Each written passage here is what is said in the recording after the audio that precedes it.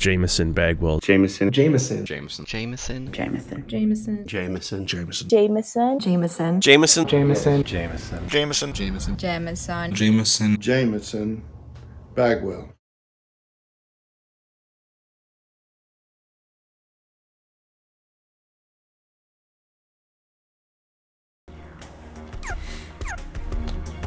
Last data battle today.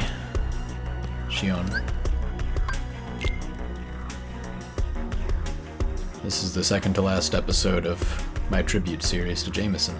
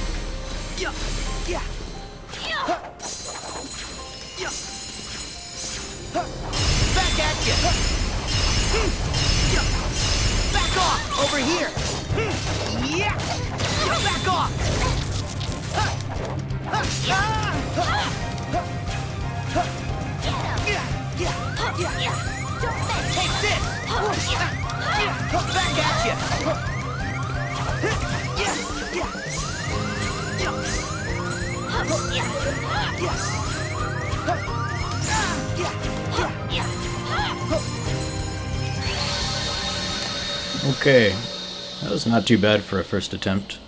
Obviously I'm going to practice. Very safe.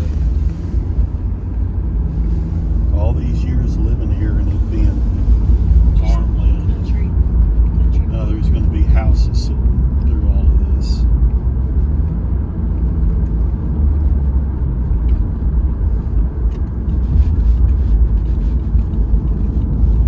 Jeez. I think I saw some deer way over there. You know that neighborhood? But anyway. It's too hot in the building, but there'll be some up here.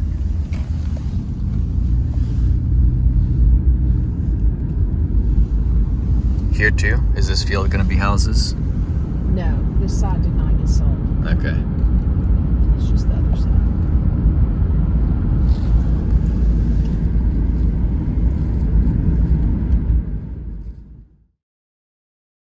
One of the goals of Always on My Mind has been to proactively, aggressively keep Jamison Bagwell's memory alive by providing a fuller picture of who he was to people who knew him and spreading his story to those who didn't.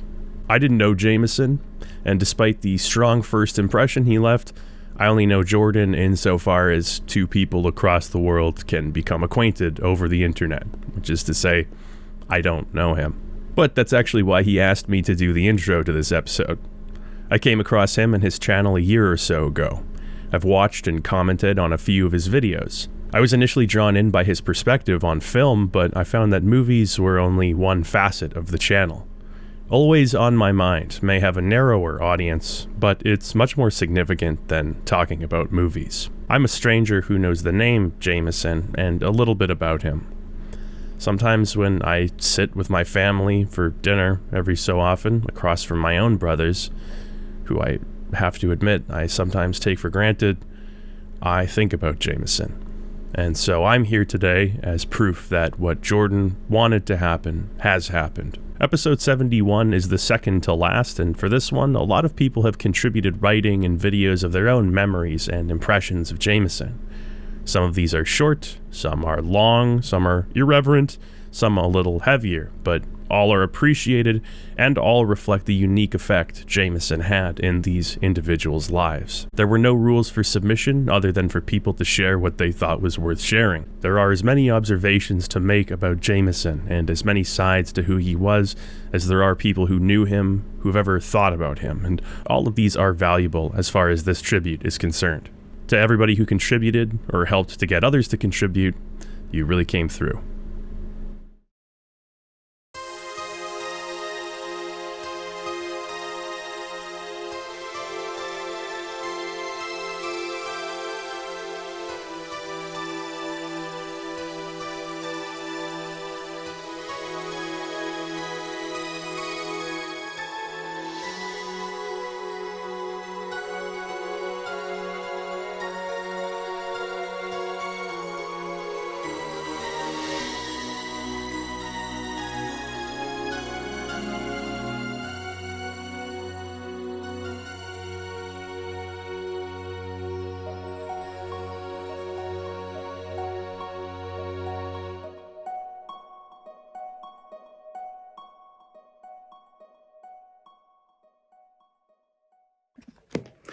All right, my name is Joe. I became friends with Jamison and Jordan, I think the year of 2005 when we moved to Tennessee from California.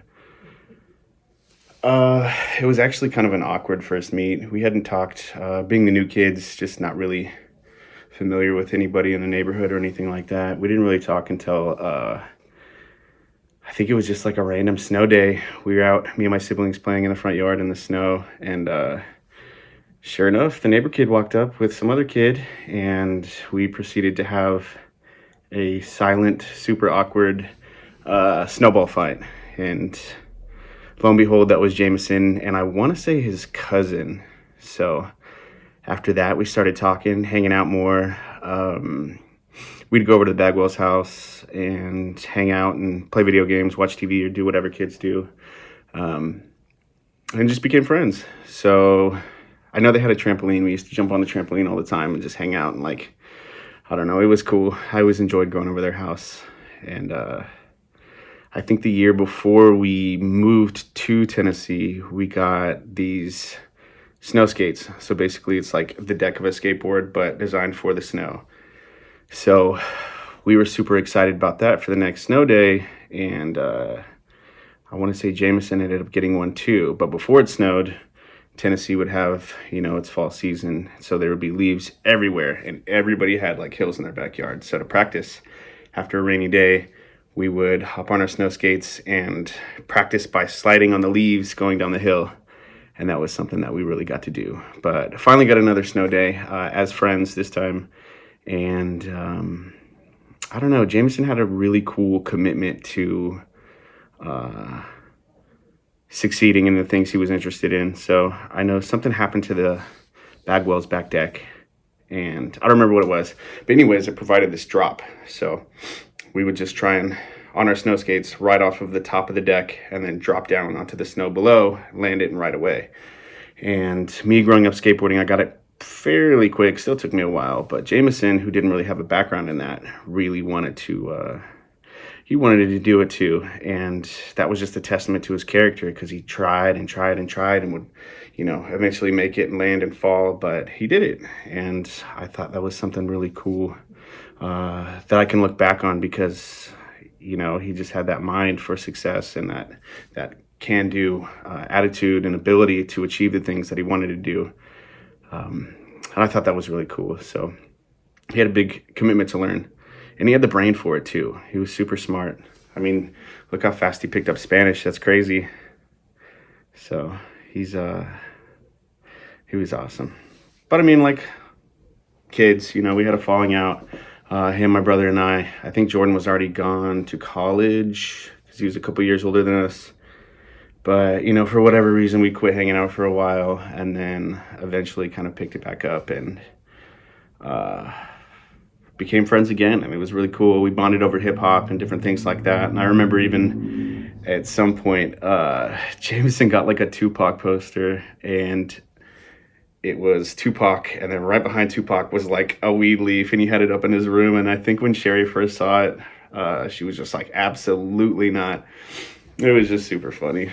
Super cool stuff. So he got really into hip hop, and then had this like natural ability, like one of those things, just a Jamison thing, to just be super good at freestyling.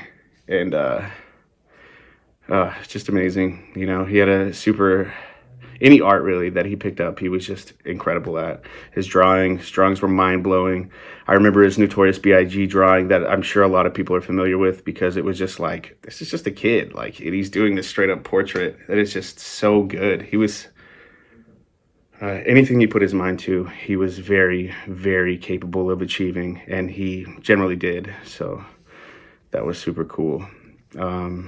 Jamison also had a really kind soul and wanted to see everybody succeed.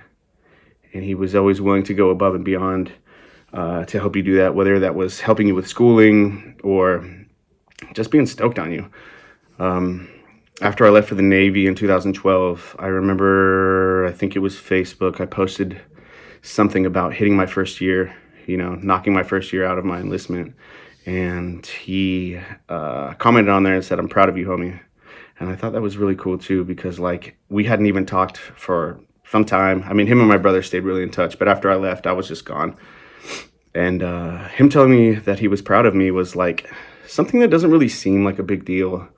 But when it comes from somebody that has seen you like through multiple stages in life and growing up, that really means a lot. And it means a lot coming from him because of his kind heart and his like sincerity behind it. Because if he told you he was proud of you, he meant it. And that was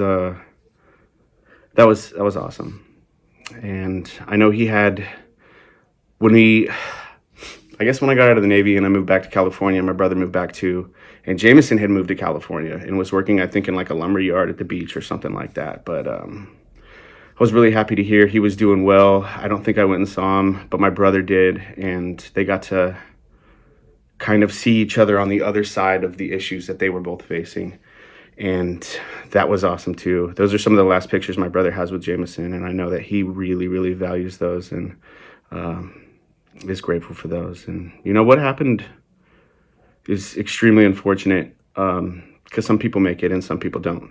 And some people see success and find their way out of the hole that, you know, that they're in. And, you know, we were unfortunate, you know, unfortunately he didn't. And he's someone that's going to be really greatly missed. And, you know, he was one in a million. And like, I don't know. It's really cool though. But I think that there's something that we can all reflect on and learn from his ability to be friendly and just overall strive to achieve the things that we want to, you know, achieve our goals, because he had the mindset to where he could. And I'm really grateful to know him. I know, again, my last couple years of him being with us, we weren't in super touch, but I know my brother was really in good contact with him. And, you know, people make mistakes, but that doesn't define who they are. You know, there are so many great things in, you know, people in those circumstances that shouldn't be overlooked because they happen to fall prey to a very negative and damaging situation. But Jamison was a very sweet person with a kind soul, and I'm very grateful to have known him. Grateful to know Jordan, and, you know, happy to see the success he has, and, you know, his parents too. Yeah, it's cool though. I'm happy to be a part of this, and, you know, I look back on my time with Jamison very fondly. You know, it's a lot of silly stuff, but, you know, he's definitely missed.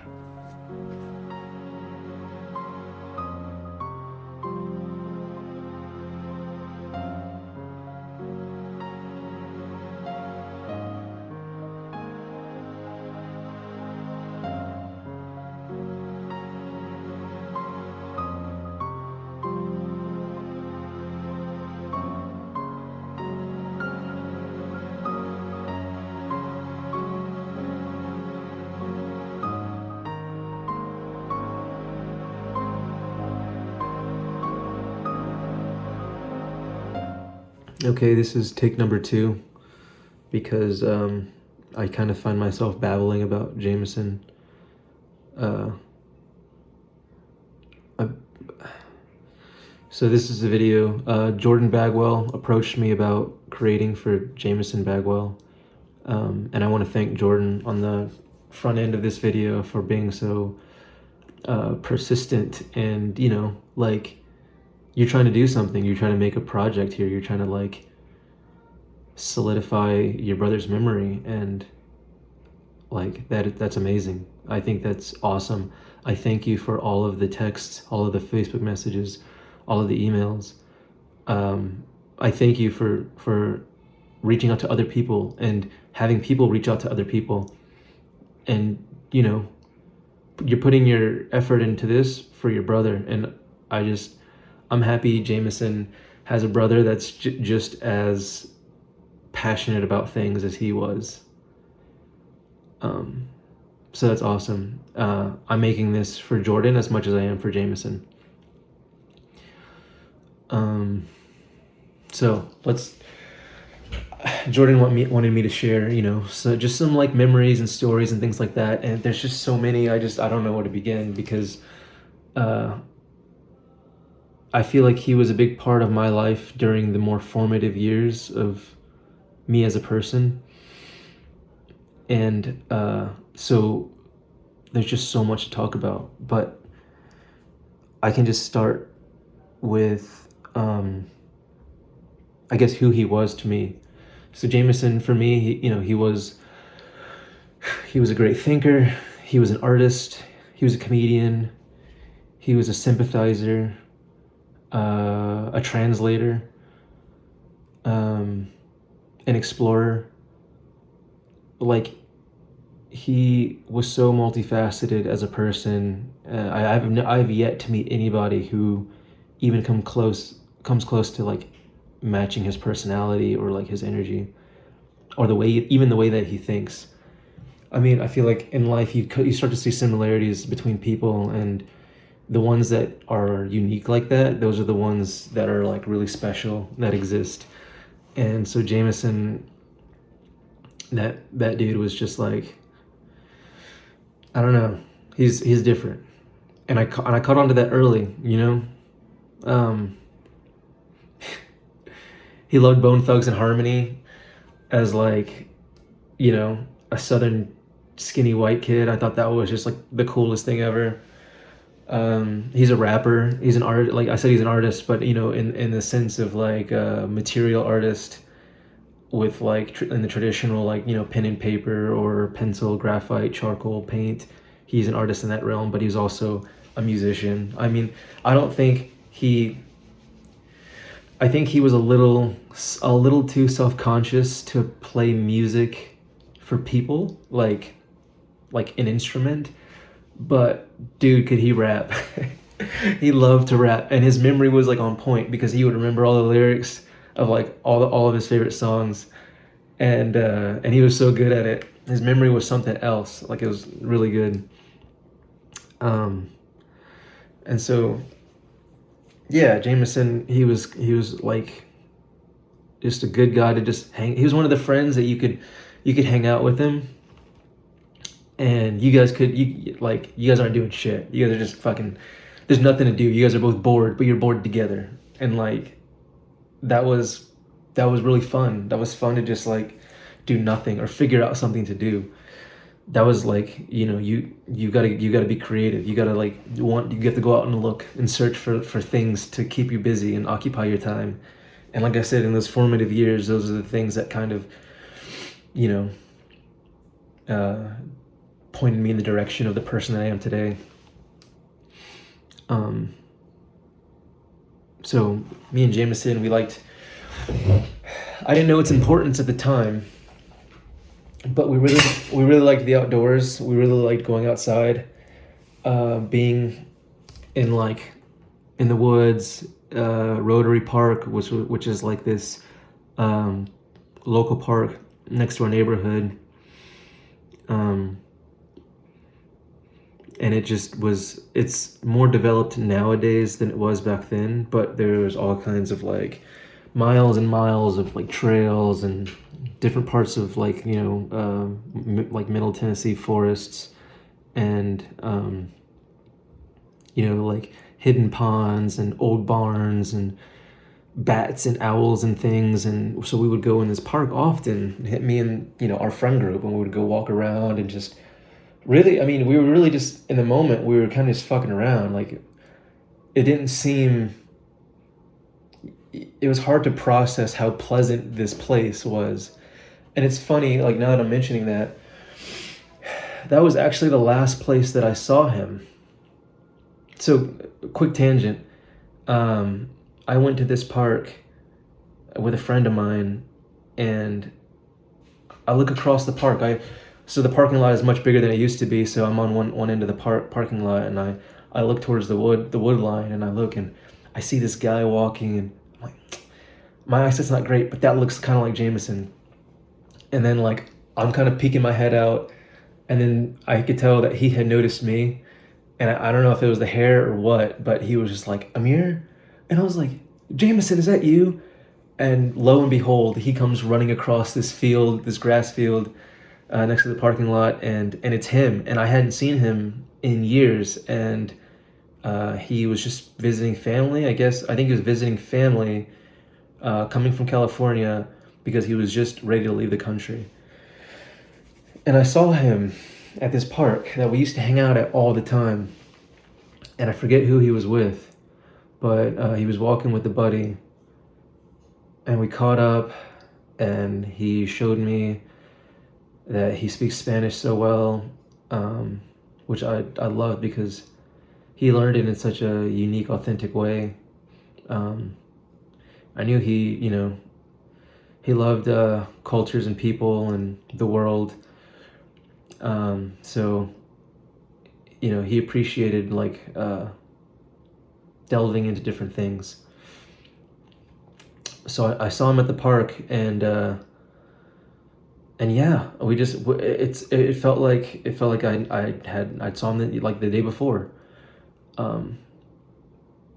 He said some funny jokes, and we kind of talked about how life was going, and you know what sucks? When he walked away that time at the park, I remember feeling like, damn, I want to hang out with him some more. I didn't want him to leave just yet. I wanted him to kind of like stick around. I mean, I think I had a girl with me or something. And so, you know, it was kind of like faux pas kind of socially, you know, because, you know, they don't know each other or whatever, and I hadn't seen him in a long time or whatever. But I wish I would have said like, hey, what are you doing later? Like, let's go get a drink and catch up or something. I think that would have been really nice.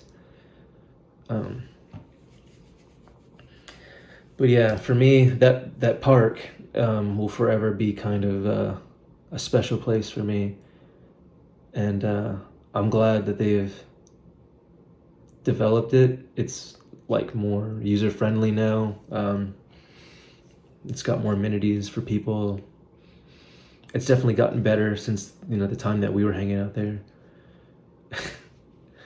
We were the ones walking around the trails smoking a joint, which wasn't bothering anybody because nobody was really using it back then. So it was kind of like our little personal like area to hang out as like 16 and 17-year-olds.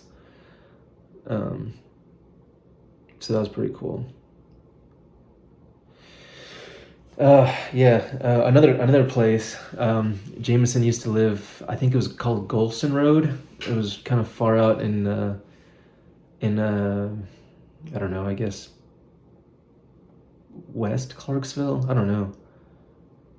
It's been so long since I've been in that area, but there was this old creek under a bridge next to a church. It sounds like the most kind of like Huckleberry Finn sounding like area, but it was this like small creek with I remember it had like a rock, like a rock beach, and this church that Jamison would go to.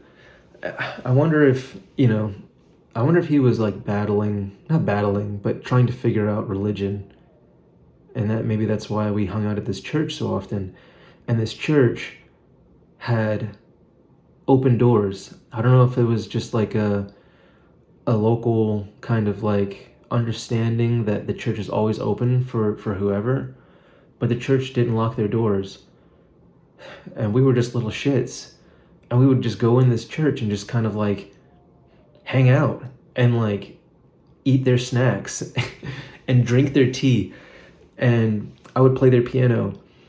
And Jamison always thought that was dope, that I could like play an instrument. And I think he would have been phenomenal at any instrument. But like I said, I don't think he didn't. He was a little self-conscious about it or something. But that man with his mind, he would have been some prodigy. And yeah, we would be in this church, and we would, like I said, eat the crackers, drink their grape juice. And just fucking hang out. And then one day, two little shits that lived in the house behind the church burned it down. Or lightning did it. We don't know who did it, but I remember I think he's the one who told me that it was some local kids that were just fucking around with fire or something. But a lot of good times were had on that, like at the creek and at the church. When we would like go camping with like, a group of people, we'd get drinks, and we'd have like food and weed, and there'd be girls, and we would just go camping and just live life, and just kind of like just be like careless. We just didn't have any worries. Yeah, I definitely miss times like that where you don't have to question the relationships that you have with people, because Jamison always looked out for you. You didn't have to worry if he was gonna like stab you in the back or something. He was always like a very good person.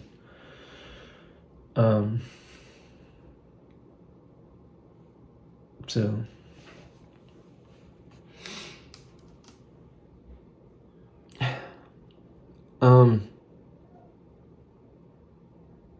what are some other good times? I like that Jamison, he wasn't much of a skateboarder, but he would try to skate with us, as in like, I guess the younger kid group in the neighborhood, or like that was around. I mean, some guys in his older friend group would skate as well, and they were pretty good. And so Jamison I feel like he was maybe a bit pressured to try to skate and also be pretty good. but I love that he like put in the effort to try to learn how to skateboard with all of its like intricacies, and he wasn't a very like, he's kind of an awkward, lanky kind of person. Like, not super athletic, but he could jump a fence. And sometimes his punches hurt. But I think because he was so bony, if you punched him back, he'd know when to stop. But he's definitely the kind of guy to punch back again just because it's funny. He wasn't the best with women, I will say. I feel like we've had many talks about young men just navigating the trials and tribulations of talking to the opposite sex. But he was sweet, but he was also like, you know, a typical dude, which was funny to me because it's like he's having a battle within himself. But I know that, you know, when he loved a woman, I mean, he loved hard.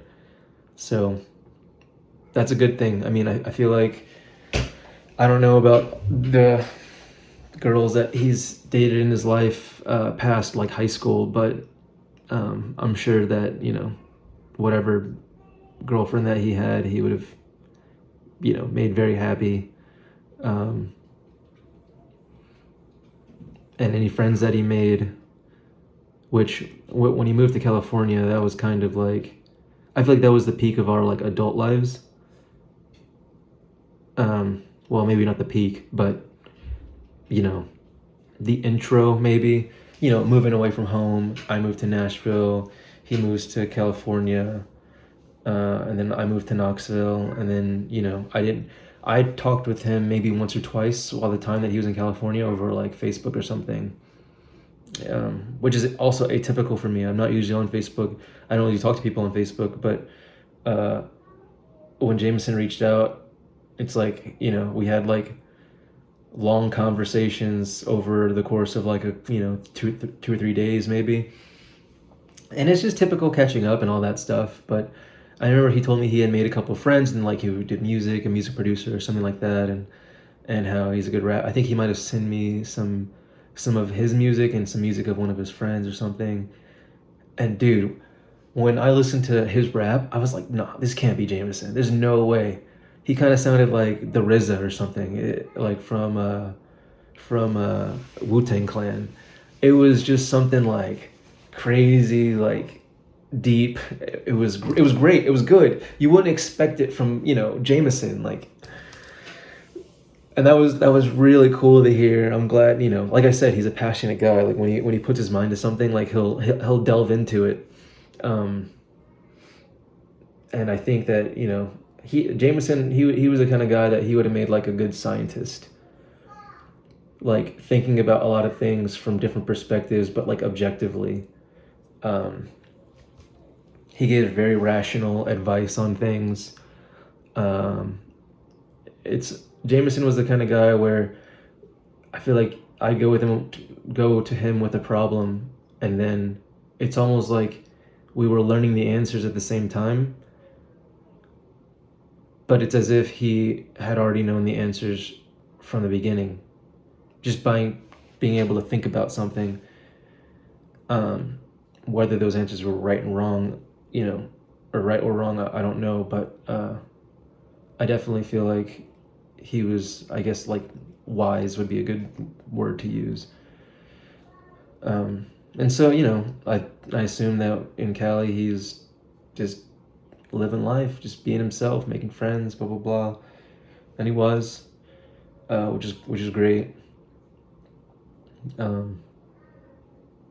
I was even more excited for him when he said he was going to Colombia. I just thought, like, you know, I've been overseas a few times. I'd like made friends who have told me such good places about or such good things about places in like Central America, South America, Caribbean. And so, like, I feel like this is kind of the sad part, because what I thought was so great for him ended up being like the last place he ever was. So I didn't know how to feel whenever I first heard the news, right? Like, it didn't feel real. I just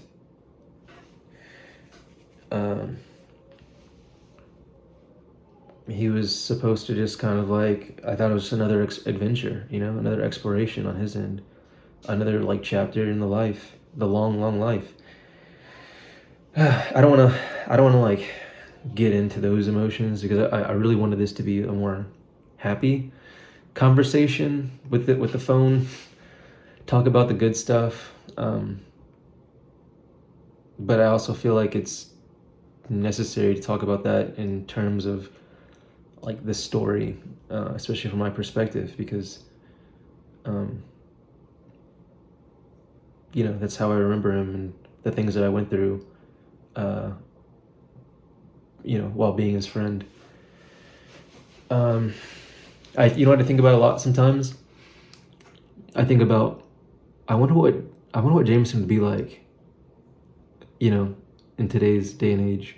Or I wonder if we would, you know, still talk as like, maybe not as often, because we never really talked often. I mean, when we did talk, it was just kind of like intense. It was intense. It was like short bursts, and it was like just really happy to like talk to you again, man. And then we wouldn't talk for months, but then when we talked again, it's like cool. It's like, what's going on? What's new? So yeah, I wonder what these conversations would be like in today's day and age. I wonder what he would get into. I wonder what kind of person he would be, what kind of job he would have, if he would have kids. I wonder how that would have changed him, having kids.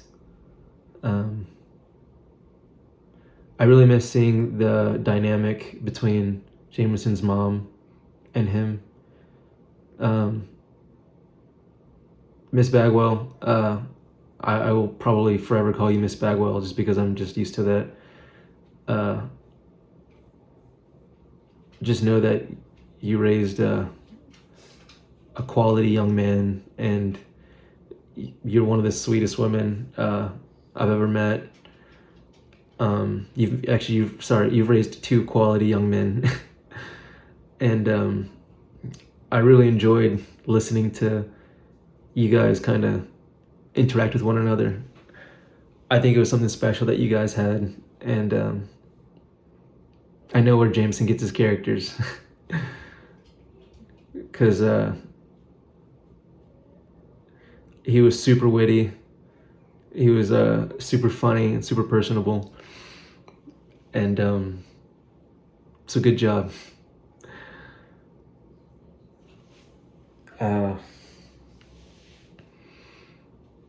Yeah, JMO.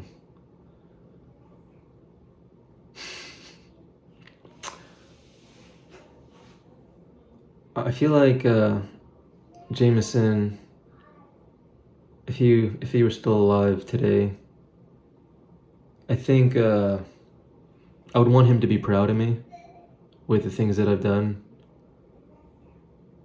which in the grand scheme of things, it's not a lot, but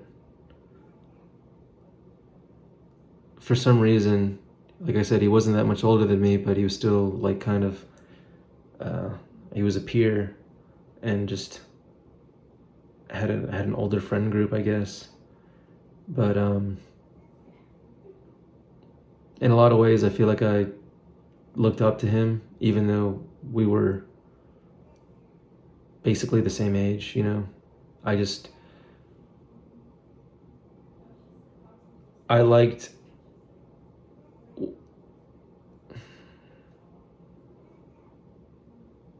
when Jamison approved of the shit that I was like doing, I guess, in a way, because we were friends, and I feel like we honestly shared what we thought was cool and what we didn't. And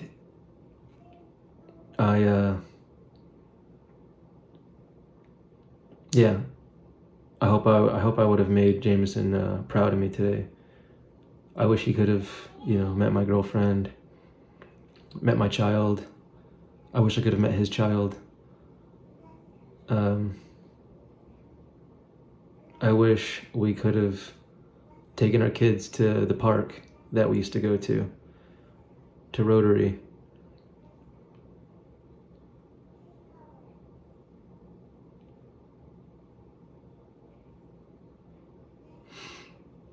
Yeah.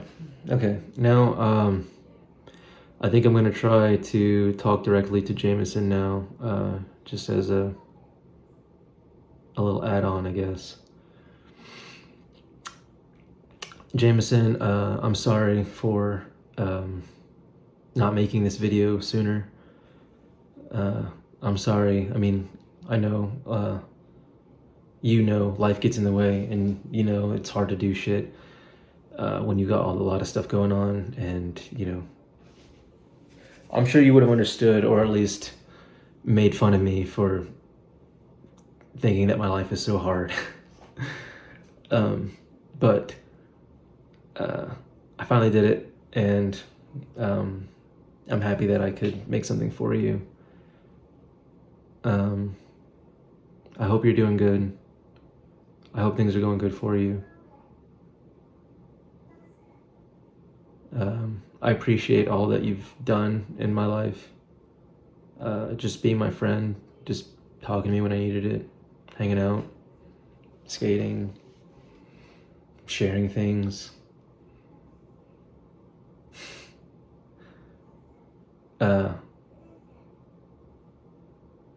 I wish you were still around. I miss you. You're one of my best friends, man.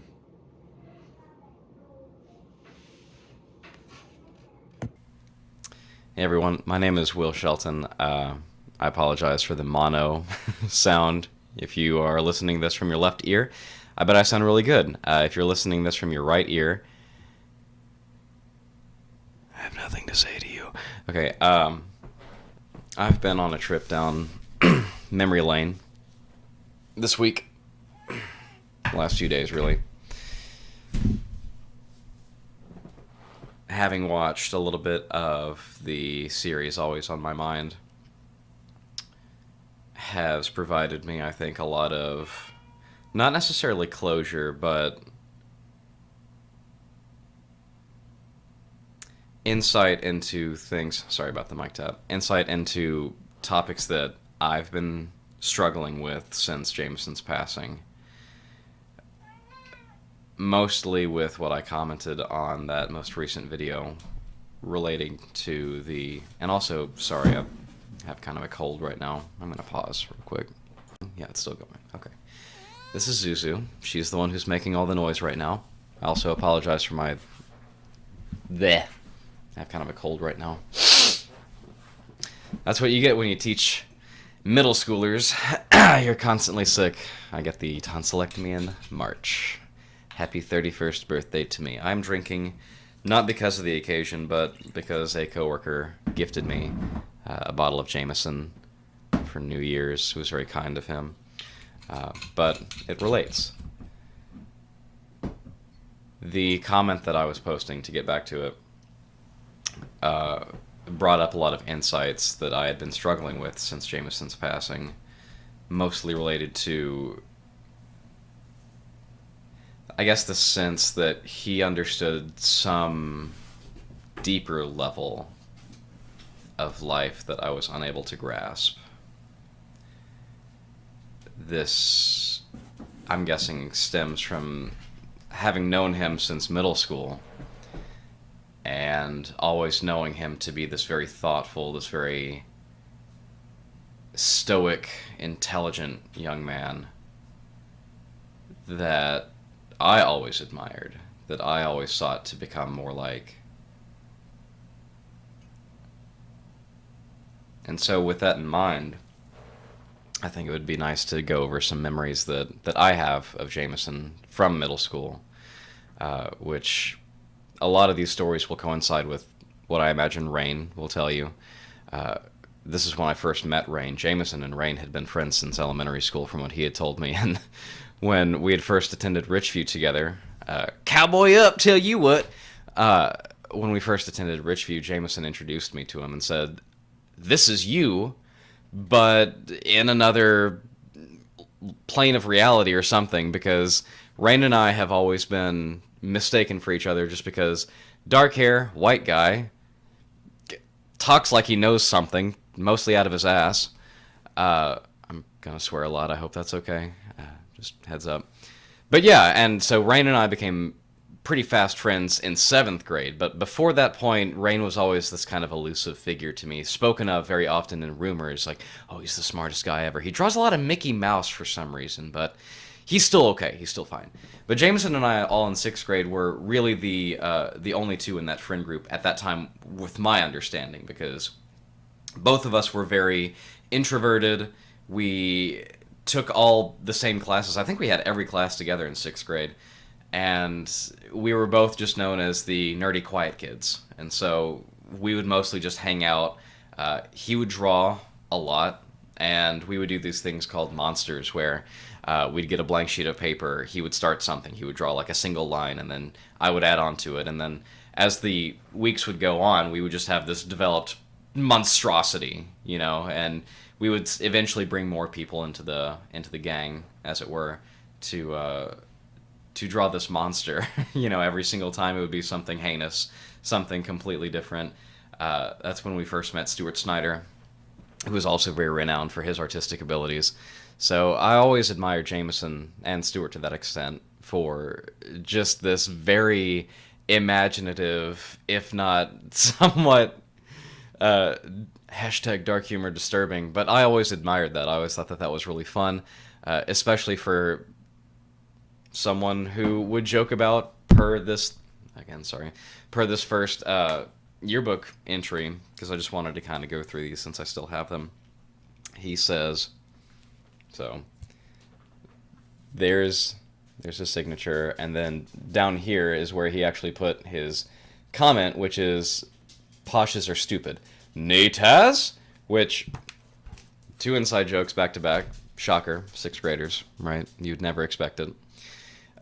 The computers that we would use were the old Macintosh, which we started calling Macinposh for piece of shit, because they never worked right. Obviously, they were one of the first lineups that schools ever got. Nowadays, of course, you have these kids walking around with Lenovo's and other like Chromebooks and stuff like that. Not so back in 2005. It was very much the very colorful Macintosh computer, like original Apple computer, which didn't run the stock market like Miss Giles wanted it to. Shout out Miss Giles. I never learned the stock market. I know that you tried to teach us, but we just invested in the stupid shit that we wanted to invest in. That was mostly like Disney and IBM for the memes, even though like both of them at that time were tanking, and we, I think, purposefully wanted to lose.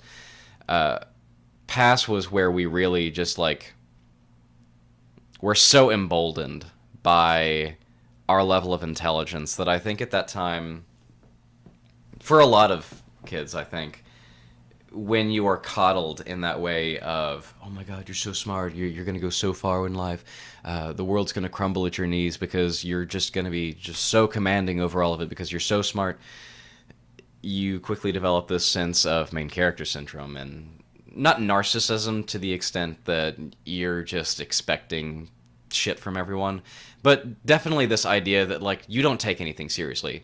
Jamison and I both coasted through middle school, just didn't take anything seriously, didn't take any of the classes seriously, didn't take any of the really social interactions seriously, and we just kind of goofed off. Pass was a great, I guess, arm extension to that, you know. It was a glorified class of smart kids dicking around for 50 minutes every day.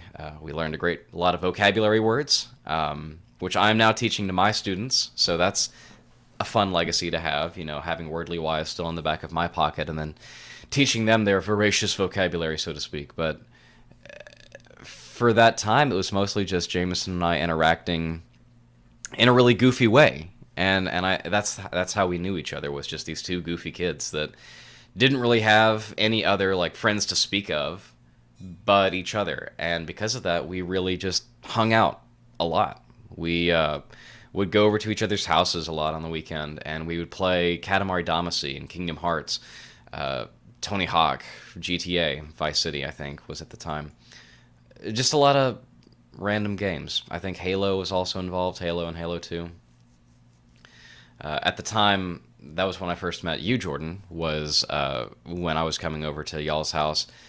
I don't even honestly remember how you get there. I know it was out in the country. I know that we would hang out outside a lot with your mini cats, and that was always something that Jamison enjoyed, was going out and being in nature. There were a lot of bonfires, just a lot of hikes in the woods and walks in Dunbar Cave and areas like that around town.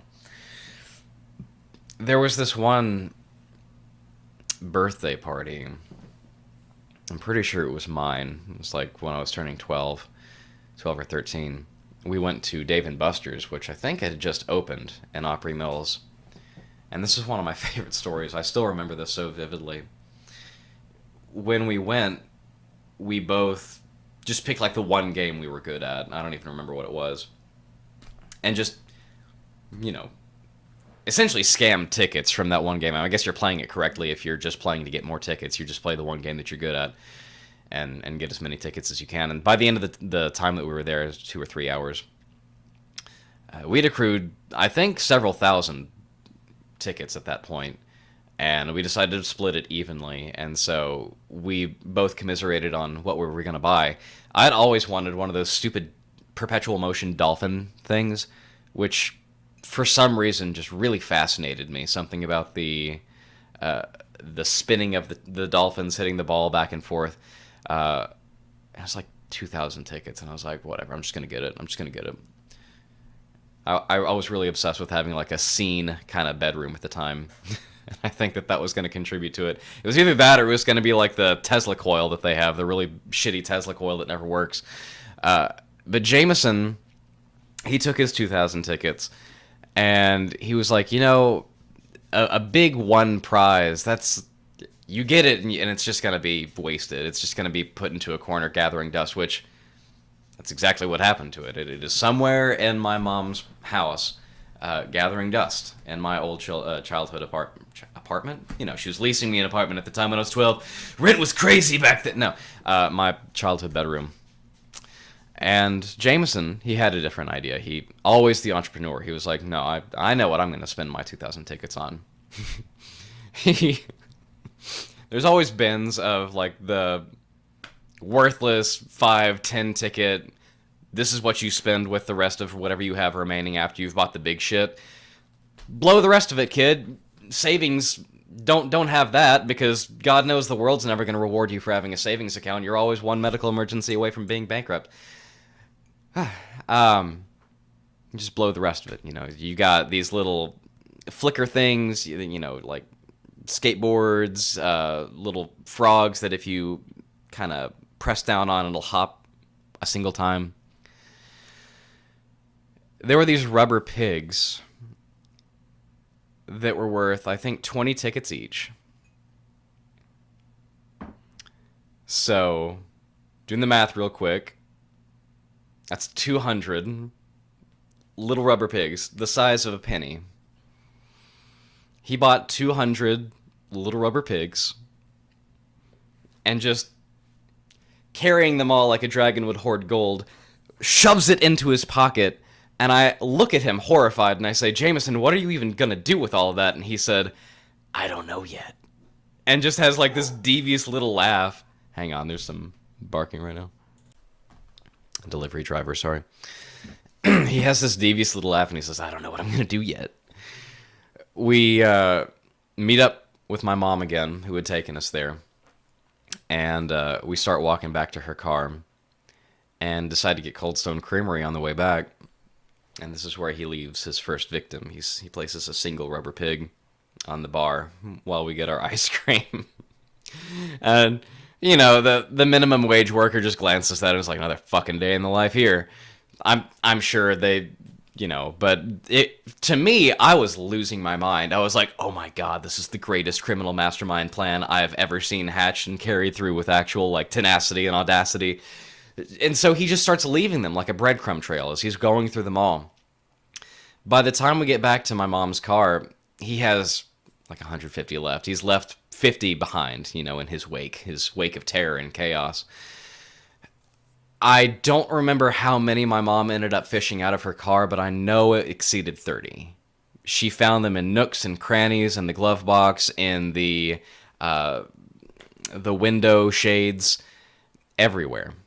He was on a mission to leave behind this legacy of rubber pigs. And I still think about that, and I wonder what happened to all of them. I found one, actually, when I was cleaning out my closet years later, when I was moving out of my childhood home into Knoxville, where I was going to school at the time. And I found one or two, and I was like, holy shit, this is what that's from. 6 or 7 years later, And it's that level of lasting, I think,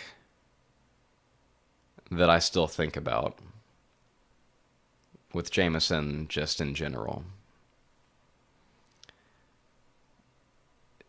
These stories that we all have of him just exhibiting this level of creative intelligence, whether it was the monsters, the fucking pigs, whatever it was, that I always wanted more from and more of. And so in 7th grade, I'm not sure if I think he just signs his name in this one.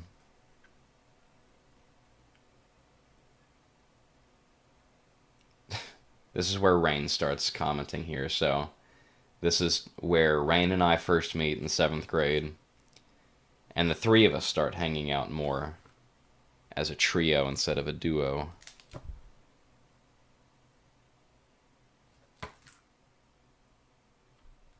But we still did more or less the same activities that we did the year prior.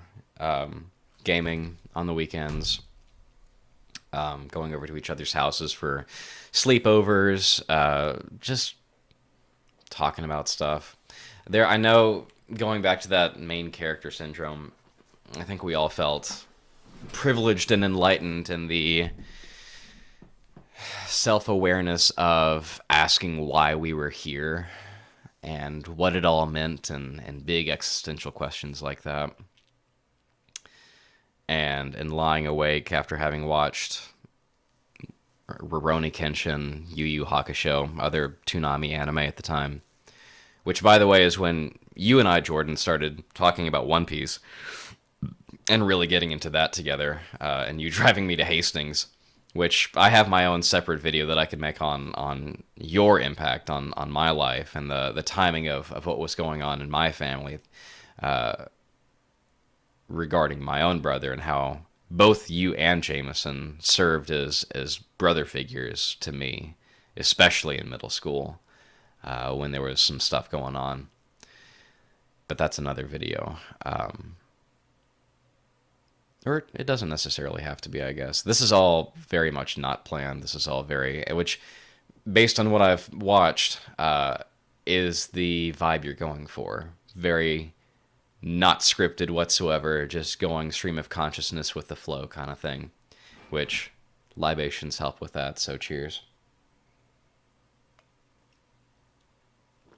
The last sip I took off camera. It's a little movie magic for you, a little bit of behind the scenes action. I hope the tone is okay. I feel as if it's appropriate given the subject matter. Given that we never took anything seriously. And even in those conversations, back to the existentialism, Jamison never took it seriously. He would always be like, well, who fucking cares anyway? It's like, there's shit going on, there's shit that isn't going on. Fuck it, kind of thing. Not that he was a fatalist, not that he was any kind of even pessimist about it either. It was just an acknowledgement and understanding of the absurdity.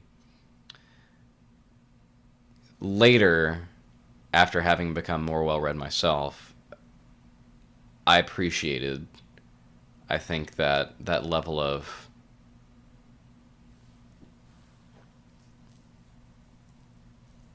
just unflinching honesty. Because I think we all have veneers that we hide behind for the sake of communication. And Jamison was never one to shy away from that. He would always point it out very, in a lot of people's opinions, bluntly. I valued that because, my brother and I were very similar in that way, where it's like, well, don't hold back, give it to me straight, Doc. What's the news? And if he had something to say, he fucking would. And it was parts humorous, parts damn, man. Where did that come from? But it was never anything malicious. He was not someone who would go out of his way. It was always sought after. It was always something that if he gave that to you, he trusted that you could do something with it. And that was a unique trait and talent of his, to be able to see past the veneer and into what you're truly talking about or asking. But 7th grade, speaking of veneers and things we do to seem important or to validate who we are, I had this big crush on this girl, Emily, in 7th grade, and really through all of middle school, but I decided to act on it in 7th grade. And word got out, as it does in middle school, people talk, and I was foolish enough to be like, I'm going to ask her out the day we get back from winter break. And so, of course, the eyes were on me, like the spotlight just for lunch, which is when I had planned on it. We had lunch in pass, so all of us were together in the class, Jamison, a bunch of other people that I could list off that you'd probably recognize the names of, and Emily. And so we walk to lunch, and we get it, we sit down, and I'm like trying to build up the courage right now. I'm just like, whatever fucking happens, right? And Jamison, sitting directly across from me, he goes, ready to get shot down? And I already knew that was the end result, because I knew that Emily didn't care about me. I knew that, like, what I was doing was purely an ego move just to fucking say that I did it so I could fucking move on with my life. And Jamison, when he said that, ready to get shot down, it was not demeaning. It was not meant to put me down in my place by any means. It was more just as an acknowledgement of, man, you're cruising for a bruising here. You already know the end result, but you're going to go through with it.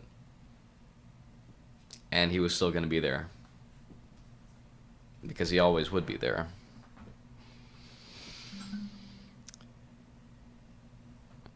So I got shot down, and he spent the rest of the day cheering me up. We went back to our advisory. I was just like beside myself and depression, I was crawling in my skin and other pop punk related illusions.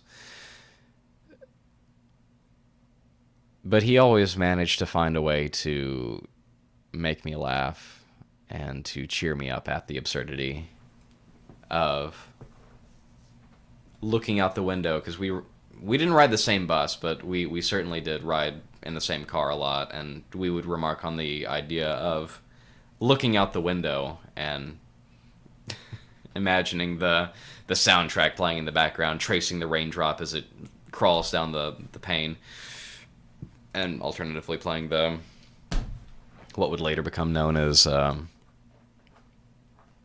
shit, what is it? Parkour Man. That's it. Hardcore parkour. That was 7th grade, and 8th grade was also a very similar year of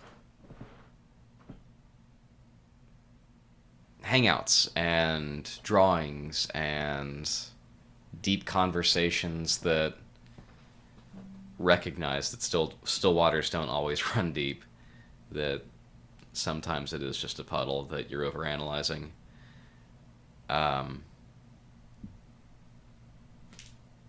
8th grade was the year... No, that was 7th grade as well, where we were in Miss Hartley's English class, and we had to do a debate on the ethics of animal consumption or something to that effect.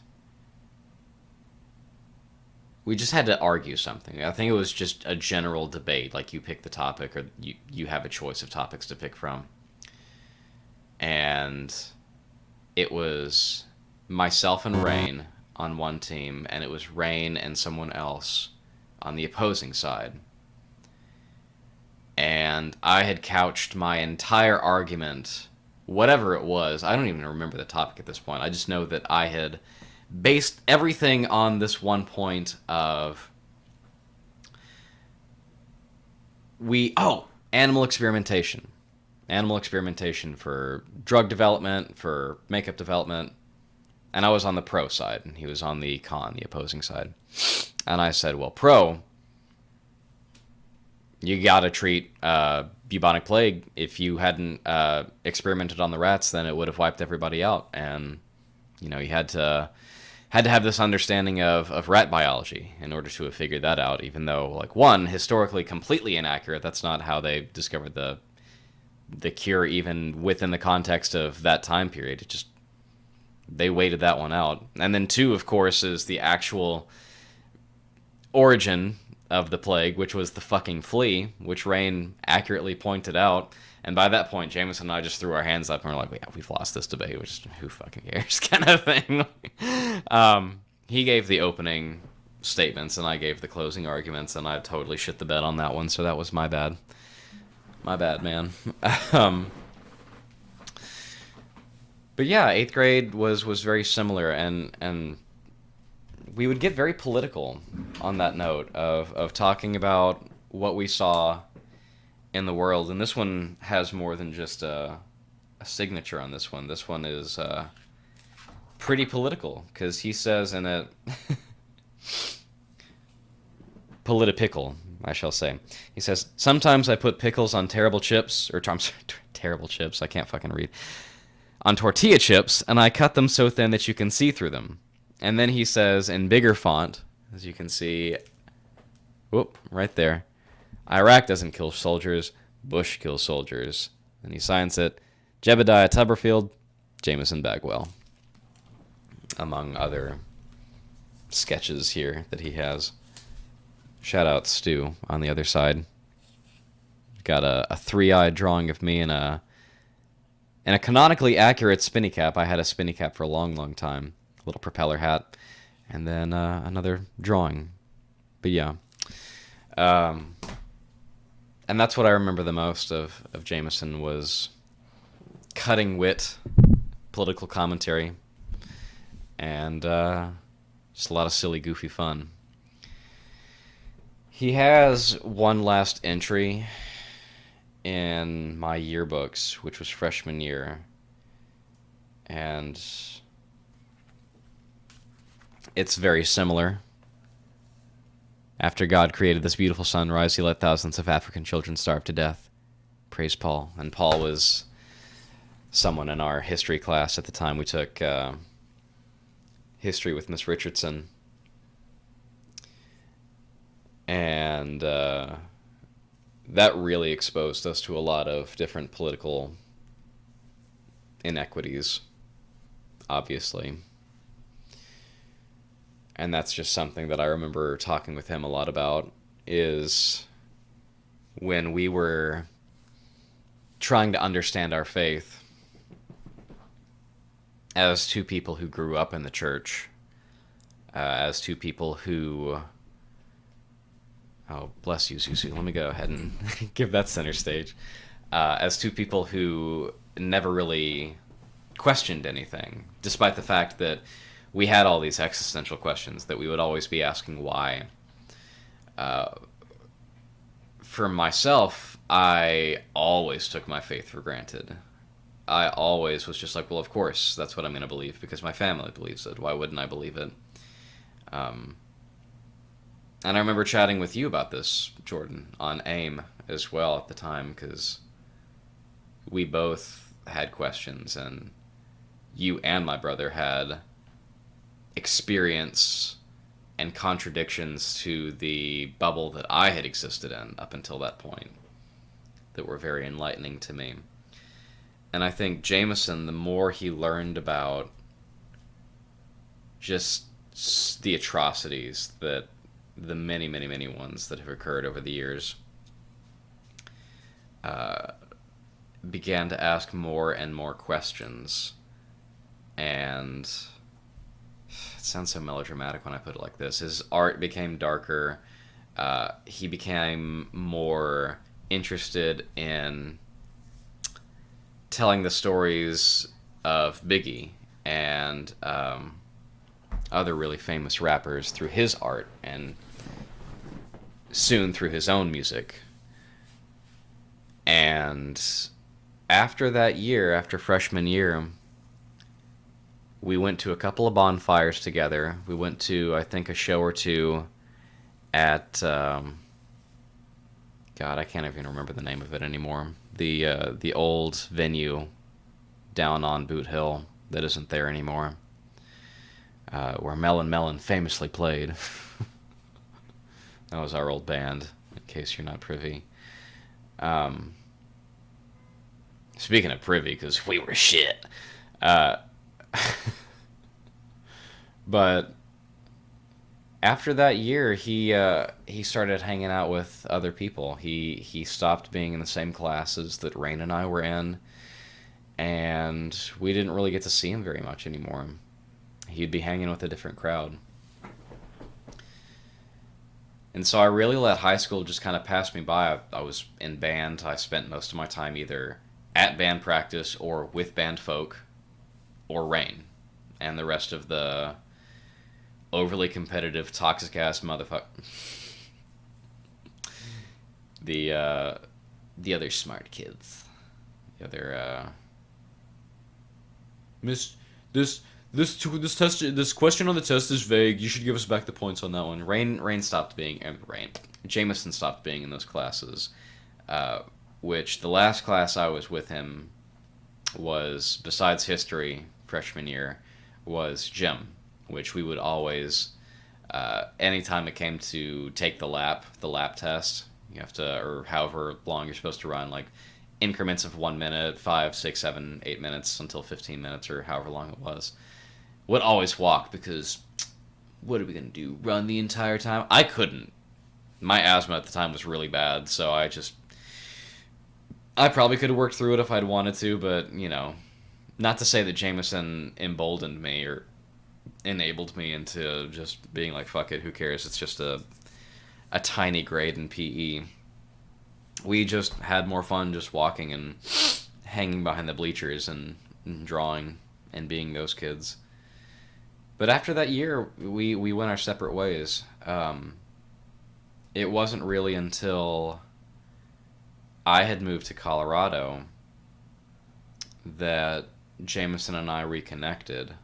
This would have been in 2016 or 2017. 2016, because I graduated at UT in 2015. That whole time, from sophomore year through my undergrad, I don't think I ever really spoke to Jamison at all. Maybe once or twice, like through Facebook or Instagram, but never anything amounting to something substantial. So I never really knew what was going on. He would post art that I would always follow and like and be like, oh, this is awesome.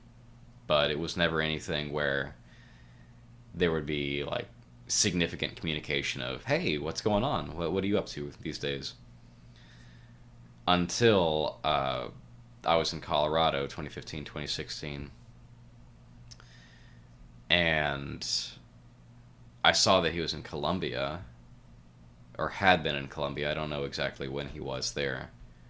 But I messaged him and I said, hey, I see that you're in Colombia. What's going on? And he said, oh, I moved down here, just here for a while with a girl.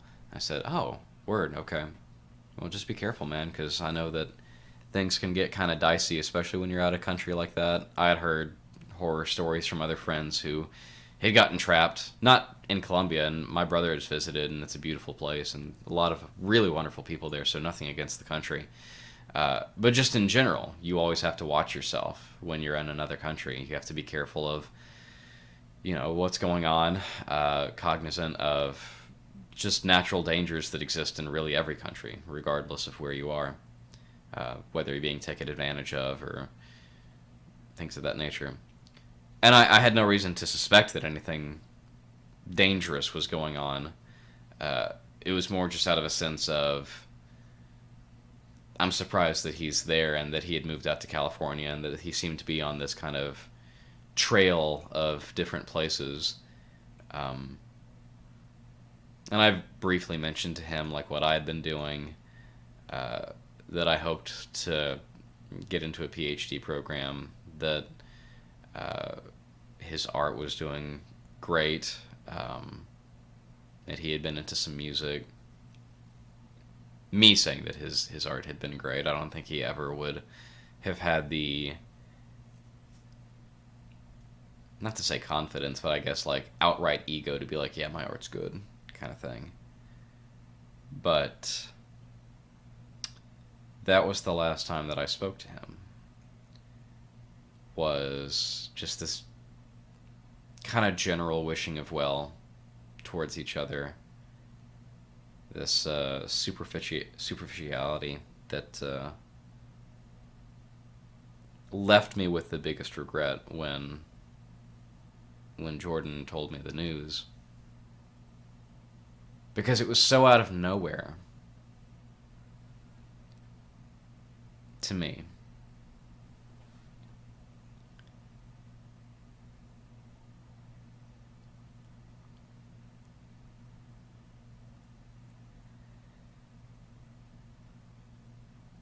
And I just couldn't understand it.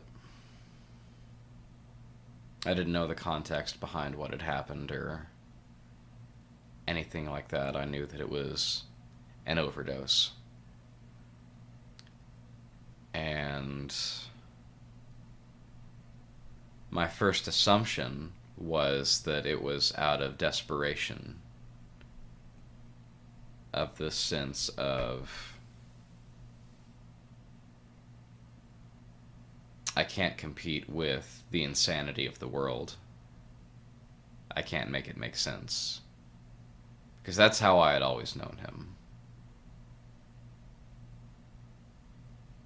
As goofy and silly as we would be, there was always this gnawing sense of seeing through the veneer.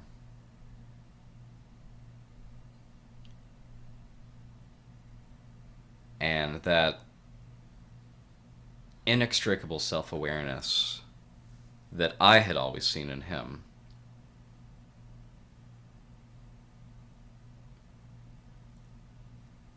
gave me pause for my own mental state. Because while in Colorado, I had been, like when I had first met Jamison, the nerdy, introverted kid.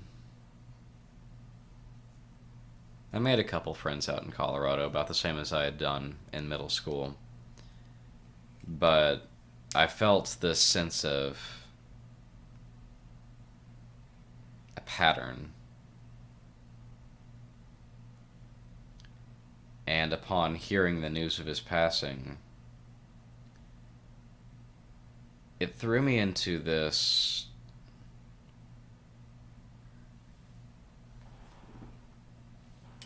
tumultuous cascade of trying to figure it out,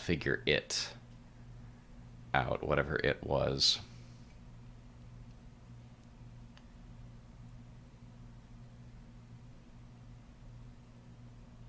That he had, like I said to you in that comment, some answer to a question that I didn't know how to ask. Like it was some kind of Lovecraftian fourth plane of understanding that he was aware of that I didn't see, that was a marker of his understanding that I lacked. Not that it came from a sense of competition. It was never competitive between the two of us. And I think because he didn't take those same classes as we did, it was that admittance of, or the admission of, this is why are you even, like, you got top 20 to go to UT Knoxville? Congrats, I guess. Not to say that Knox isn't a great school either. Like, I loved my time there, but you know, what do you do it for? And when do you stop?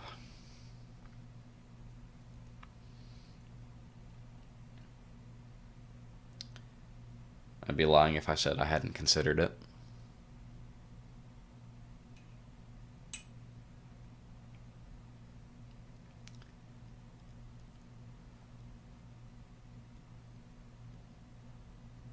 When I told my therapist that, I said it as if it was a common thought, something that any rational-minded person would eventually consider at some point in their lives, whatever the context may be.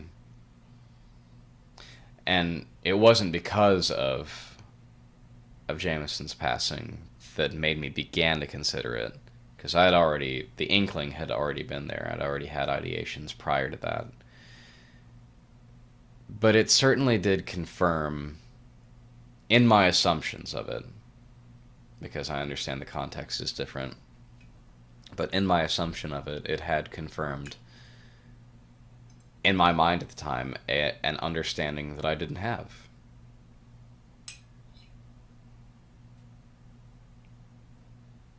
And it was such a lonely feeling.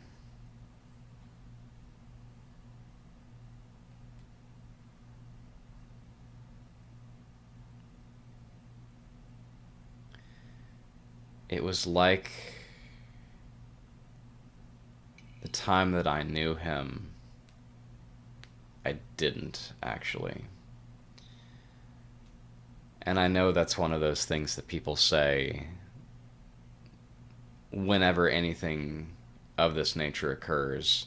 It's a very selfish reasoning. It's very self-centered.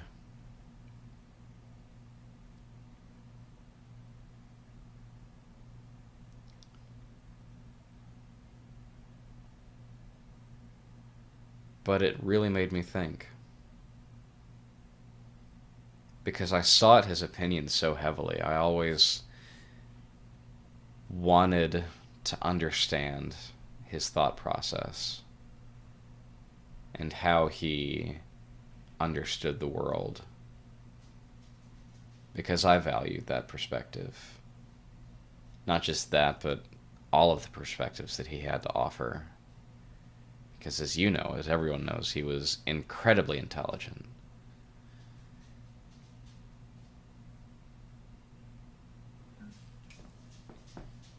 So seeing that most recent video of yours, where you go up to the cave and you look for any remainder of what he may have left, a rubber pig, if you will,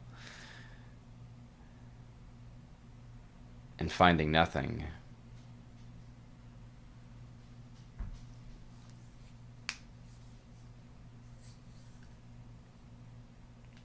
is what I think all of us in grief look for.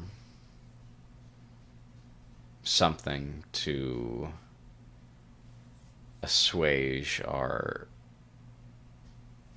rationalities that are contingent upon questions that don't exist.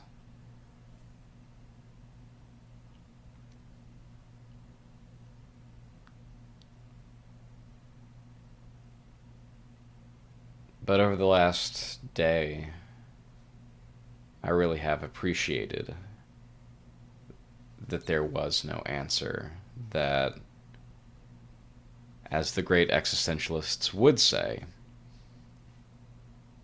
the meaning is in the asking.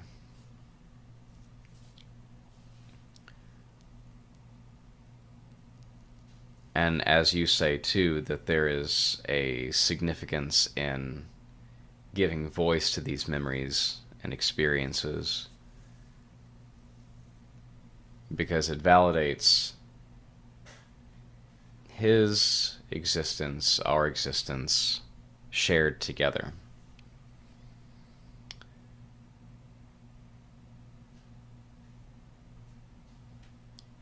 And that has to be worth something.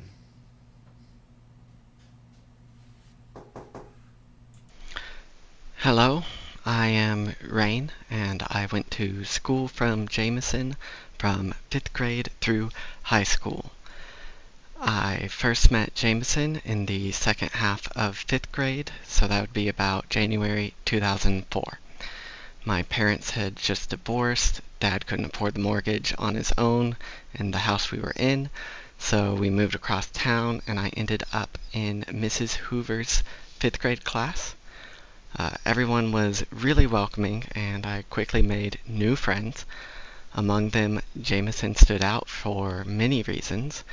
He had a great sense of humor, exquisite taste in music, both demonstrated in our mutual love for Weird Al Yankovic and Monty Python. He was quick-witted and adventurous, a bit more fit than me, but not sporty or competitive that he would be in that clique. We were both, in the nerdy people. He also happened to be cousins with my previous neighbor and best friend, Gunner. And it didn't occur to me until very recently, but another interesting coincidence is he was born the same day as my cousin Rachel, who's the closest to me in age of all my cousins. But back to Jamison. I remember at one point we had a crush on the same girl, but for different reasons, I don't think either of us ever made a move. For me, my big crush at the school I came from was also a blonde. My family had made a bunch of weird comments comparing her to my sister that I didn't wish to happen again. And for Jamison, even though we never really talked about it, I assumed his main hesitation was that her name was the same as his older brother's, and that would also be a weird sibling thing. So regardless, there's a nice status quo in our group of nerdy kids, and it was just best not to disrupt it. As amazing as my time with Jamison was in that one semester of 5th grade, our paths quickly started to diverge in middle school when we were put in different teams for our core classes. I don't remember which one he was in. I think I was in electric or something. And then I also joined band to avoid gym. I think he would have stayed in gym because that also lets you take art class. So basically the only time we really had together was the nerdy past class. And even then I have very few memories of middle school in general. But one thing I do remember was when Miss Giles gave us an assignment to learn a new skill over the course of a couple weeks, maybe like a 9-week reporting period or something. And then we had to present it to the rest of the class like show and tell. For me, one of my uncles is an amateur ventriloquist, so I wanted to test that out, see what it was like. However, I'm also lazy and a procrastinator, so I learned some of the tricks, but I didn't practice or try very hard. So I ended up just bringing in some Star Wars action figures and playing with them while talking more or less normally. Jamison learned origami, and he had us all follow along to make a bunny rabbit cube that you can inflate at the end. So the first thing you do, if you start with a regular piece of printer paper, you fold it over in the corner and then you cut it off to make your square. So now you already have one fold. And you're going to fold it corner to corner the other way.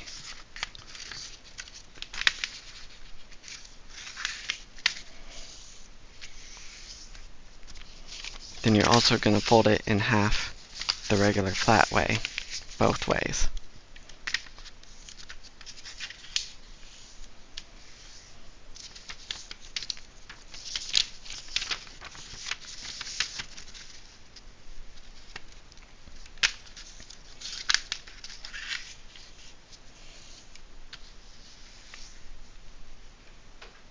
Now, I think when Jamison did it, we drew on the face at the end. But I've decided to add my own little change where you draw the face while it's still flat, and then it's a lot easier. But you kind of have to just learn from experience. I haven't done this in a while, so we'll see if this ends up being the right placement for a bunny. So now we've got corner to corner and side. You're going to take, you basically want to fold the sides inwards. Like, almost like you're making, I don't know, one of them fortune cookie teller thingies.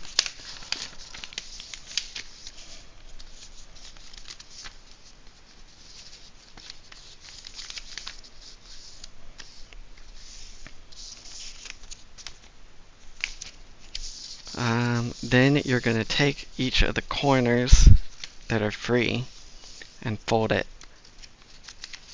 in. So you're eventually going to end up with like a smaller square again.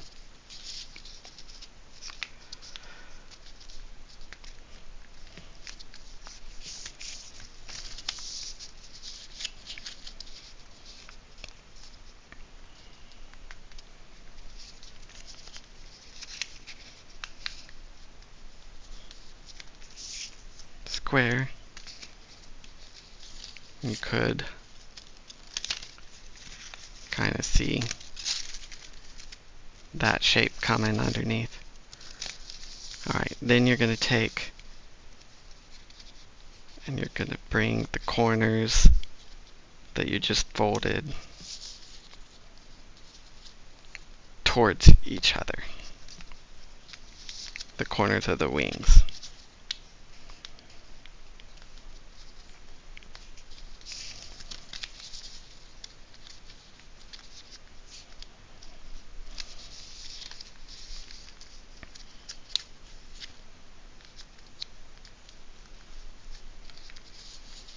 Then for the top, it's pretty easy.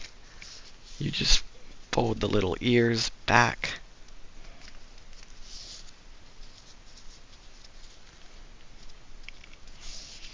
I didn't quite estimate right. This eye is a little covered up by this ear, but it's okay.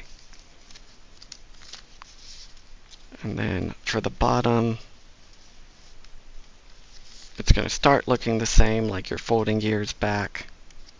And I guess if you wanted to, they could be paws, but then you fold it again. So it's a tiny triangle. And then it can be tucked in.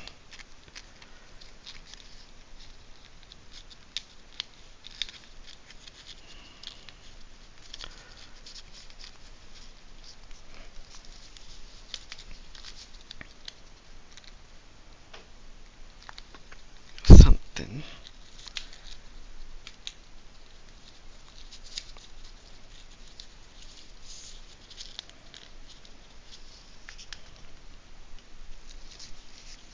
This is what it looks like.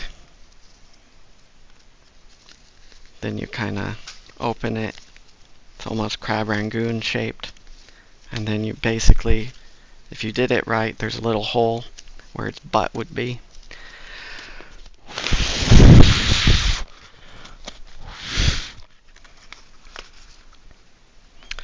It's still the only origami I know how to make, and it never fails to bring joy, as I'm folding one, and then again when I gift it to someone.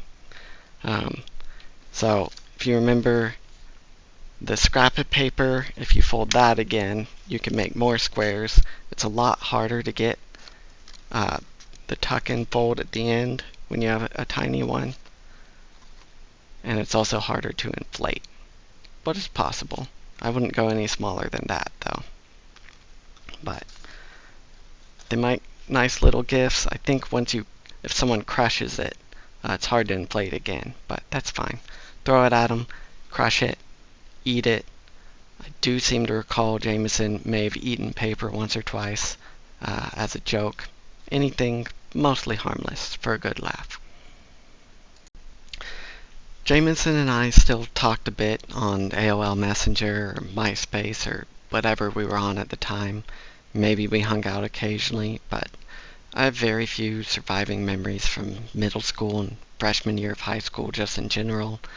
By sophomore year, we were in mostly separate social circles, doing our own things, but still friendly to each other whenever we crossed paths, like at football games or whatever. I'd like or comment if he made a post I saw, and I especially appreciated Jamison's artistic suggestions or creations, like music and stuff. The song I most associate with Jamison, other than the ones that he helped make himself, there's one called Imaginary Places by Bus Driver.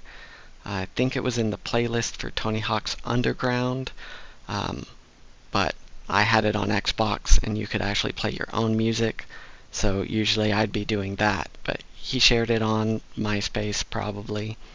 And it's just a really cool mashup of hip-hop and classical music with some pretty interesting lyrics, but I'm bad at listening, so I had to look them up and follow along, and it's a good song. You should check it out.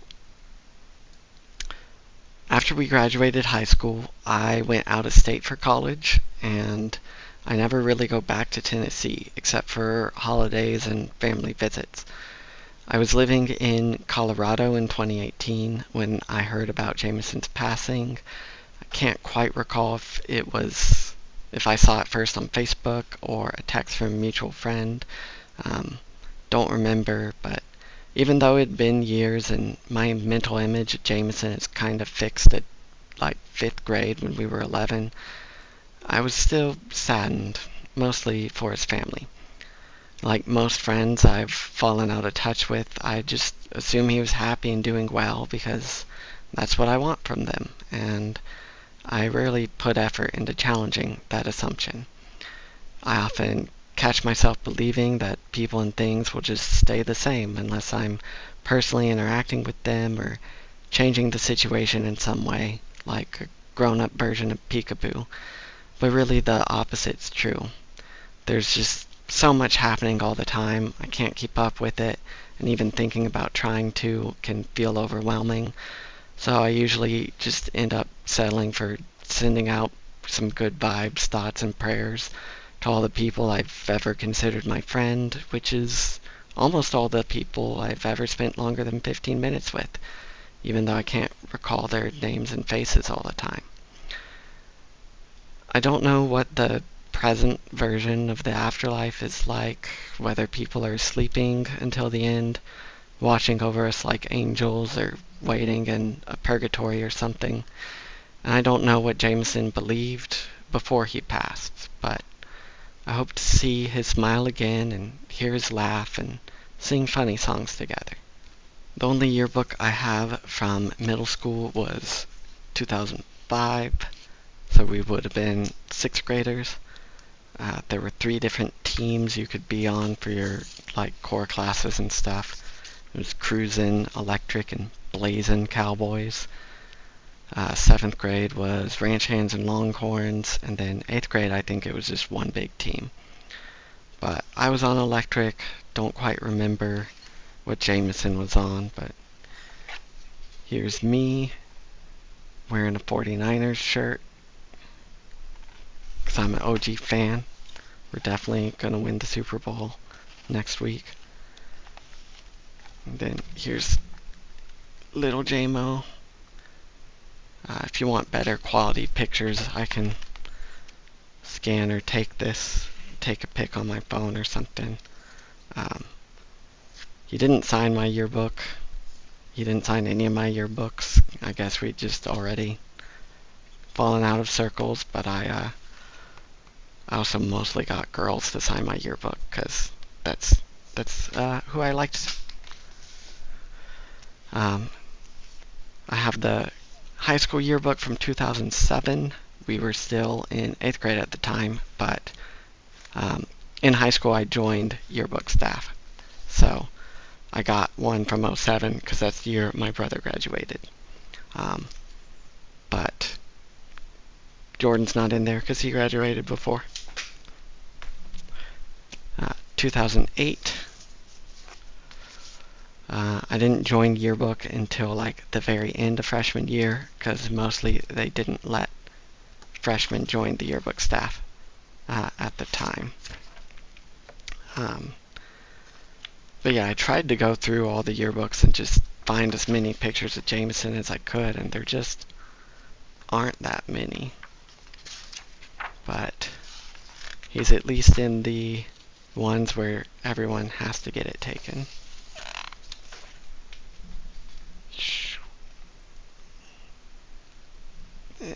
That's him. I'm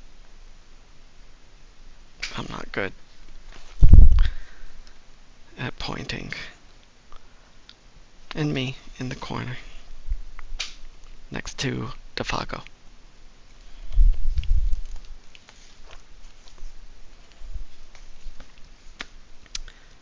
(2009), the theme was dictionary definition stuff. So I joined yearbook to take pictures of myself and my friends. So there was some favoritism there, but I was also lazy, so it was mostly my friends in the classes that I was already in. So here's me and Will. Here's Stuart.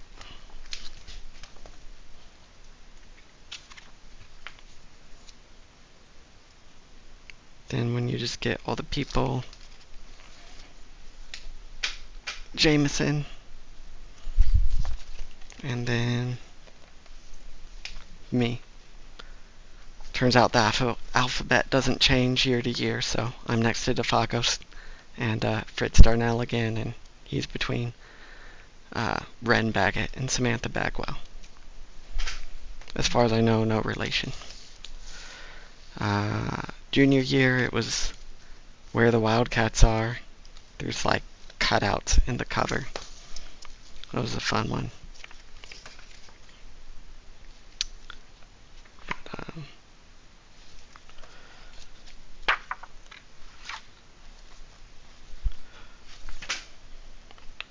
I thought he had done running, like cross country or track or something.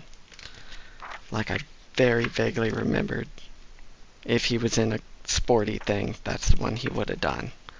I was not in any sports.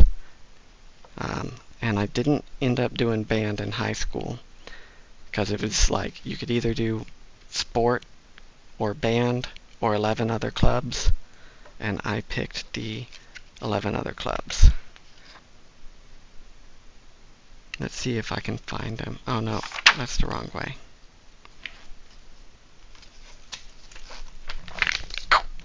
Here's me. Wow, this is a really unwieldy book this time. Between Fritz and Defago. I'm really not good at reversing. It occurs to me now it would have been easier to move the camera, but too late. Oh, this time there's a little line break, so you get Jamison and Ren, and then Samantha's on the next line.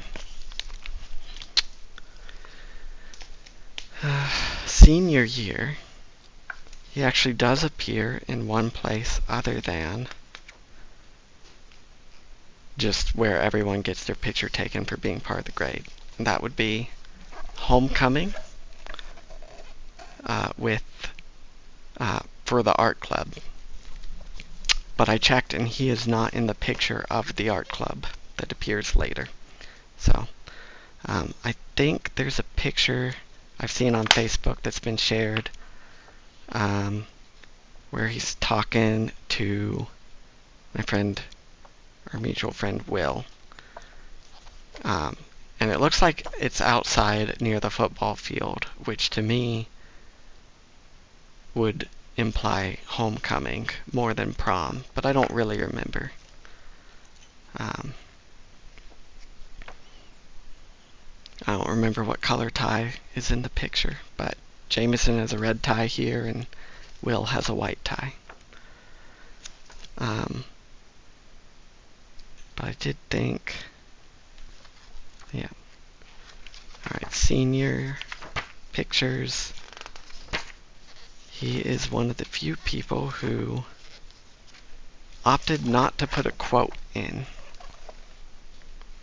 So it's just Jamison.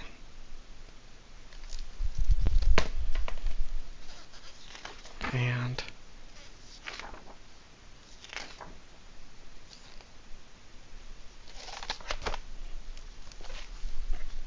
rain. I don't know if I have any like other random pictures. I did try and like reactivate MySpace and see if I could dig up anything, and it's just changed so completely that there's nothing useful I could collect on my own profile. I did find exactly one picture on Jamison's profile that I can send separately. And then I think I've seen on Facebook something from Pass in Elementary shared, like a Halloween song. I wasn't there for Halloween, so I don't know what grade that was from. But I do think that at the end of 5th grade, we wrote like almost like a will, where all the kids in Pass who were going on to middle school had to write like, I bequeath you my sense of humor, or something like that, to each of the current, at the time, the 4th grade members of Pass. I'm pretty sure that was when we were leaving 5th grade to the 4th graders, but that could have been when we were leaving 8th grade to the 7th graders. And I thought I had a paper copy of that somewhere, but I don't know if that's at my mom's house in Tennessee or just still in a box somewhere here, because still haven't fully unpacked everything. But if I find it, I'll send it over.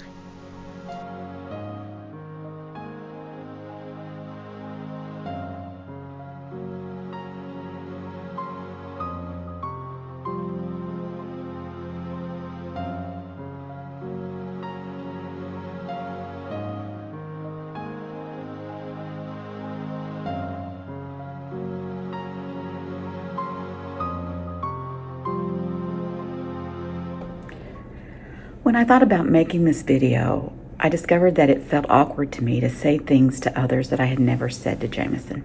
So bear with me as I address my comments directly to him. Jamison, your death was a maturing point, a growing up for me. When hearing of your passing and the experiences of your life, I was deeply moved. I reflected heavily on the brief time that I knew you best, your elementary school years, and I remembered you as being quiet, with often a serious expression on your face. You weren't the class clown, and you didn't usually speak up in a way that would draw unwanted attention. But you had a dry wit beyond your years and would often, out of nowhere, interject a thought or a comment into a conversation that was incredibly funny. Your timing and artful use of sarcasm was impeccable. Once, after such an instance, another teacher looked at me and said, "He has no idea how funny he is." I looked you directly in the eye across the room and said, "Oh, he knows." And ever so briefly, you smirked your kind of crooked smile. You did know, and it gave you satisfaction that I knew you knew. As an educator, I take very seriously the responsibility and privilege of pouring into the students that pass through my care. And I always tried to pour extra into those students who I knew would face extreme challenges in life. And in my reflective grief, what I found remarkable was that I distinctly remember how little I worried about you or for you, and how secure I was that your journey would be easy. I saw you as smart, talented, caring, and cared about. You had friends, a sweet family, and a visible support system.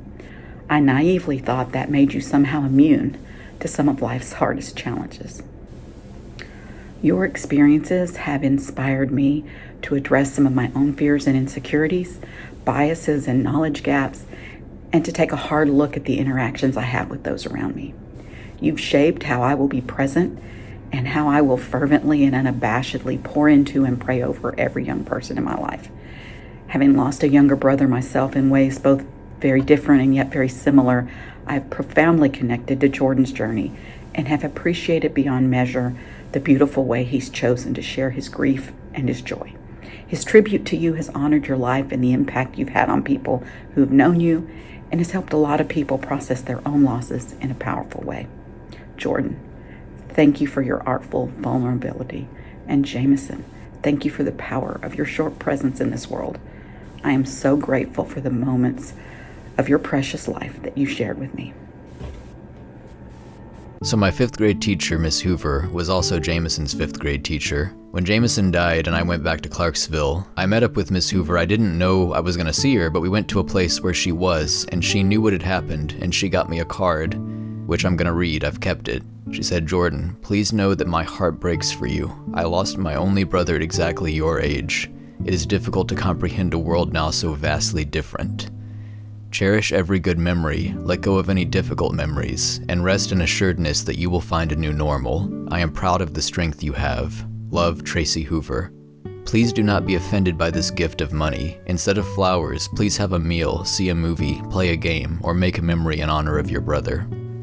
So Miss Hoover, I don't know if she'll want me to say how much, but she gave me a surprising chunk of money. And obviously I didn't expect that, and I didn't know what to do with it exactly, but I kept it in mind. And later that same year, towards the end of 2018, I dropped a lot of money into building my video editing PC and buying a camera, and then of course I went on to buy microphones and other equipment.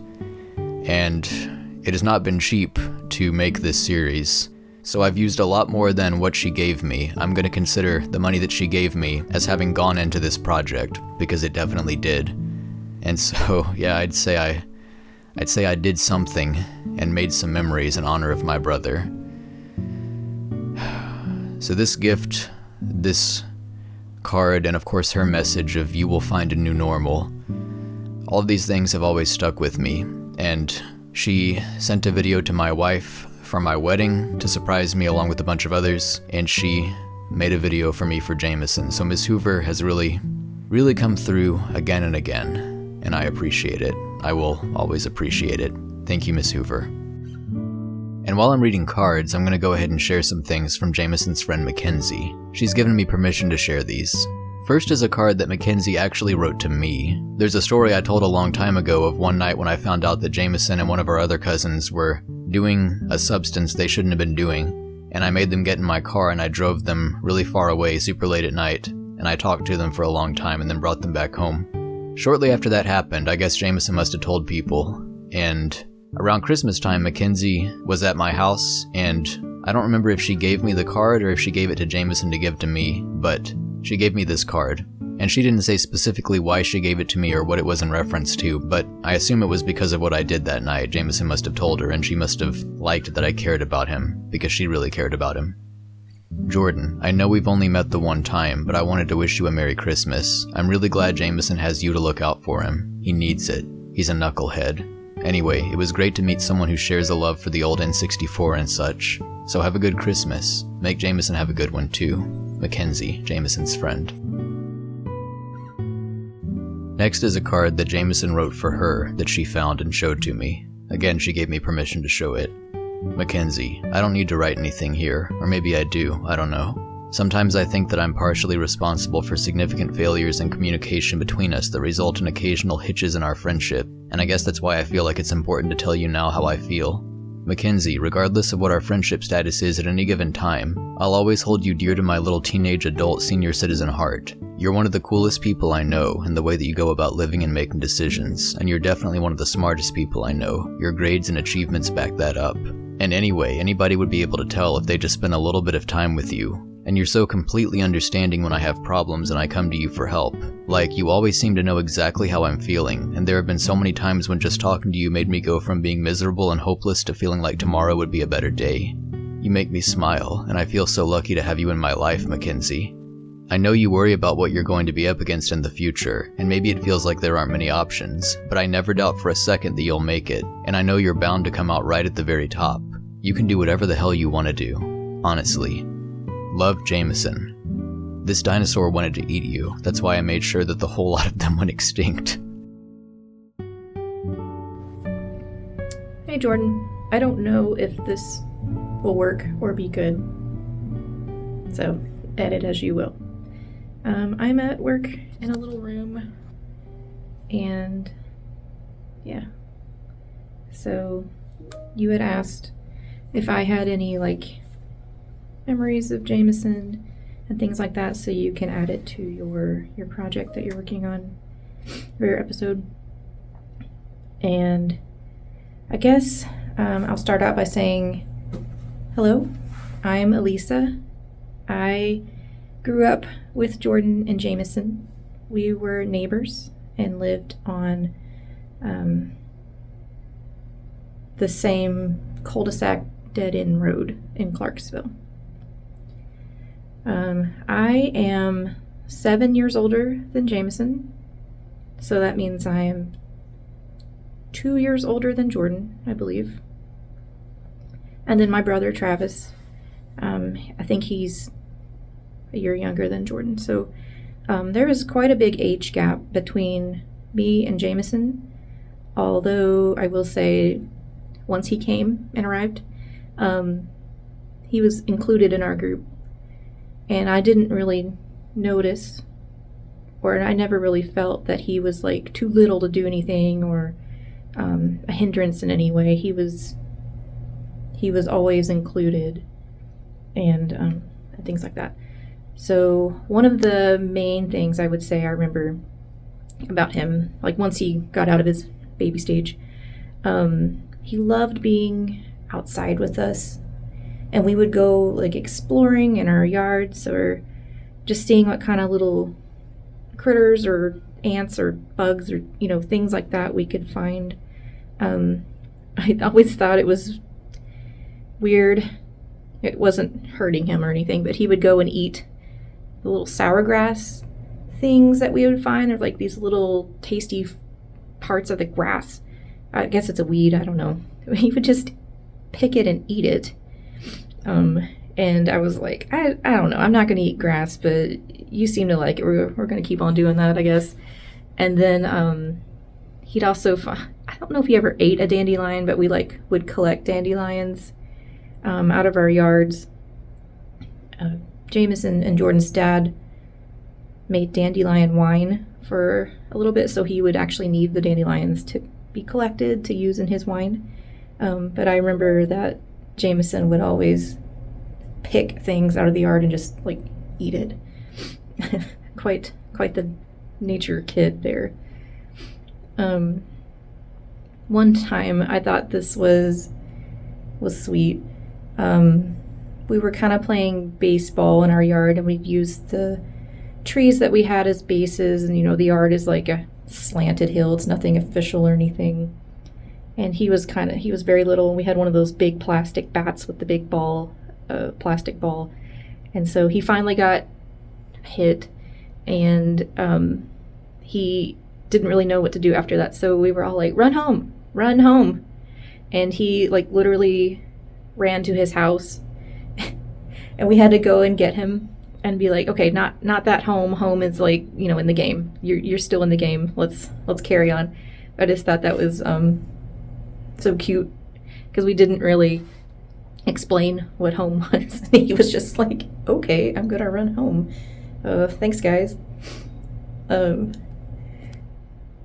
other good memories I have of him playing with us was that once he figured out how to ride a bike, and he was big enough to do that, we would always be riding bikes any chance we'd get.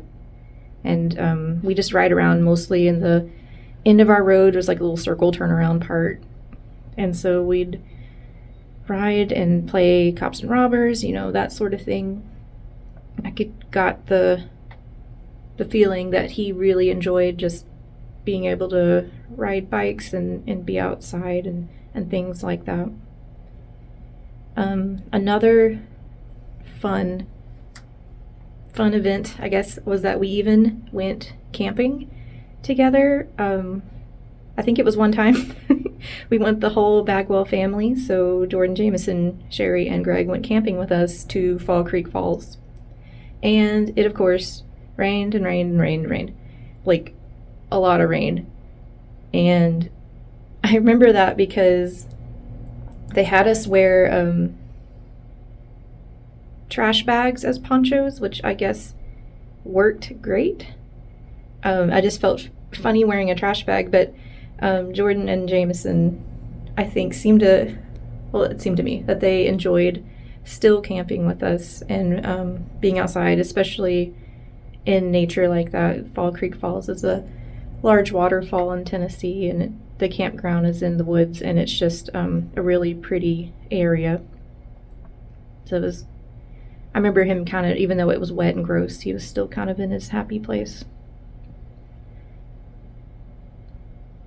Oh, another fun memory, we were maybe a little older, was that we have this fire pit in our backyard that it's like a ring of rocks that we had fires in. And we had a fire, I think, the previous night or something, and Jordan, Jamison, and Travis and I were trying to restart the fire without a match or a source of fire. So we were just trying to use the hot coals and things.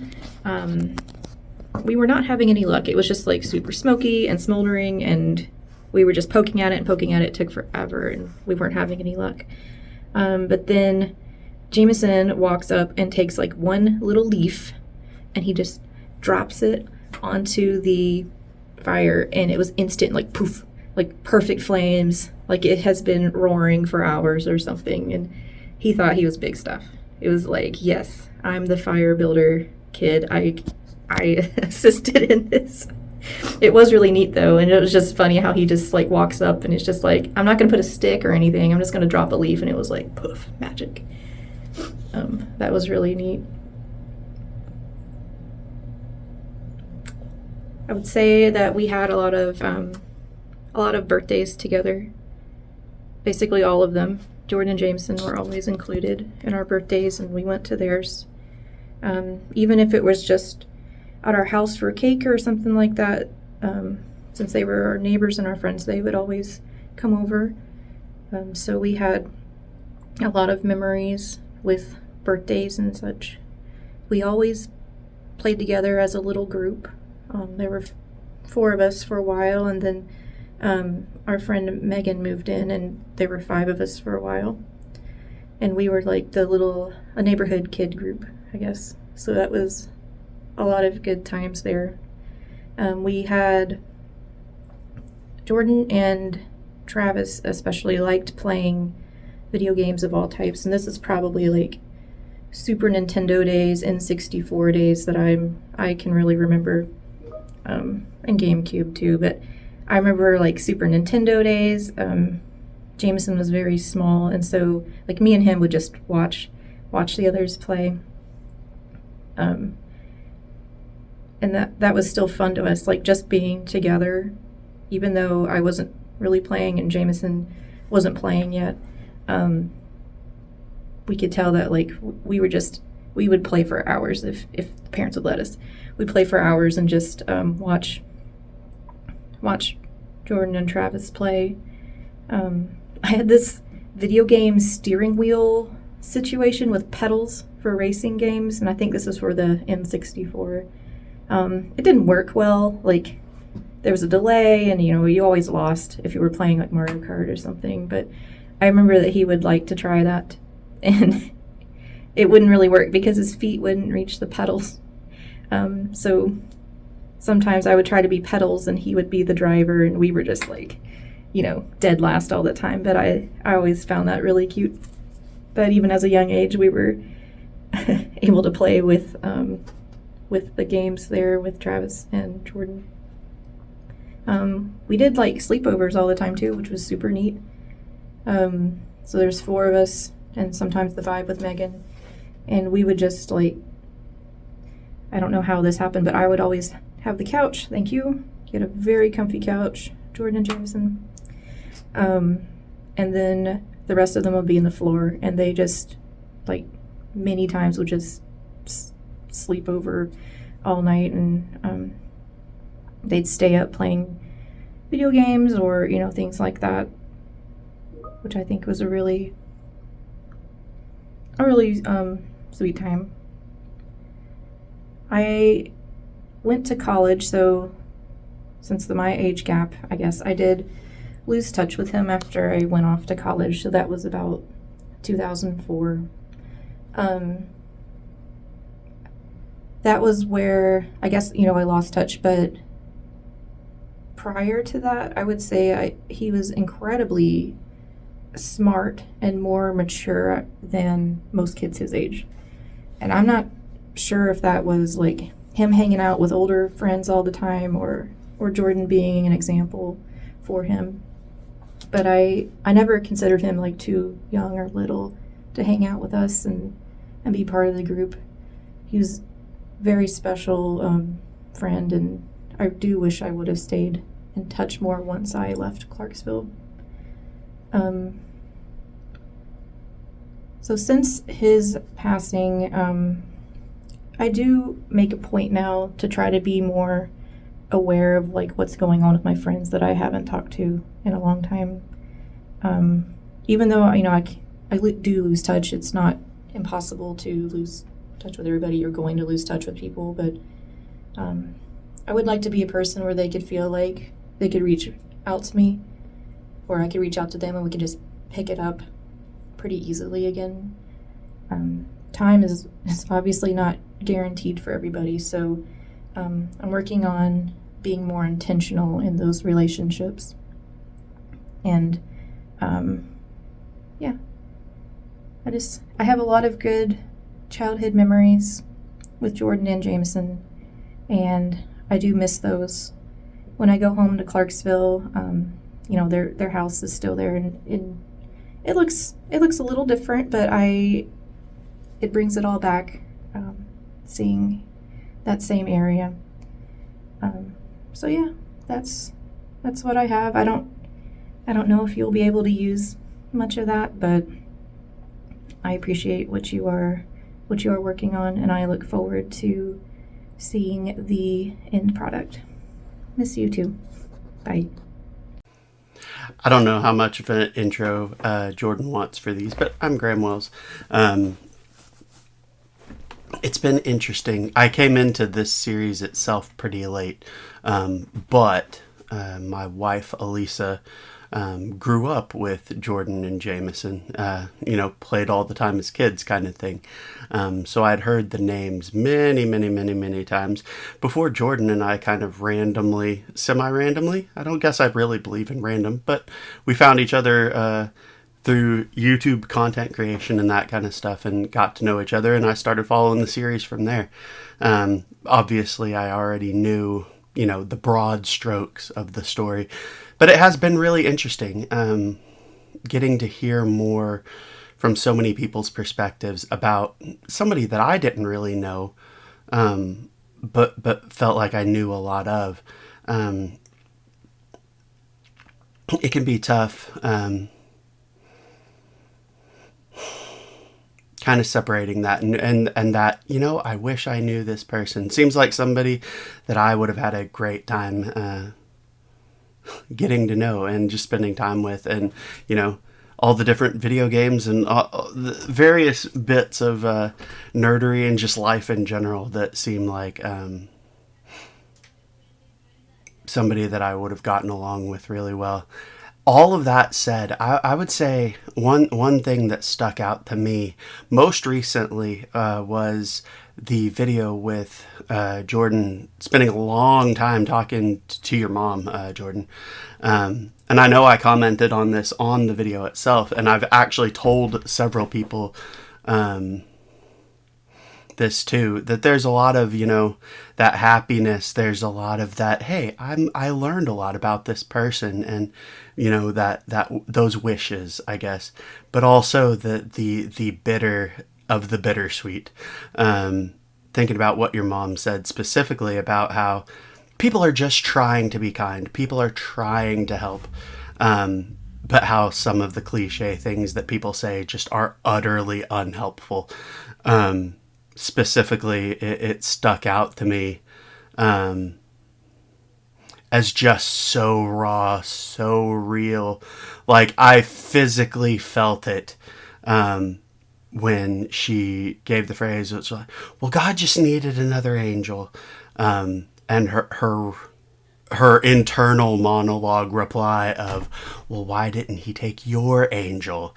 That was like a gut punch, a slap in the face. But in that, man, more people need to hear that. People are just trying to be nice, but sometimes just those little thoughtless, okay, why was it mine? Why me? That was kind of a wake-up call moment that I, shared with several people, just how kind of that impacted me, that specific bit that your mom shared, Jordan. So yeah, I mean, that's one of the big standouts. I've just enjoyed all the different people you've talked to, the walks with your dad, the chat with your mom was just delightful, hearing all kinds of more childhood stories, even beyond the ones that I always heard about you guys from Elissa. I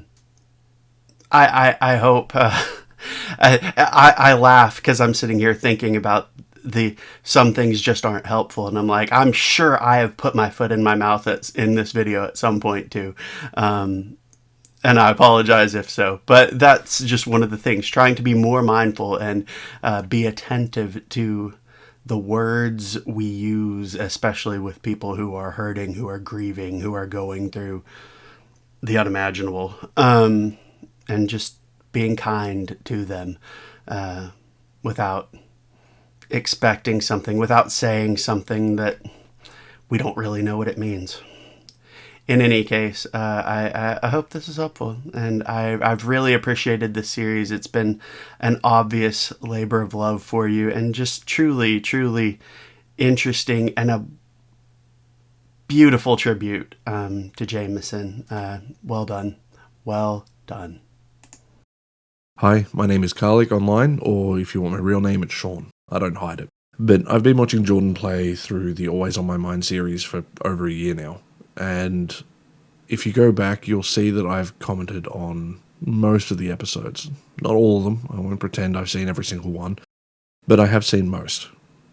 I started watching the series at a strange time for myself, as this was about a year or so, about a year and a half, I'd say, after I lost several people in my family due to different reasons.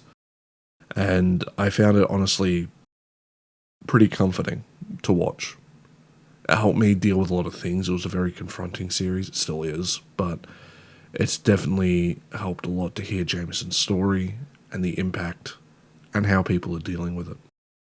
During my time watching, I got to know a lot about Jamison, his love of music, art, and nature, his overall seemingly optimistic outlook of life once he had sobered up, and the relationship and impact he had on those around him.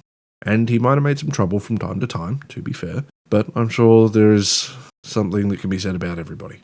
All I saw was a troubled young man trying to figure it all out. And as cliche as it is to say it, he was a beautiful soul. He's the kind of guy I wish I could have been friends with. I've been extremely lucky, given the scope of the internet, to build a friendship with Jordan that I hold pretty dear to me. And although Jamison isn't here anymore for them to shit-stir each other, I hope he's up in heaven looking down, giving me inspiration to help screw with him. I hope he's there, wishing the best for Jordan, for the family, for his friends. And to his family and friends, even though I'm just some random guy on the other side of the planet, I just want you to know his story and his memory will live on. Okay, so I did not fall asleep. I was just talking on the phone, and so I didn't check my WhatsApp messages. But if you want to come by, maybe it's too late, but if you want to come by, then I will give you a couple of the pills to try, and I will give you money. Otherwise, it can just wait until tomorrow, I guess. But if you think you need it to sleep, then I could meet you like halfway at like that OXXO store or something.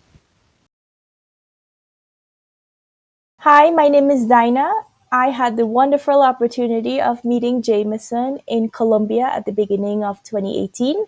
We worked at the same English institute, and from the first day, we became friends. I introduced Jamison to my best friend Mahesh, and then a couple of weeks later, Alex from England, she came to be part of the institute. So Jamison, Alex, and I, we were roommates, and Mahesh, he would come over on weekends. Mahesh would make these amazing curry from his country that Jamison really really liked. Jamison was always the adventurous type. He really enjoyed hiking and exploring. So every Sunday he would force us to go on these hikes. I'm just kidding. He wouldn't force us. He would suggest, and we really enjoy like going on these hikes and exploring different places. We had some really really good times together. Jameson and I, we had the opportunity to go to Ecuador, which was a cool experience. We spent a week in Ecuador exploring different places, and one of the coolest things that we did there was we camped inside of a volcano. It's called Kilatoa, and well, the volcano it has been inactive for a long time, so it's safe to camp. But it was really really nice, extremely cold, um, but yeah, it was great. We survived. Once we went to a city called Villavicencio in Colombia to go on a hike to find a waterfall. It's called El Carmen. So we went on this hike to find a waterfall, and after hiking for like 4 or 5 hours, we realized that we don't know where the waterfall is. We couldn't find it anywhere. So yeah, we were lost on top of the mountains, and we're about the same level as the clouds. And while most of us were panicking because we were like, what if we can't make it back down in time to get the bus? Like, how are we going to go home? Because we were 4 hours away from where we lived. And Jameson, he was just so like relaxed, so like happy because he's hiking and talking and having fun. And some of us were getting really like worried about what if we can't make it back. But then eventually we found our way back home. You know, that was one of the best times of my life. Those couple months, because we felt like we had a family away from our families, and we had a really close bond, all of us, the four of us. Things started to go south when we realized that the institute that we were working for, they couldn't get visas for us, so we had to find new jobs and find new apartments, and it was a rough time. It was very stressful doing the process on our own. I did my best, the best that I could, to help Jameson find a job and an apartment, and we were able to do it. And Jameson, he was really like funny. He had his personality was kind of like a cat. I don't know how to explain it. And there are some things that he really thought was hilarious. For example, the song Baby Shark. For some reason he thought that was really hilarious. And he had this one rule: whenever one of us would leave the apartment, he would say, "Don't die." That was his one rule, and it was funny at the time, so we all started saying it whenever somebody would leave. We'd say, "Don't die." And I just think that it's really sad that he broke his one rule. I'm still mad at him for that, um, but yeah. So I'm extremely grateful for the the memories that I have of the experience that we shared, and it's something that I would cherish forever. Um, it was a really happy time in my life, and I think in his too. And I just think that he was an amazing person. I really was. I thought that his perspective on things, on life, was very interesting, extremely interesting. The way his brain worked. It's unlike any other, and extremely extremely talented, definitely talented. He was also very reserved, so we didn't discover like half of his talents until like later on, because he never really talked about it. But I'm so grateful for the friendship that we had and for the opportunity to meet him. So yeah.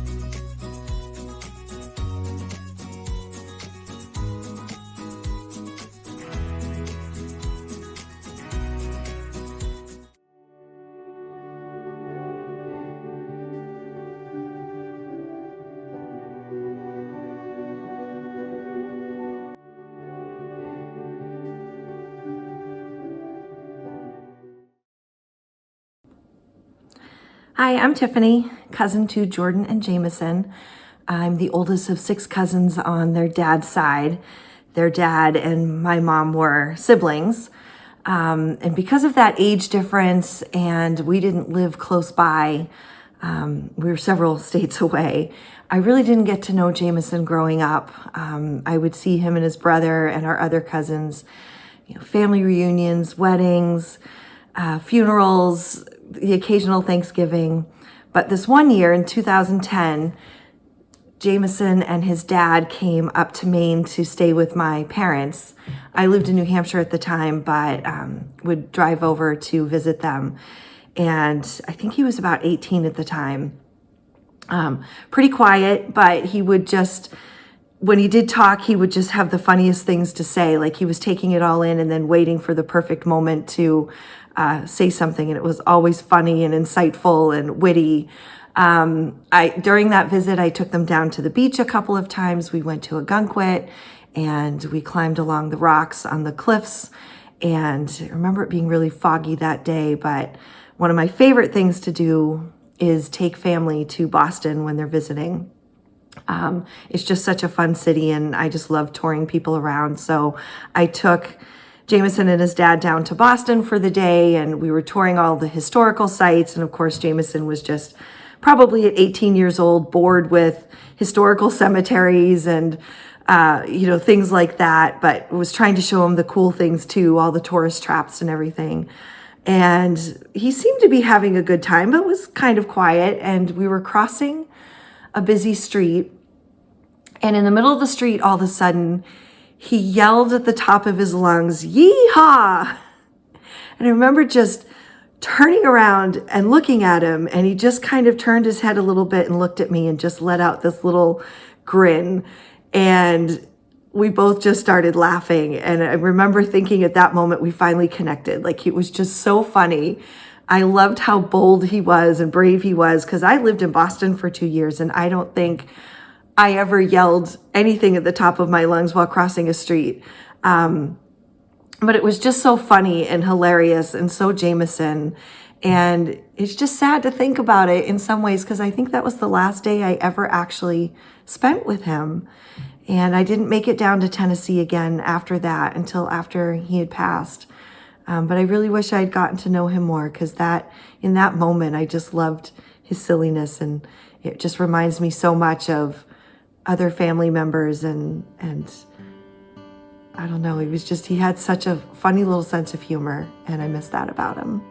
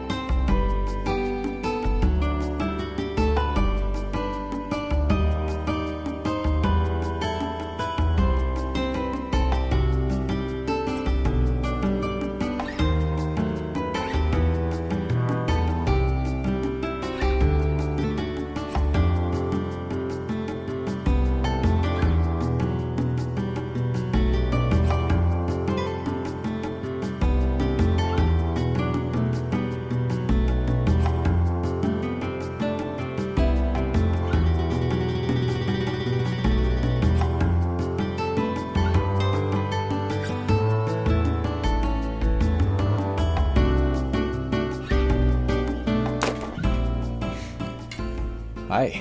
So I received some written submissions for this episode that I'm going to read, and then I have a couple other things to say. So first, this is from my mom's friend Kim, who knew me and Jamison when we were kids mostly. She wrote, "I remember Jamison's incredibly straight bowl-cut hair as a kid, eyes peering up beneath bangs surrounded by freckles above an impish smile.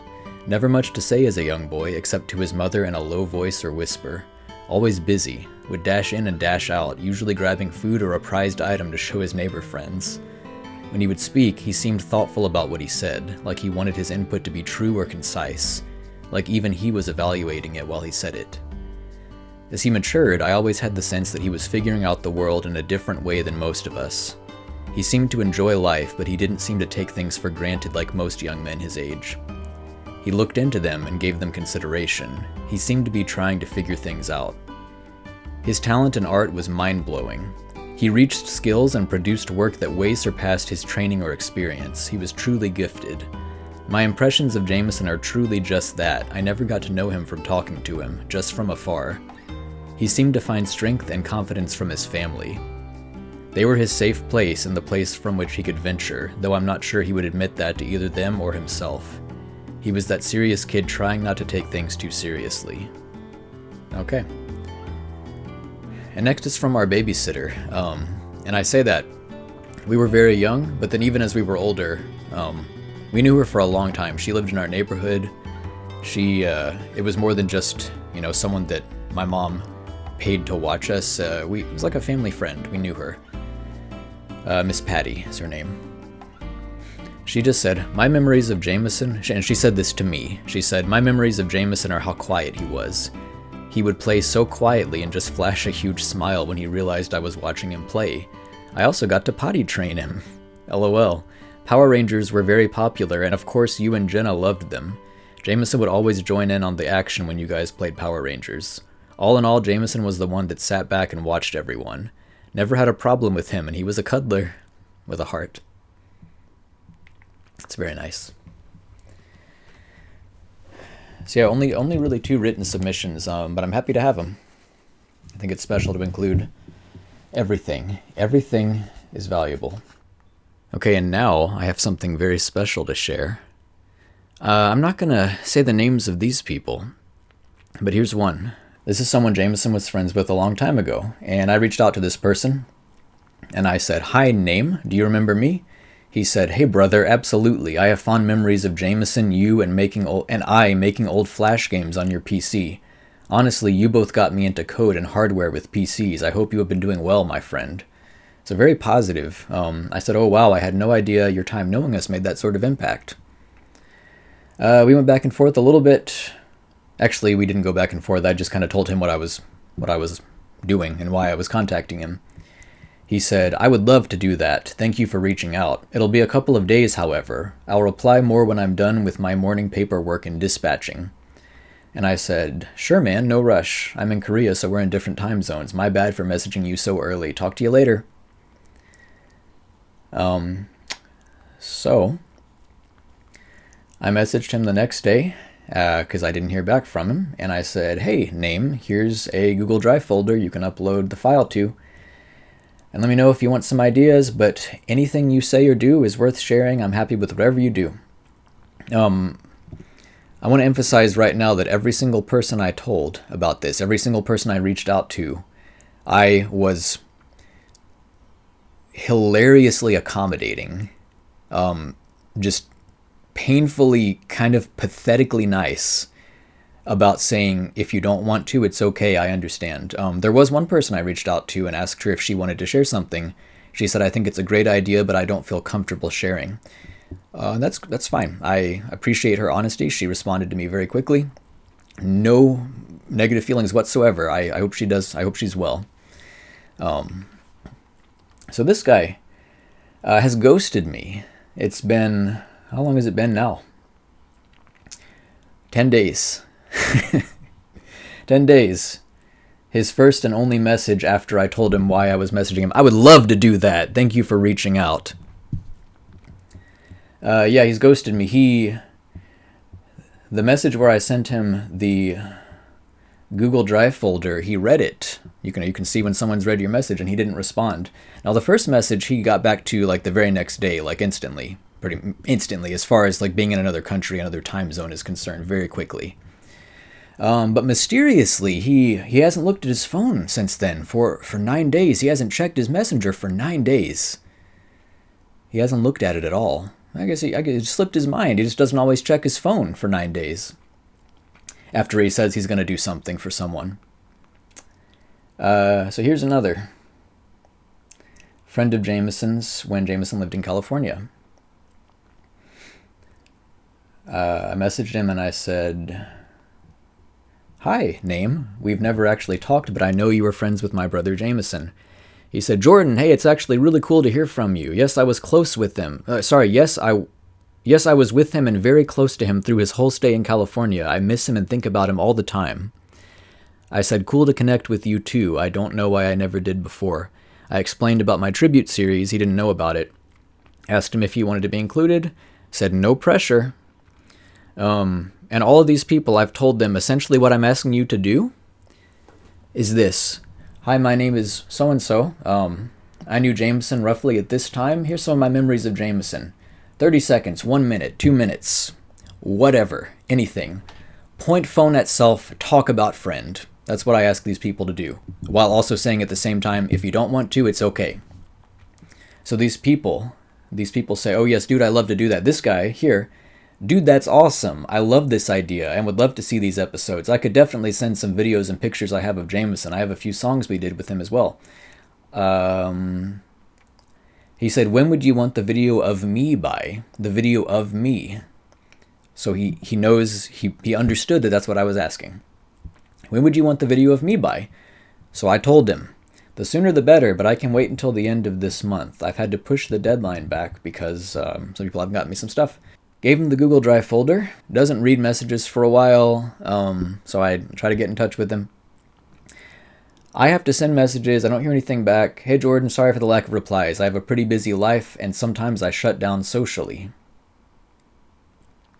Okay. Busy life, so sometimes you shut down socially. I get that. And he told me this after he had asked when I need the video and I told him. So he would have seen that message and known what I told him. So even if you shut down socially, when you've agreed to do something for someone, now, I don't feel entitled to anything. If you don't want to make it, okay. But when you say you will, when I say you don't have to, and you say, "No, I love this idea, I will." When you agree to do something for someone and they tell you when they need it because you asked, I don't care if you shut down socially, you need to follow through on that because I'm waiting for it. Now, to this guy's credit, he did give me some music that Jamison made that I wouldn't have otherwise had or heard ever. So it's really great to have that, and I appreciate it. But he completely failed to indicate to me that he was not going to do the thing that he led me to believe he was going to do. So I sent him a message. It's another case where it's been almost some of these people have had like more than 2 months to do this. More than 2 months to do this. You can do it while you're walking from your work to the parking lot. You can do this. "Hey, I'm going to talk about my friend." Not everyone has had 2 months, but this guy's had about 10 days also, maybe something. No. He's had more than 2 weeks. This guy's had more than 2 weeks. So today, finally, I messaged him, "Hey, if you're still doing this, I need everything from everyone within the next 48 hours. If not, please let me know. I have a lot to prepare around the individual videos, and it'd be useful to know what I will and will not have to work with.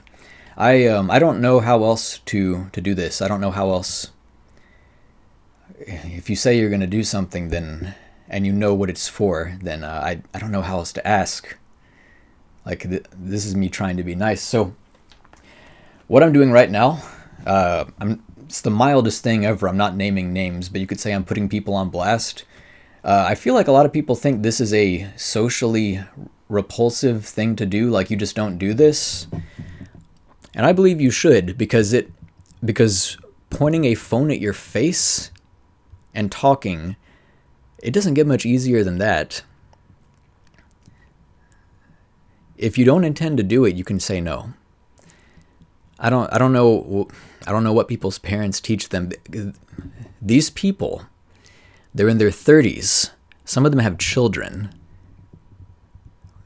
30-plus-year-old bearded men who drive cars to their jobs and have children avoiding checking messages so I won't see that they've read the message because they're not doing the thing they said they would do. It's like a kid. It's like a kid who wet the bed and he hides the blanket. It's pathetic. Just staggeringly pathetic. Just say you changed your mind. I can respect that. Say you can't do it. There's nothing against people who just don't want to do it. But this is just astoundingly pathetic behavior. So, if any of these people happen to watch this, oh, there's another guy. One of Jamison's closest friends from our hometown. Jamison really liked him. When Jamison died, he put a post on Facebook with Jamison's picture and said, "To the best friend I've ever known." My mom commented, and he responded to my mom and said, "Let me know if there's anything I can do. Let me know if there's anything I can do." Well, apparently not. I actually asked him for something through someone else. I don't have a way of contacting him, but I asked him through someone else. He said, "Yeah, man, I'd be down to do that." This is for this video.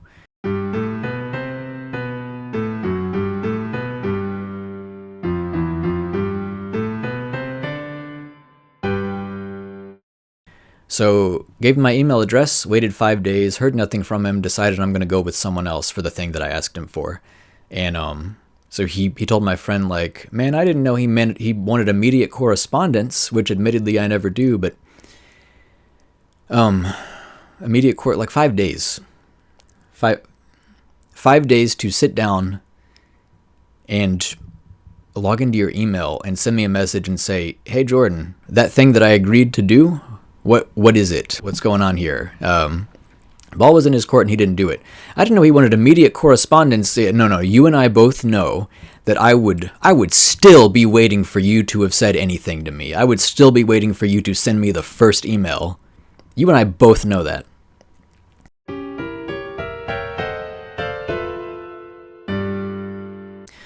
So, if any of these people are watching, and I don't think they are, but if any of these people are watching, don't contact me, don't apologize. I don't need that from you.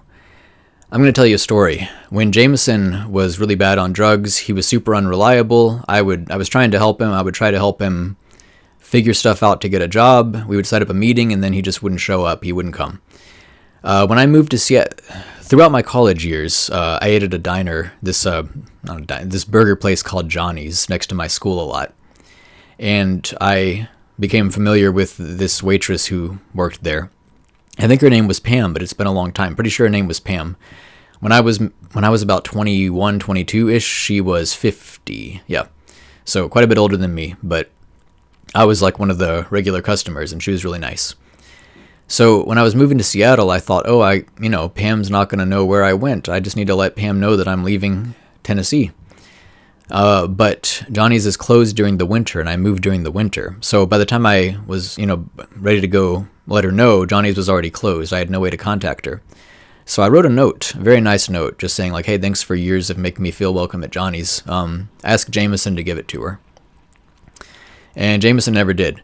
So by the next time I was able to visit Tennessee and go to Johnny's, this waitress had quit Johnny's, and now I have no idea where she is. Don't know her last name. Don't know how to get in touch with her. Never will. Never gonna see her again. That person completely dropped out of my life. That connection is gone. This was someone that I saw a few times a week, several times a week, for years, and just a part of my life. And I would have liked to say goodbye. And because Jamison said he would deliver the letter, go to place, give letter, and then just didn't do it. That chance dropped out of my life forever. Now, Jamison was not doing well at that time. He, obviously, you know what happened in the end, but Jamison was very unreliable. And there are consequences when you don't do things you say you're going to do.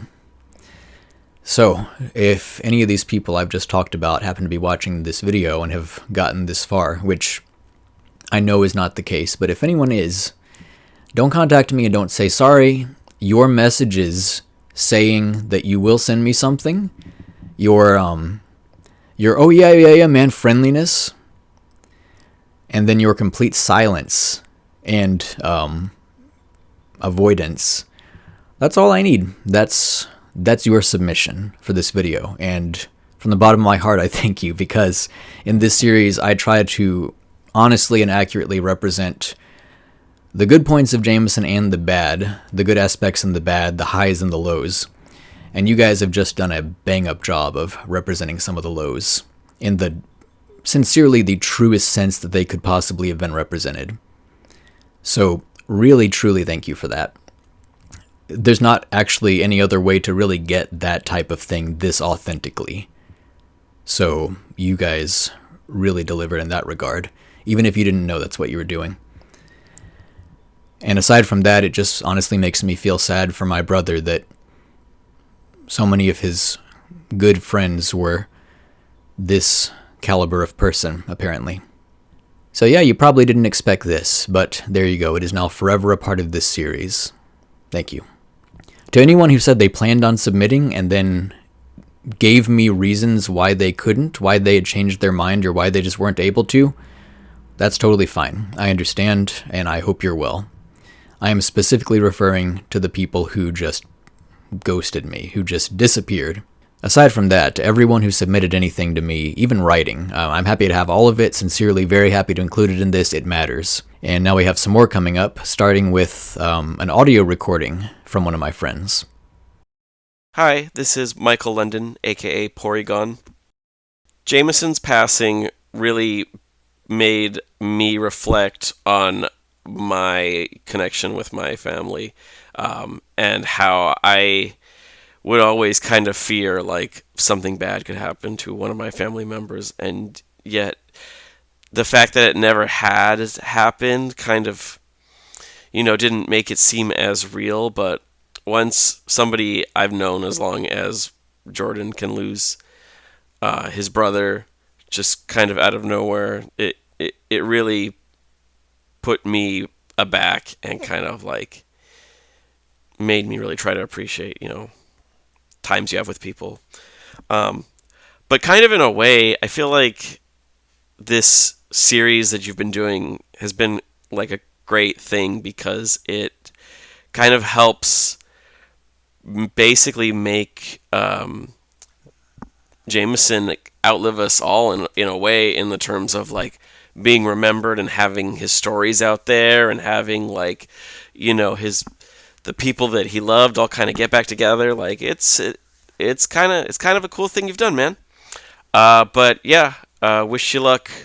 Thank you for having me.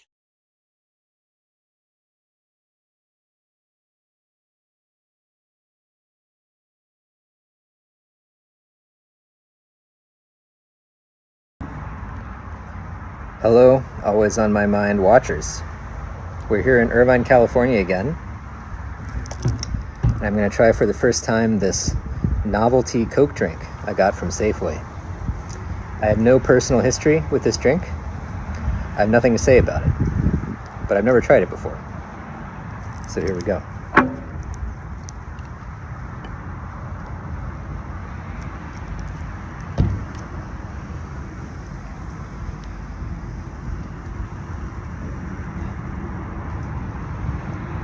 It's not very good.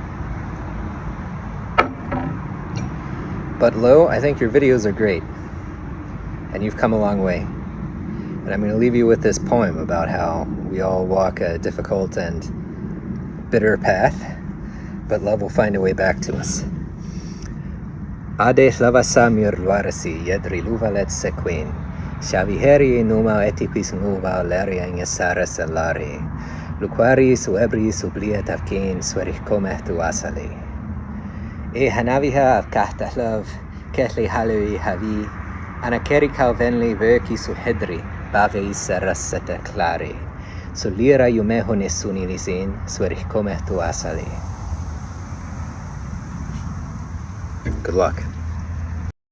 So that poem that Richard, aka Canjo, just shared was written in his own language that he developed when he was a teenager. It's an actual functioning language with vocabulary, grammar, and pronunciation rules. It's a real thing. Richard has written epic poems, pages and pages of stories in this language. One of the smartest guys I know. And he told me that this poem is actually meant to be sung to the tune of Peaceful Days from Chrono Trigger. Now, Jamison and I loved Chrono Trigger, and Peaceful Days is one of the most famous and iconic songs from it. Richard didn't want to sing for the video, which I understand, so I am gonna do it. I'm gonna sing. I'm not good at singing, but I'm putting this in. It'll be the first time that his language has been sung and performed. He's given me permission, and it's an honor to do it for Jamison.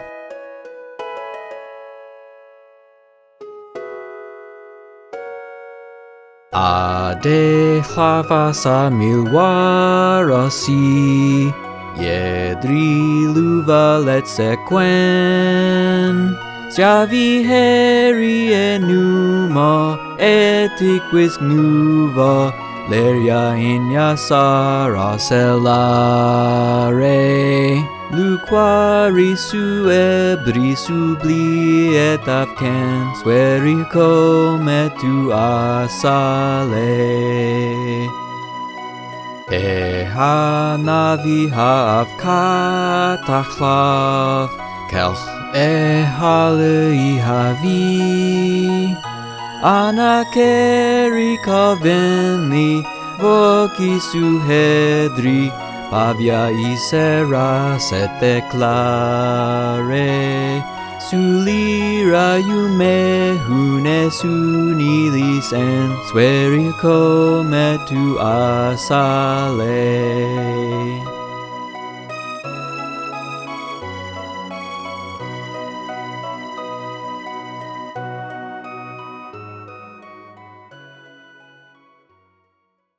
Back when Jamison and I were kids and we shared a bedroom, we used to sing at night when we were supposed to be going to sleep. It was usually me singing and making him sing. I remember one night he told me, "Jordan, I just want to sleep."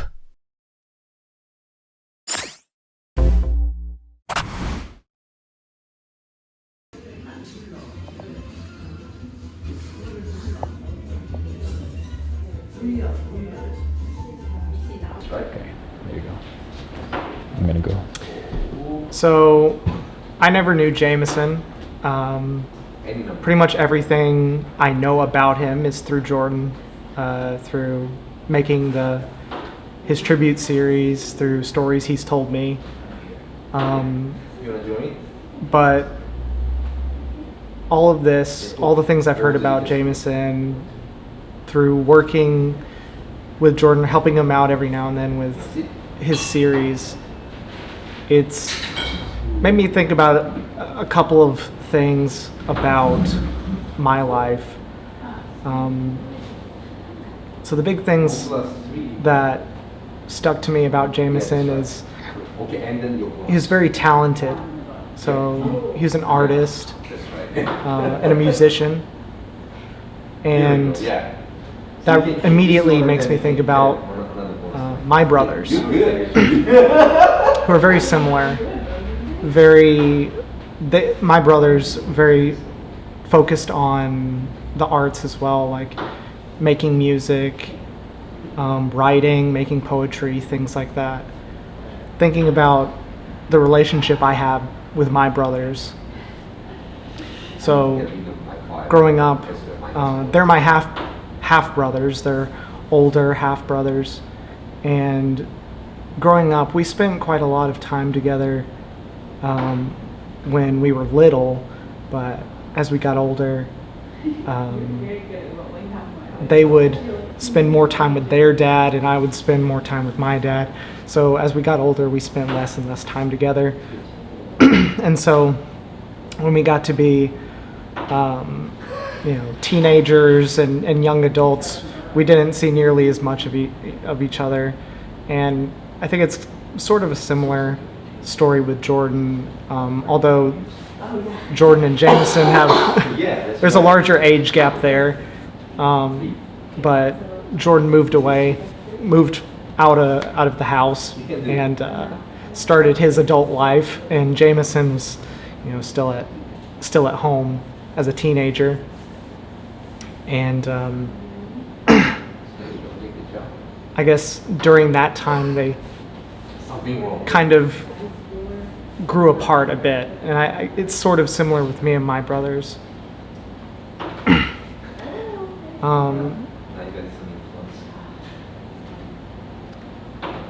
Just gathering some thoughts.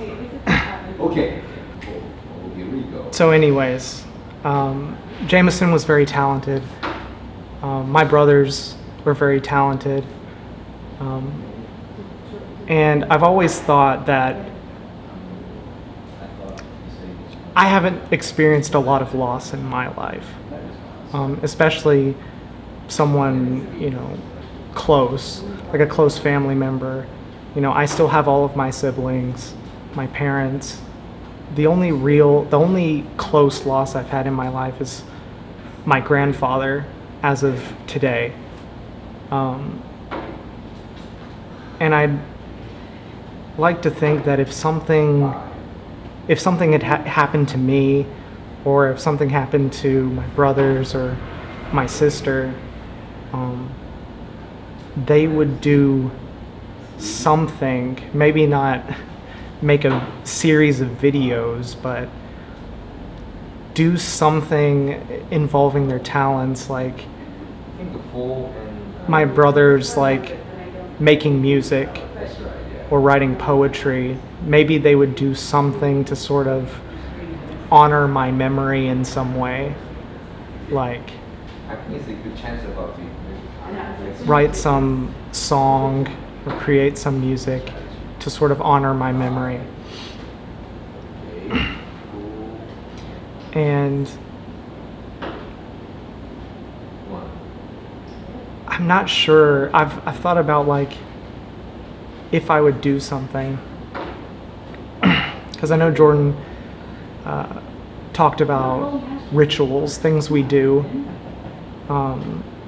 that may not really, like to other people, seem like they don't really matter, but to us it's something that's, we do it because we want to sort of like honor the memories of the dead, sort of like keep their memory alive in some way. I thought, what kind of thing would I do? And I really don't know. I've never really been into like making videos or writing or making music. I mean, I've been interested in playing music before, but I've never really had a big creative outlet or anything. So I think it's a very admirable thing to do. So yeah, I guess that's really it. I don't really know what else to say other than I think if Jamison were alive today and I had the chance to meet him, I feel like we would have gotten along pretty well. Based on the things I've heard, his sense of humor, I think I would have liked. I think maybe we would have connected on some level based on things I liked as a kid or still like, and things he used to like. So I'd like to think I would have gotten along with him, maybe been friends. But unfortunately, I'll never have the opportunity to meet him, but I'm glad that through the stories I've been told, I'm glad that in some way his memory can live on through other people, and I know that I'll remember him probably for the rest of my life, even though I've never met the guy, and I think that's incredible. So yeah, that's pretty much it. Jamison, wherever you are, I hope you have found peace. All right, Jordan.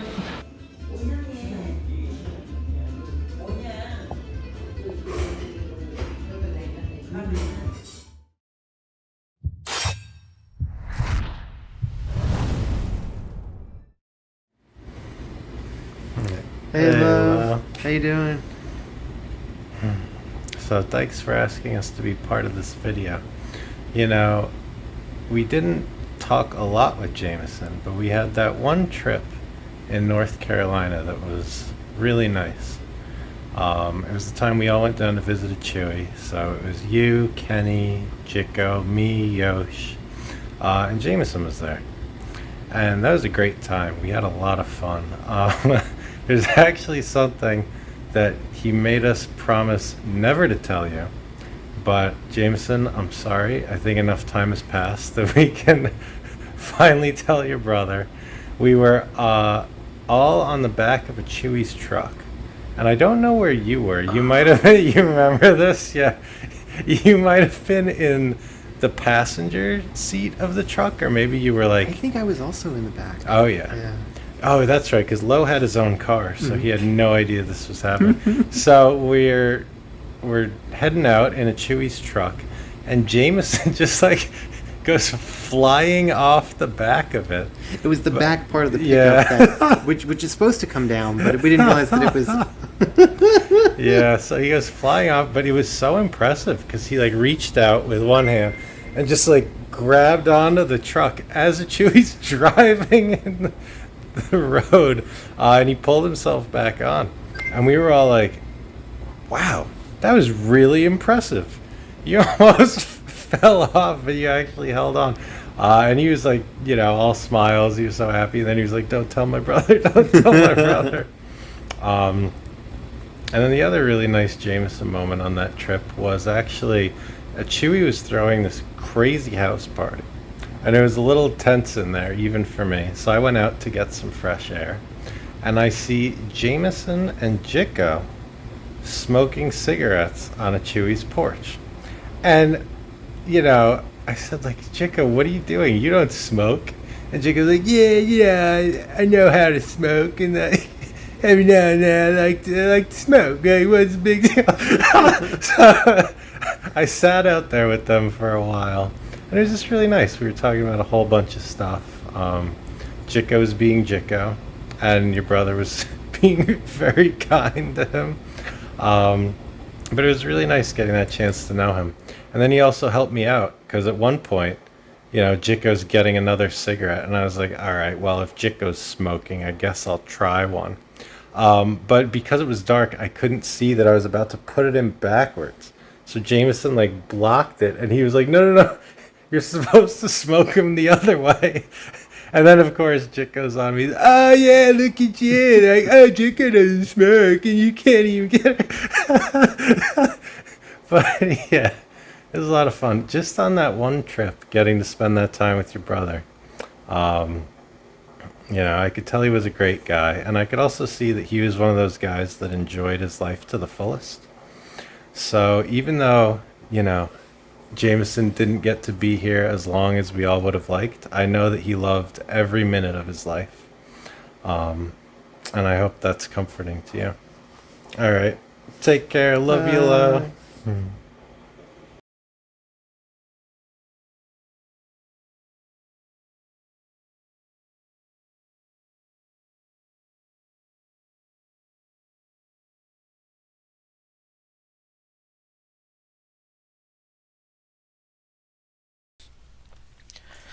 Hey Jordan, this is kind of off the cuff, so feel free to edit this down any way you feel like.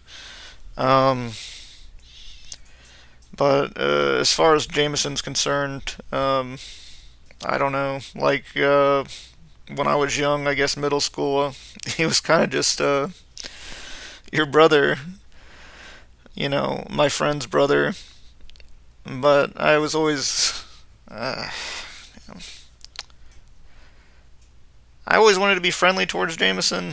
I don't know. I didn't really think of him as your brother, just being as your brother, I guess. I don't know. Like, I always tried to include him in stuff we were doing. And I think you said something like that when you messaged Calvin. But, if I'm, like, thinking back to those days, the thing I remember about Jamison most is, he always used to do this really cool artwork. Like, I don't know, like these really weird, like, they kind of reminded me of, was it scary stories to tell in the dark, like that kind of just weird out there artwork, and I always thought it was really cool. That he did stuff like that, because I've always wanted to do creative stuff, but I've never actually like put my foot forward. And then, like, by the time he had gotten to college, and I think he was going for nursing, I thought it was like a really weird thing that he was doing. Like, I don't know. I guess there's just like a ton of people that want to go into graphic design, so it's not really like I don't know. It's not a field you can easily like break into or do anything like that's actually creative. But I don't know. I don't know what his feelings were then. My memories are pretty hazy in general when it comes to Jamison. But as we got older, the only thing I really related to him on is we both had like drug problems, obviously. And yeah, it's not really like something that defines us necessarily, but like as we got older, I barely remember like seeing Jamison at all, so stories you tell me about him, just like that was really the only way I could relate. And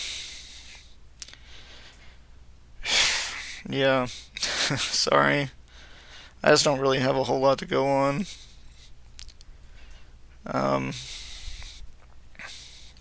Damn. Yeah, I'm not gonna edit this down at all. Hey Jordan, I just wanted to do something else that you might not want to put in the video, but it's because it might be a little like edgelordy or whatever. Actually, I don't know if that's the right way to put it. But there's a poem I like that has always kind of summed up my feelings, or it has like at different times in my life. And I find that a lot of other addicts kind of like it. So maybe there's something there, maybe there isn't. Because I have no idea what Jamison was feeling, what he was going through, and how. I really just don't. You told me things a few years back, but I just always felt like this thing might relate to people that kind of go through that kind of stuff. But it's a William Blake poem, and it goes like this. Grown old in love, from 7 till 7 times 7. Oft I have wished for hell, for ease from heaven. Anyways, I hope that recitation went alright. But, anyways, another thing I wanted to tell you, just offhand, because I thought it was kind of funny. But, one time, I was riding in a car with you, and I told you that Slade's real name was Deathstroke the Terminator, even though you had told me this about 500 times already.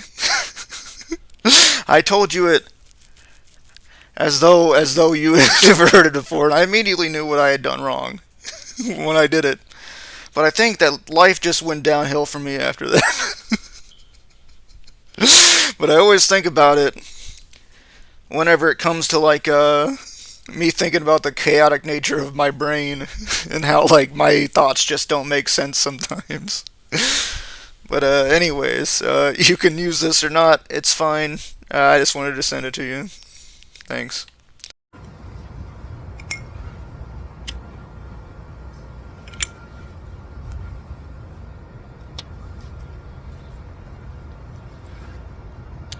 So I'd hoped to do something better than this, but here I am recording this on my phone. It is the third attempt. Jordan, please cut a lot of this out. I guess it was 6 years ago when Jordan first told me what had happened to Jamison. And I remember we were at the gym, actually, and we went through a few exercises, and then just sort of out of nowhere told me that Jamison had OD'd. And I definitely recall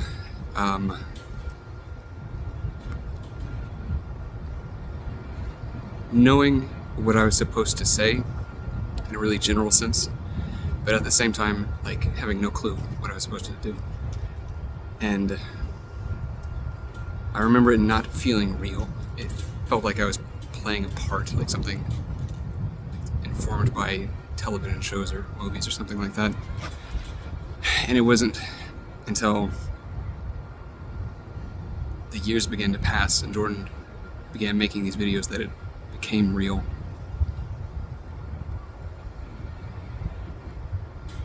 And I got to see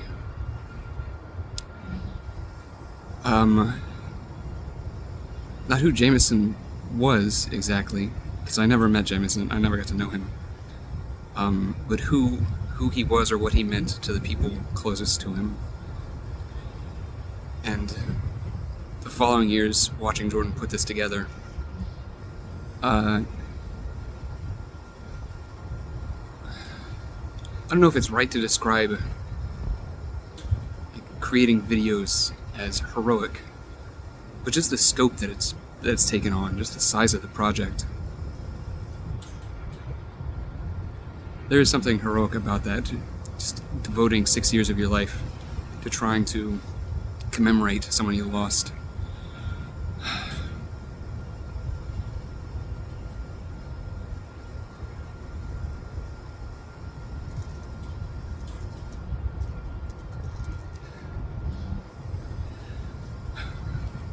Jordan and I have discussed Jamison and his struggles with addiction so many times. Like, can't even begin to count them. And I think that if I had a special perspective to offer, it was as somebody who was familiar with addiction, having come from a recovery program myself. And having seen young men like Jamison struggle with this terrible, terrible fucking disease. And having known a couple of them that died the same way, I wasn't close to any of those people, not really, but I can just get a glimmer of what it must have been like for his family to have those few years where he was sober and he was recovering. And I mean, by all accounts, Jamison was a very talented person. He was smart, he was musically gifted.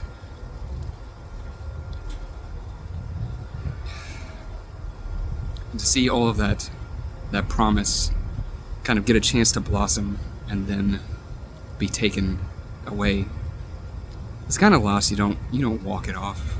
And people could be forgiven for just being totally crushed by something like that. Generally, as a parent, I pray to God I never know what that experience is like. I can only imagine, and what I can imagine is awful.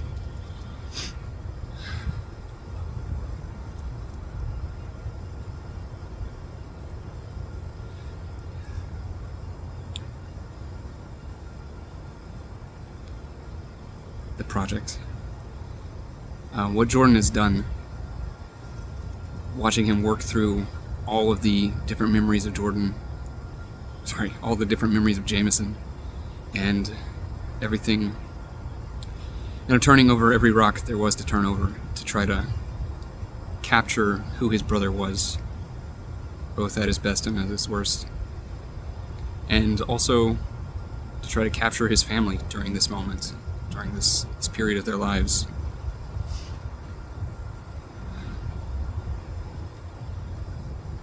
There's something about a loss like this that defies articulation. It defies any attempts to express what it actually is. You're always grasping at something that words can't really articulate, and anytime you try to get close, what you end up landing on are these words that feel cheap because they feel used, they feel hackneyed, they feel like the words that I uttered to Jordan when he told me that Jamison had died. They felt insincere. Not that I didn't mean them, but that they weren't my words. In that moment, I wasn't able to come up with anything real to say. I was just vastly unprepared. And that's how I think that's how it always feels. No matter how much preparation you get, it's never quite enough to really say what you want to say. You're always left on the margins, I guess.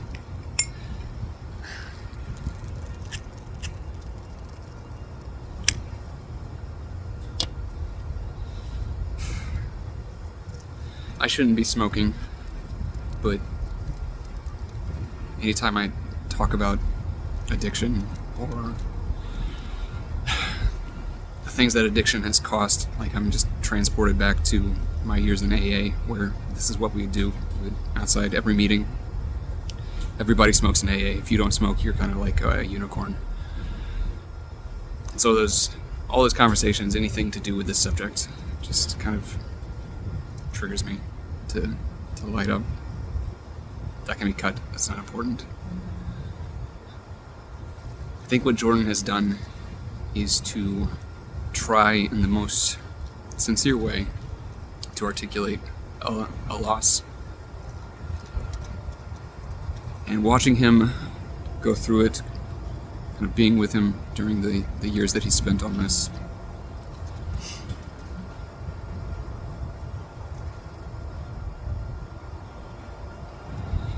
it kind of just speaks to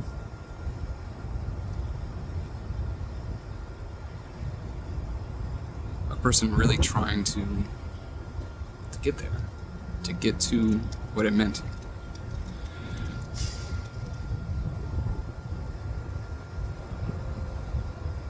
Certainly I'm having trouble right now articulating anything worthwhile. But if I kind of came out with some idea of what I wanted to say, and I think the most important thing is that Jordan's made is basically this giant document of a memory. And I spent a lot of time thinking about memory, about remembering things, especially the things that we've lost. And kind of once you start down that path of focusing your mind backwards, you're running against the currents. You're running against everything in our culture and our society that is terminally fixated on what is new, what is novel, what's next.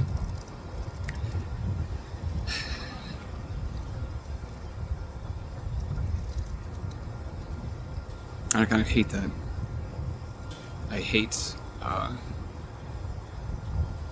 the idea of these things being lost for good. So whatever flaws there might be in the effort, they're I don't know, kind of made justified by just the fact that an effort is made. Not easy to devote the hours upon hours upon hours that Jordan has devoted to his brother. And I know that Jordan has often expressed a wish that somehow Jamison is able to be aware of this.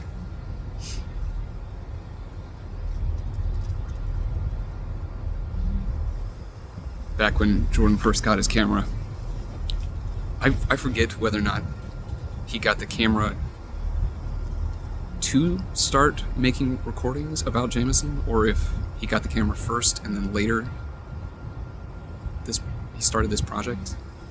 But I remember one of the earlier things that he recorded was, this is gonna take a minute to explain, was a recording of a spice challenge that I did in Hongdae, maybe it was Itaewon, I forget what it was. It was a very spicy challenge. We ate the spicy food. I struggled, I failed at it, and it wrecked me. It just completely wrecked me. Like minutes after we'd left the restaurant, I was in desperate pain. I was like internally just such agony. And he made this video, and he ended it with this kind of joke where like he faded to black and white, I think it was, and took the final image and just kind of turned it into like what you would see for a memorial. It was like, this is the last time you saw this person, and it was me. And kind of the last words that he gave me, or the epitaph that he gave me in this joke, was, from up here, you can see everything, or something like that. And when I saw the video, when I actually watched it, I hadn't known that he was going to do that, and I saw that, and I was like, almost moved to tears because of the fact that even though it was a joke, the sentiment was something so real to me. Just the number of times that I'd wanted to be at a place where I could kind of look down on certainly my life and the life of the people around me, the lives of the people around me, and be able to say it makes sense, I get it. I see it all from here.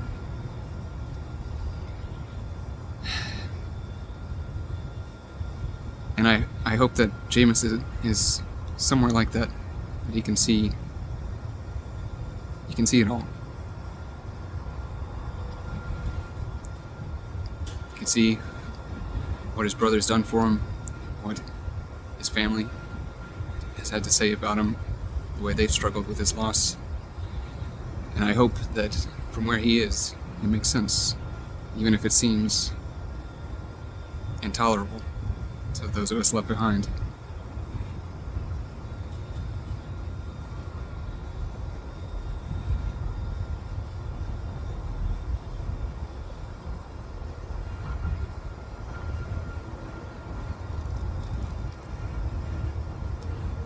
And he's able to recognize the effort.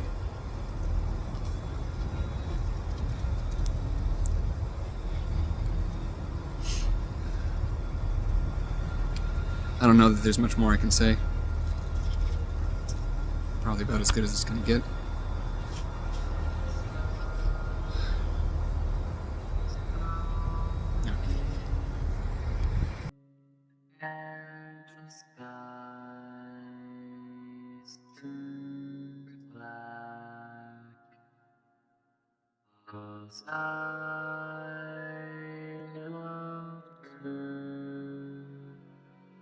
And she didn't look back.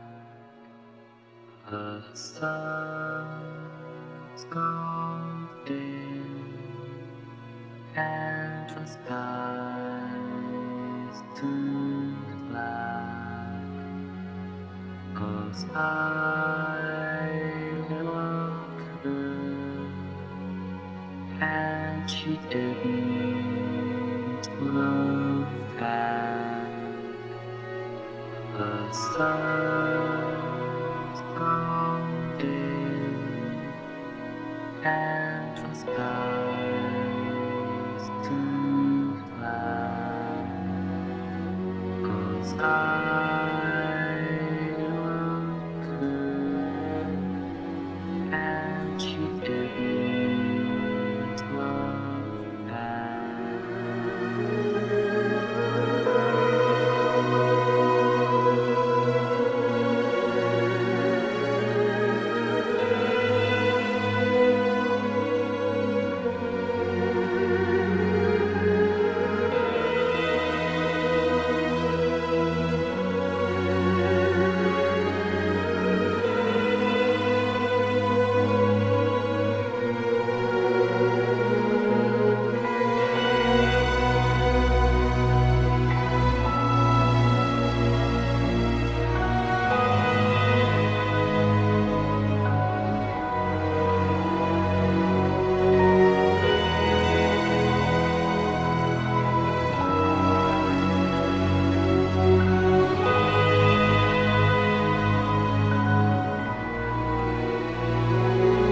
The stars gone dim,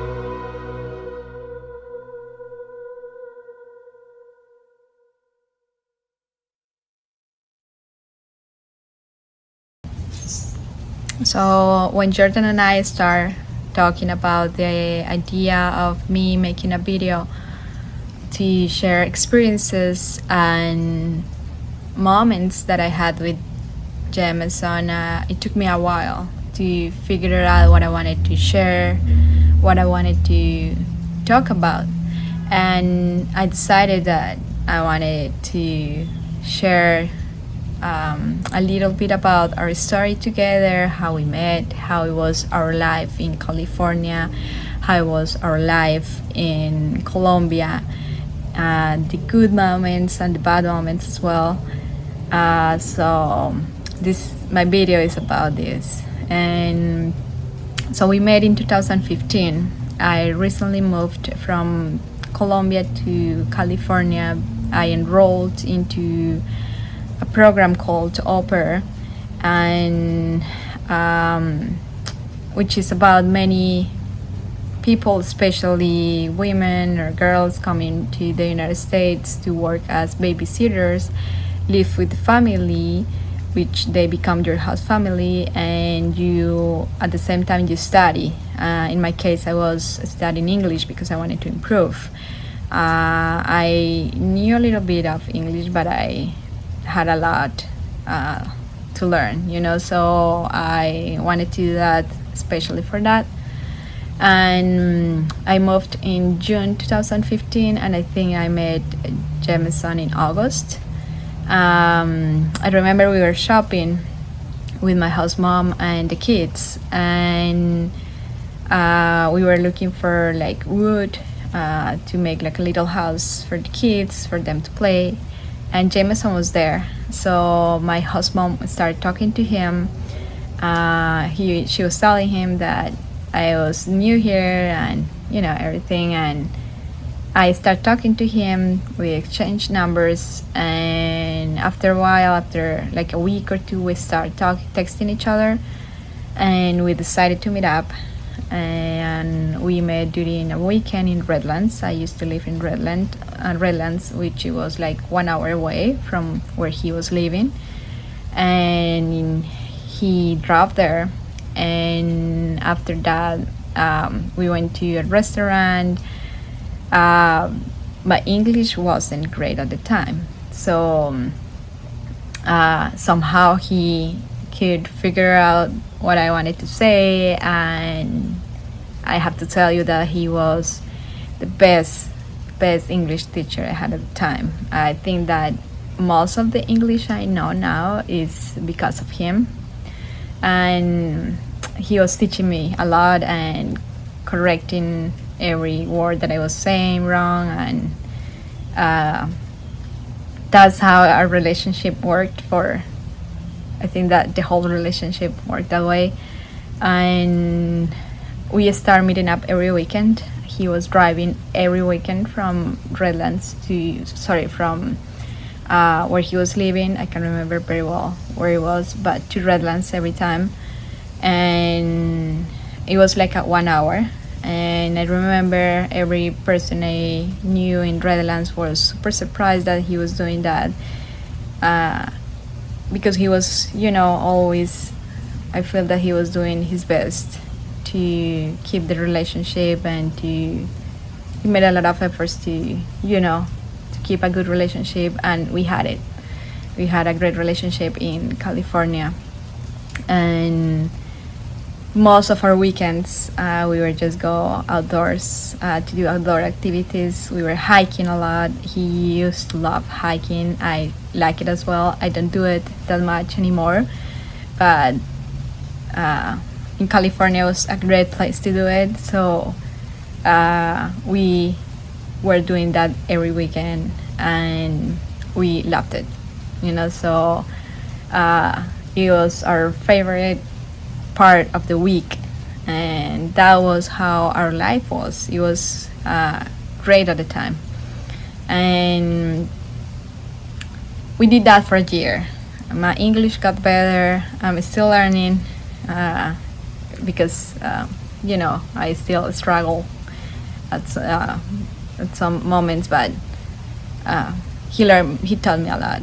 And I came back to Colombia because I wanted to finish my law school to become a lawyer, and I still needed it to like 6 months like of a project or studying there, so I wanted to come back to finish that. And we broke up after a few months that I was there because distance was hard, and we were used to see each other very often. We loved each other. We fell in love, and it was just two young people in love, you know, and that was great. And me being away from him, you know, it actually was a lot for both. So we broke up, and we kept talking a little bit, not a lot, but a little bit. And after months, we started talking again, and we decided to try, you know, because we felt that it was good for both. We felt that we were good for each other, and we wanted to give us an opportunity, a try. So he visited me there in Colombia. It was great. I was very happy to have him there. I was extremely happy to see him there. And when he was there, he was enjoying a lot, because there we have a lot of nature and a lot of places when you can go out do outdoor activities. Every time that we go out, like in California, Colombia, he was explaining a lot of things to you about nature. He had a lot of knowledge about that, so I learned a lot about that as well. And he loved it there. He met my family, my friends. I feel that he felt very welcome. And when we started talking again after we broke up, we were talking about him doing more like different stuff for himself. Like he wanted to go back to school. He said that he was very happy and he appreciated everything that he had now, but that he wanted to do more for himself. And he was very proud of the things that he achieved so far after struggling with drugs for so long, and because that actually took him like a lot of effort. Like he was going to the meetings every week. We were very careful in California about, not like exposure, like not being like, for him not to be exposure to alcohol and drugs or any. So most of the times we were just outdoors or watching movies, or that was most of our weekends. And I think that he was very proud of himself, and as he should, because it's a lot. And but he wanted to do more, so he was a very smart person, and he wanted to pursue something new. And we were feeling in love for each other. We were in love. We wanted to make a life together as well. And there was an opportunity in Colombia where there was a possibility for him to become an English teacher, and he needed to get some certificates and do some training and start working as an English teacher there. So that was exciting for him, because he could do that while we could, do a step-by-step of our project together. Because for me it was to finish law school, try to get some experience there as a lawyer, and then try to figure out how we could come back to the United States, or see how we will make our life together. That was the plan, and it looked amazing. Like every time that we talk about it, it was like a dream. It was like a goal, and we worked hard for that, both. He was extremely brave, and now that I'm older, I feel that he was super brave about doing that, like feeling your heart and following a dream, not just about yourself or pursuing something different, but because you felt that you found the love of your life and you wanted to make a life together. So that was how we saw it. And for myself, like, I never had like a lot of information about drugs, or I knew that drugs exist and everything, but I didn't get like detailed information or anything. And that was my first like contact to information, or someone who told me like that he was struggling, or that he used to struggle. And so for me, I never imagined that actually it could happen like it did. It was not in my mind. It was not. I was very young as well, so I didn't picture that. I didn't see the risk. And we were very young, and we just had a dream, I feel. And I feel that in Colombia we struggled at the beginning because it was different. It was different than California. I feel like it was a lot of changes for him and a lot of changes for me, but mostly for him. And we were trying to like figure out what we wanted to do, and he started working as an English teacher.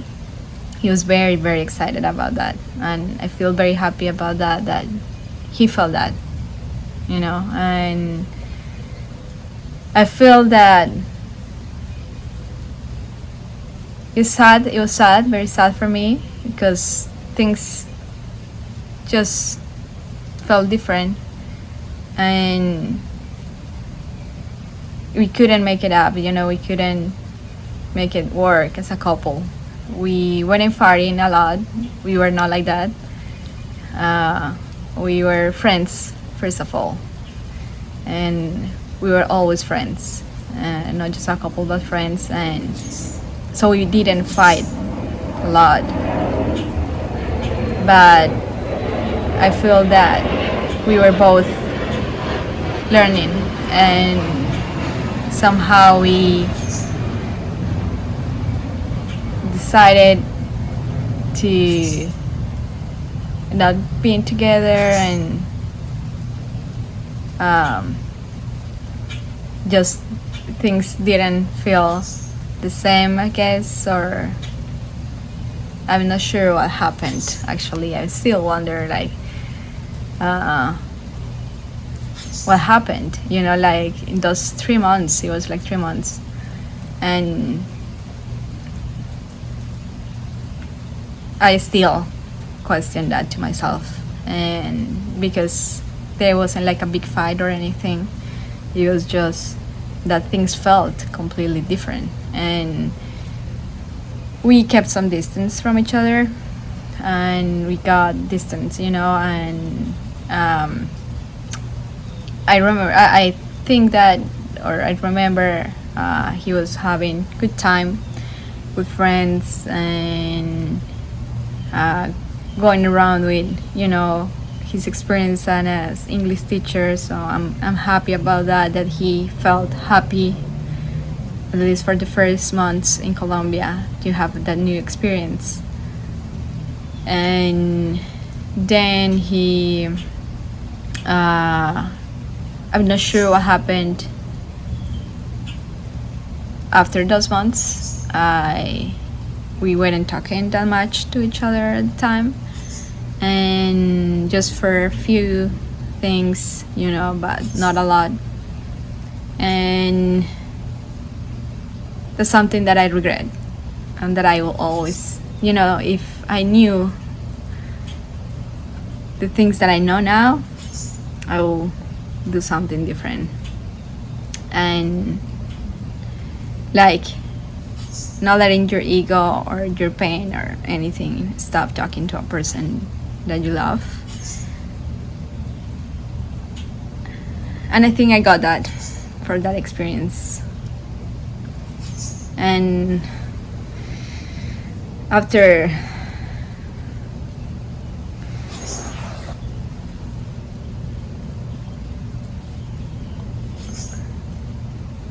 not talking for months,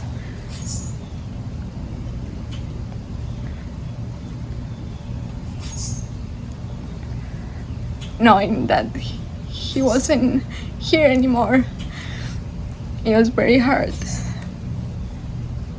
And just the fact that I couldn't say goodbye, or, you know, even talk to him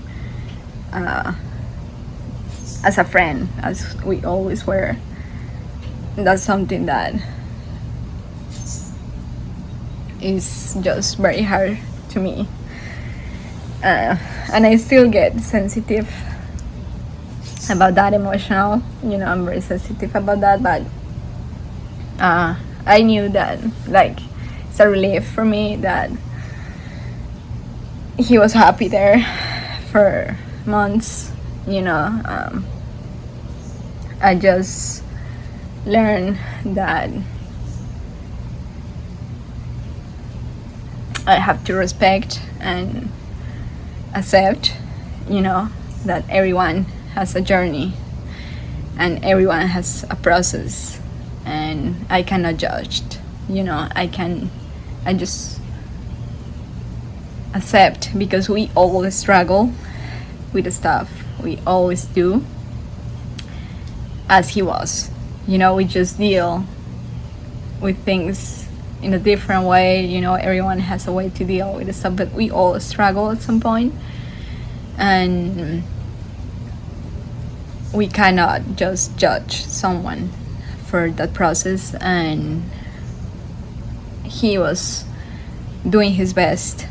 He made a lot of effort, to overcome all of that and to be able to do the things that he was able to do, even after he was struggling a lot. And when he moved to Colombia, I feel that it was a good experience for him to be someone different, someone that he wanted to be. He was very smart, so be able to use that intellectual knowledge and everything that he knows to teach someone else, as he did for me. It was a great experience for him. He was just, I feel, after that happened and after I was informed that he passed away, I was shocked and I was frustrated, and I started talking to people and questioning and interviewing and do a lot of things, trying to figure out what happened, when that happened, and how it happened. And for me, after doing that, I just think that he felt confident. I feel that, I think that, I'm not like 100% sure, but that he was confident about overcoming that. And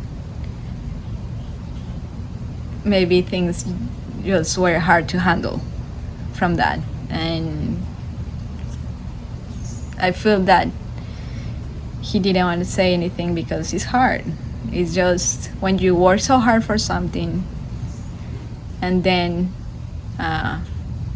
something goes wrong with that, it's even hard for yourself to accept it. Like, I guess, I'm just trying to understand, from my own personal experience. Sometimes you don't want to remember things or hard moments, and then you feel that you overcome those things or experiences, and then they come back to your mind, and you realize that they are still there, they are part of you. So I feel that the fact that he deal with things different, it doesn't mean that that was very different from all of us, because we all struggle. So that experience taught me a lot. As you can see, I'm still very sensitive, and I think that I always will, because it's probably the hardest experience I have had in my life. And every time that something hard happened to me, like a difficult situation. I'm currently living in Florida, in Boca Raton. I'm studying here, and my family is far away, so sometimes I had like hard times, but sometimes when I had hard times, I always remember that, and it gives me like strength I need, because that was the hardest, so I cannot compare my pain to his family's pain, but me being so young, facing all of that, it was a lot to me, and it taught me a lot. He always taught me a lot when he was alive, and after his death, it's always teaching me. And I feel that for me, it's always value the moments. I think that I became more like aware person of the moments and time, and share and say things that you have to say to people, because you are not maybe always gonna have the time to do it.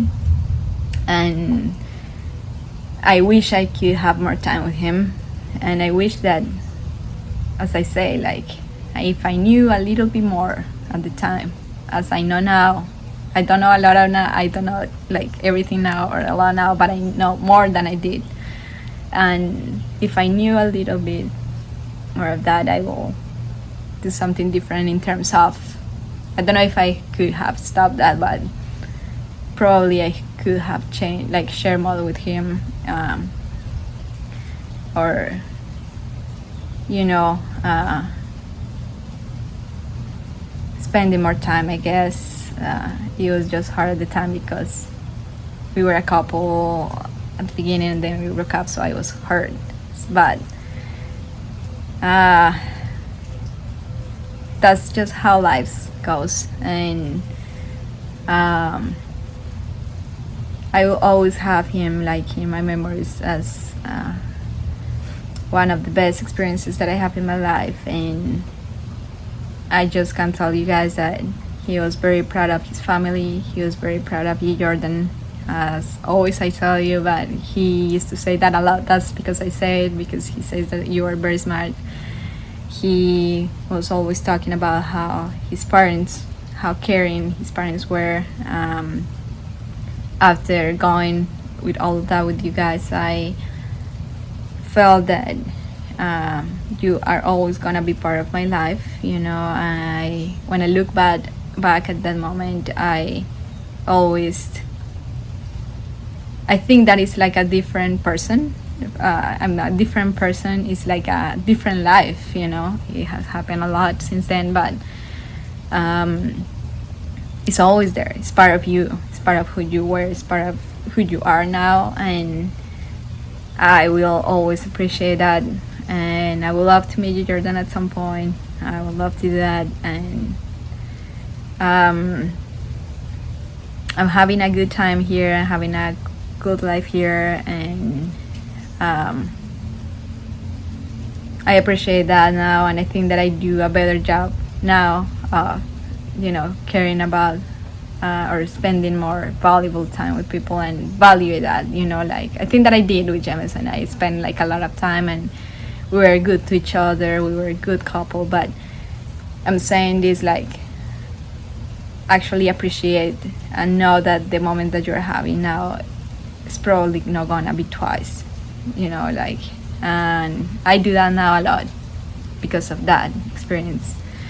So I appreciate the time, and I appreciate the space and the opportunity to share this with you guys. And I didn't expect to get that sensitive, but that's how it happened, and that's how it should be. But I hope that gives you some good memories of him.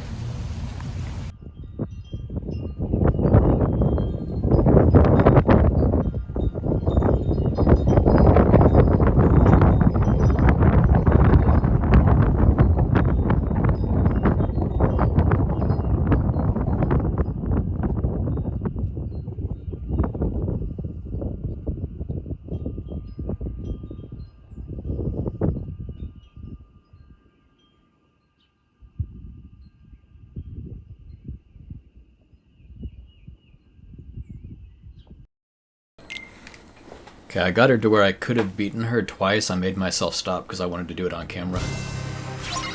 Yeah, don't miss. Yeah, take this. Got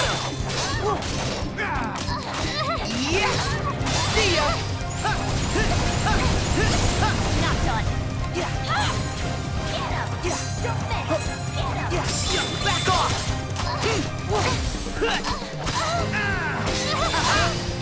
Fire, right there. Yeah. Yeah. Yeah. Yeah. Yeah. Yeah. Don't miss. Yeah. Yeah. Yeah.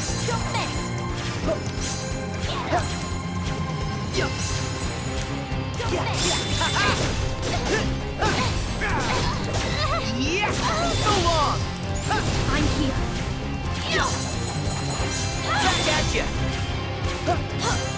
Take this! That all you got?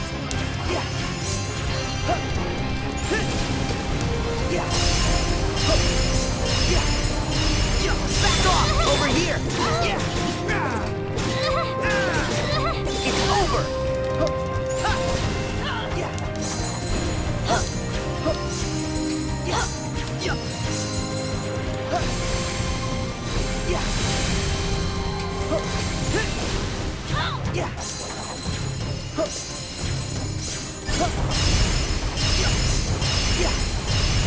Back at you! Got him! Good! Yeah! So long!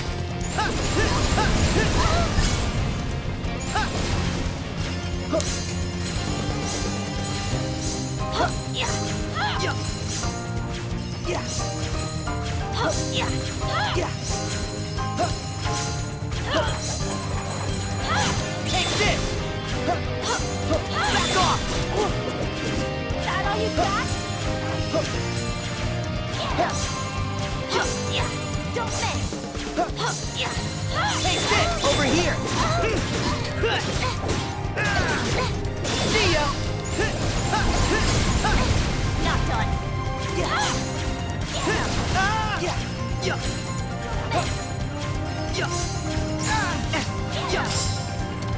Man. Okay, well, I still got her.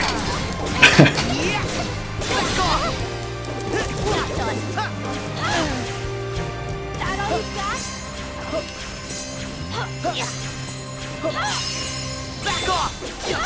Take this! Heal! Back off! See ya! I'm here!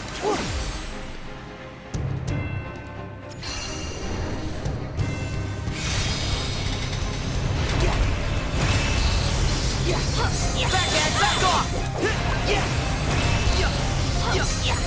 Play! Here we go! Oh, man.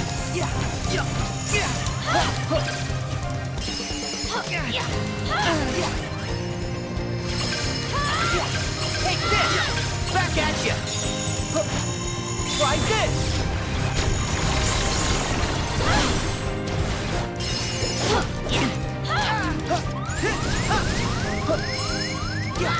Take this!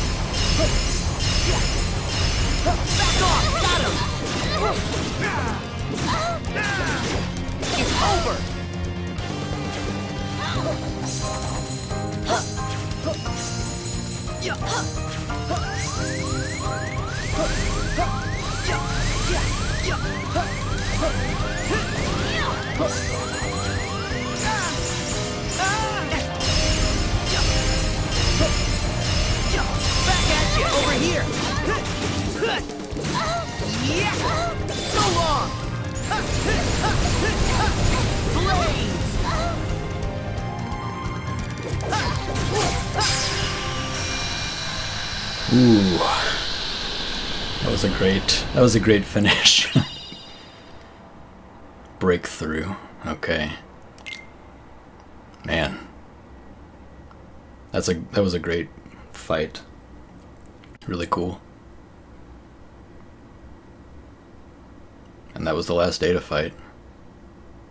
I actually don't know what what all happens now exactly. I know what the last fight in the game is, but I don't know what happens. Okay. Sword data is not something. It's weird seeing Story again. No sign of the boy. What a bummer. Ah! Oh. Fairy godmother. Oh, I hope I didn't startle you. Not at all. What brings you here? Well, dear, I was asked to come by Merlin and Master Yen Sid. Now, where is... Oh, Riku. Yes, Riku is his name. Here, I'm Riku. Why, it's nice to meet you. Now, I'd like you to tell me about the dreams that you've been having, dear. Huh? My dreams? Is this supposed to be There's voiced? one. It was dark, and I was surrounded by tall buildings. I was looking around for Sora when I felt someone watching me from way up high.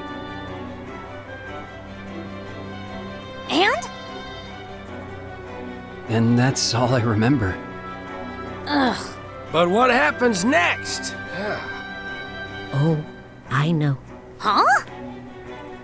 Why Riku's dream? Oh, because Master Yen Sid was worried. You weren't having any luck finding Sora.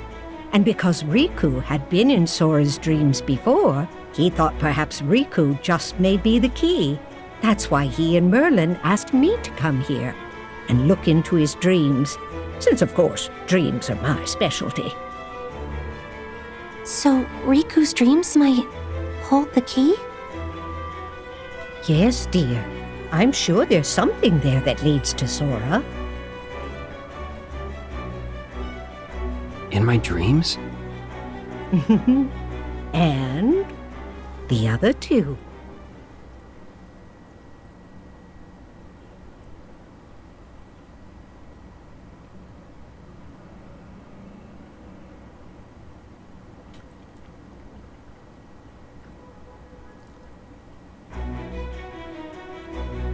It's the final world. Okay.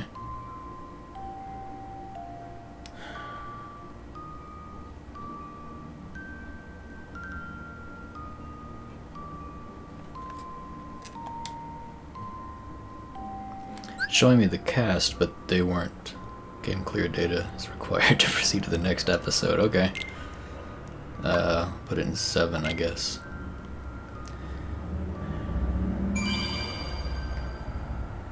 I'll save you no matter what.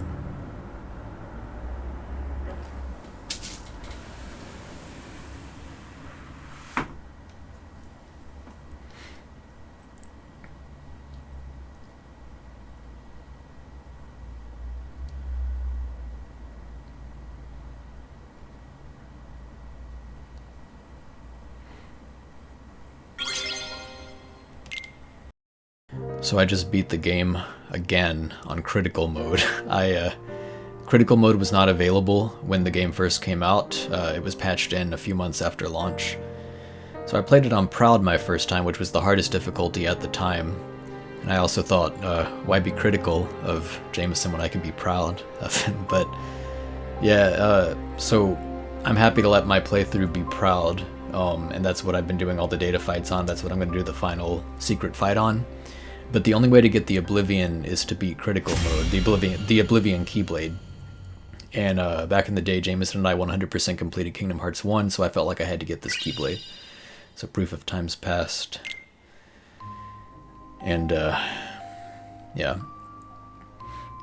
Interesting picture there. Tetsuya Nomura is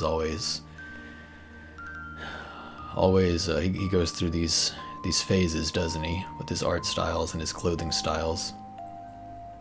Kind of same with the Bleach artist, Kuotite. Okay, 4,609 enemies defeated. Use the ultimate weapon a lot, yeah. Ultimate form, yes. I didn't get all the lucky emblems, okay. 24, okay. Yeah, I rushed through this game, I rushed through it. I skipped almost all of the cutscenes, but I wanted to do it. Okay. Okay, so if I go into items, it's down here. A certificate awarded to those who have endured the most difficult trial of them all. Critical mode was hard. It wasn't too ridiculous, but it was definitely tough. Got the Oblivion, okay.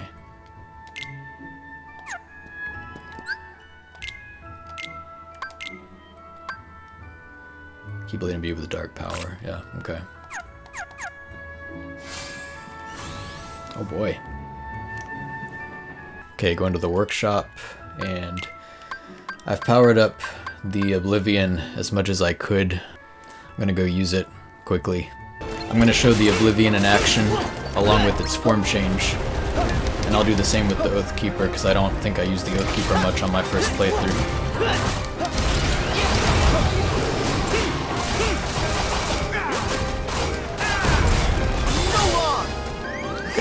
Dark form.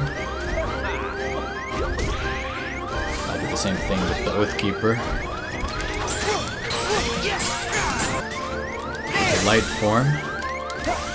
So we got dark form, light form, dark form, light form. Now I'll do double form.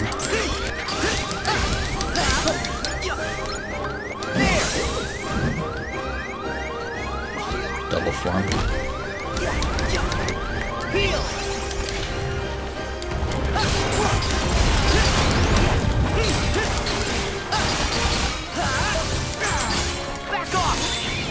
And the finisher. And one more time. That was close. Here we go.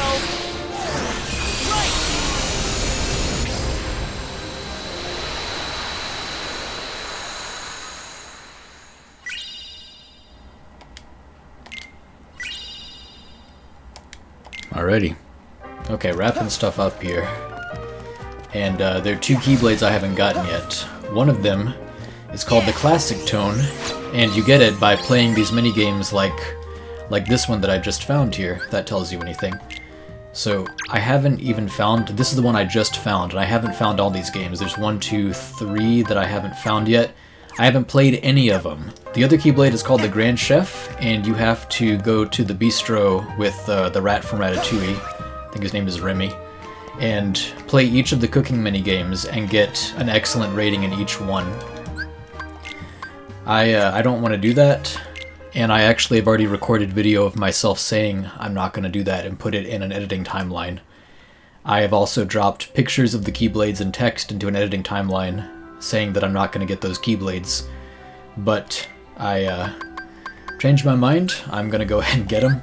I'm not going to record myself playing those minigames. I don't think anyone wants to see that, and I don't want to water down my final few episodes of the series with that. But I'm going to go ahead and do it, and I'm going to record myself actually getting the Keyblades.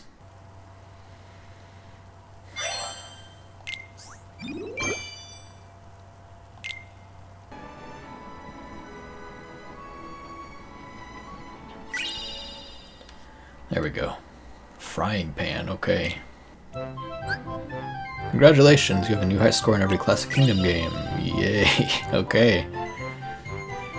Alrighty, I did it.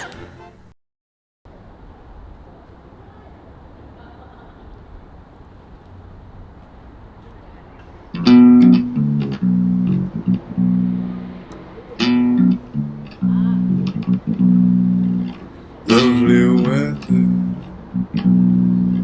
April blues. I feel so lonely if they don't come soon. If you love me, your mother cries, but time will show her she can dry her eyes. On the water, watch the rain, crackling lightning, rolling through again.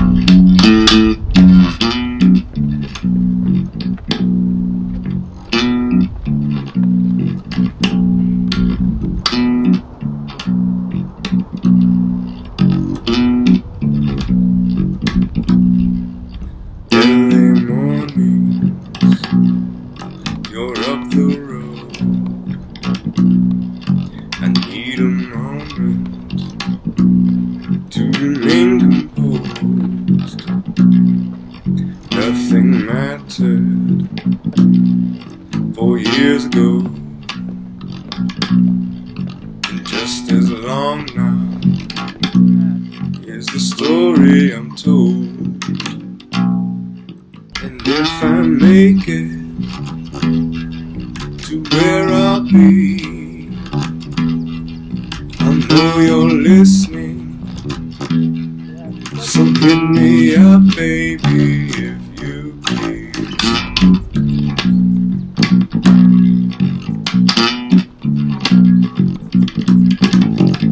I really want it, now I have to wait. Don't let the moonlight guide the way. Really want it, now I have to wait. Gonna gun it up the freeway.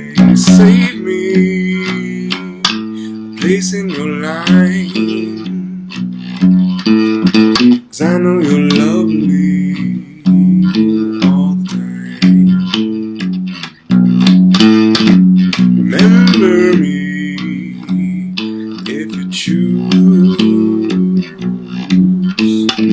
'cause I just don't know if I can stand to lose you.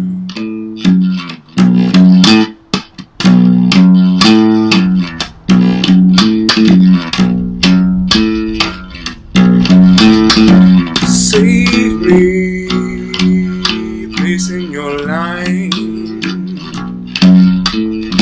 'cause I know you're lovely all the time. Remember me if you choose, 'cause I just don't know if I can stand to lose you.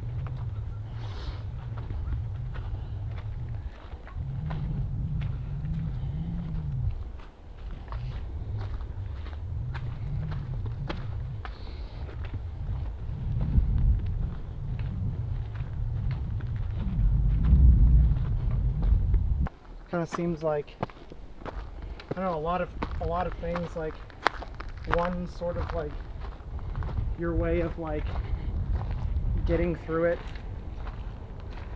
but also like, I don't know, wanting to have a conversation about it.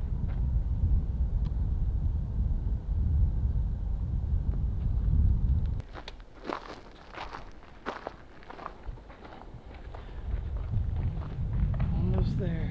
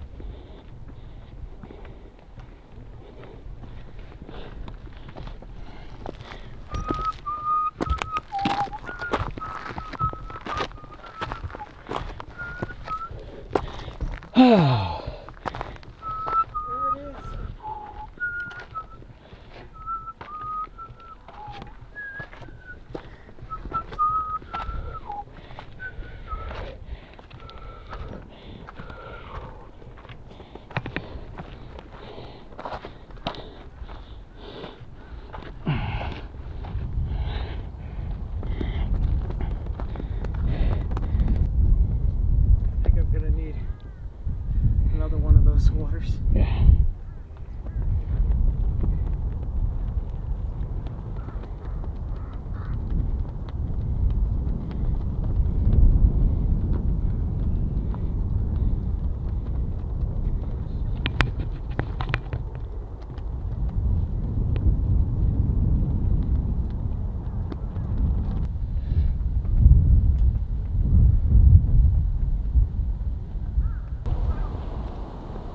That bird.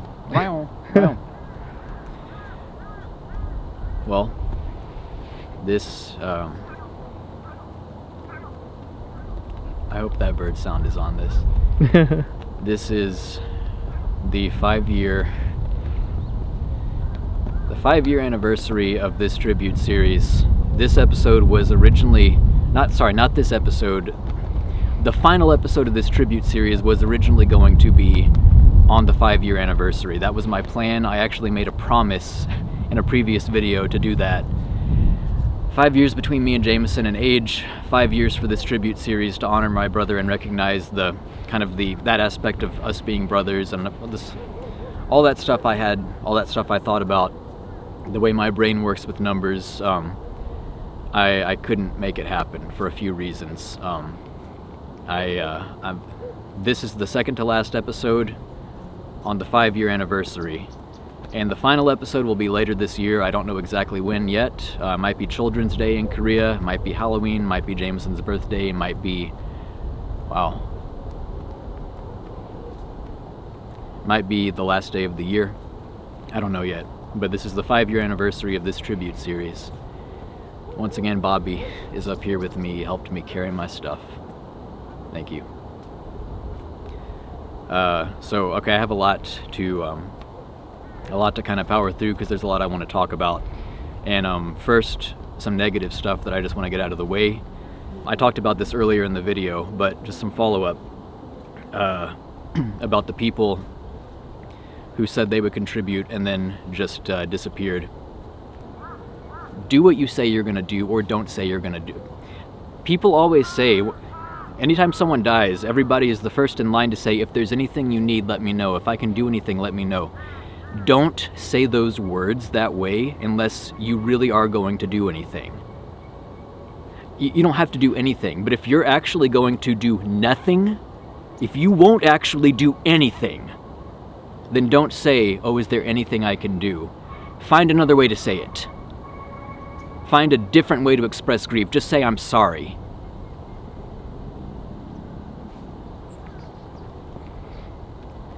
One of the guys who initially said I would love to do a video and then ghosted me like a girl on Tinder, a man with children. I had to go to great lengths to get him to acknowledge me because he was blatantly ignoring me. And he finally sent me this. I am so sorry, man. Please go ahead and release it. I'm gonna preface this by saying I was not rude to him at all. I'm gonna read what I said. Can you please let me know if you're not going to do this? It's okay if you've changed your mind, but I don't want to release the video if maybe you were going to and just forgot. I want to include everyone who's willing that I possibly can. That's all I said. He said, finally, after like 3 weeks, I am so sorry, man. Please go ahead and release it. I apologize not being able to get around to the video and not replying in a timely manner. I have a lot going on at the moment. Emoji with slanted mouth. I have a lot going on at the moment. Sure you do. 2 minutes of this. I've seen you posting on Facebook. I don't feel entitled to anything. Nobody has to make anything. But don't tell me you're going to if you're not. This is for my dead brother. I'm sad he's gone and this matters to me. I'm making something and it matters to me that I'm making it. Don't jangle the memory of my dead brother in front of me like keys in front of a cat. say you're gonna do something and then do it, or don't say you're gonna do it.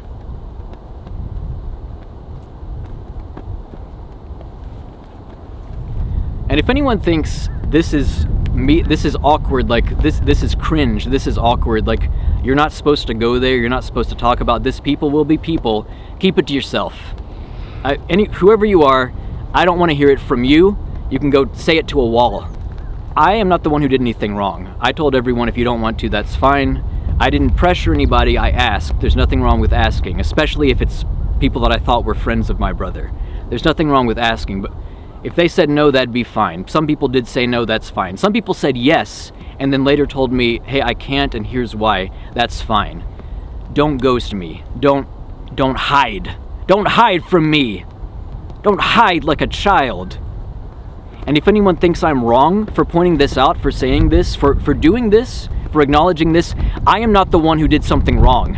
I am the one who was wronged, and everybody has it in their heads that like everyone has this backwards morality now, that we all have to assume the best of people who are just blatantly disregarding us, and shitty people thrive off of that benefit of the doubt, and it is not righteous to give them the benefit of the doubt. It is not right to do that. It just lets everything crumble more. So I'm calling it like it is.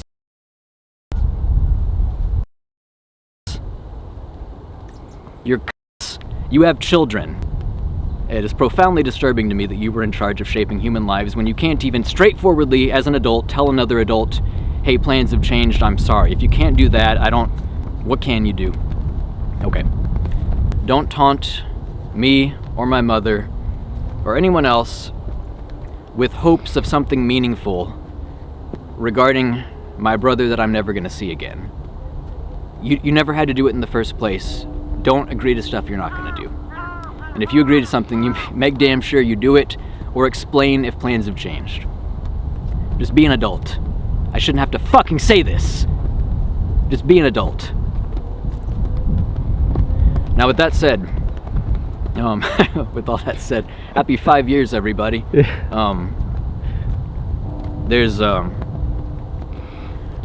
I had to put that out there because I'm sick of this notion that we should just let things go like this.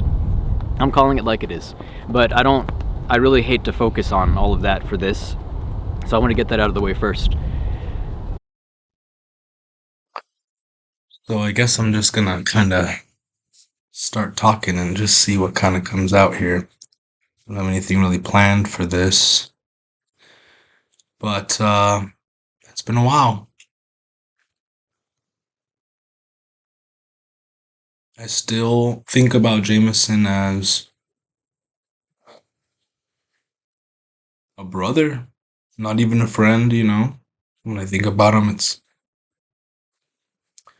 the loss that hits me like a brother to this day. It's hard to think about.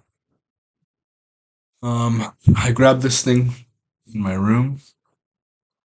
This bottle of aguardiente, which is the drink of choice in Colombia.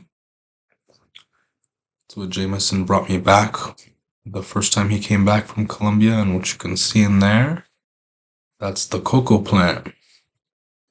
So he was really excited to bring it and show it to me, and it's been open. It was open one time. 2 sips were taken from this bottle. One was me, and one was Jamison. Which was a big deal for him because, you know, sober guy. Oh, I lost my camera. There we go.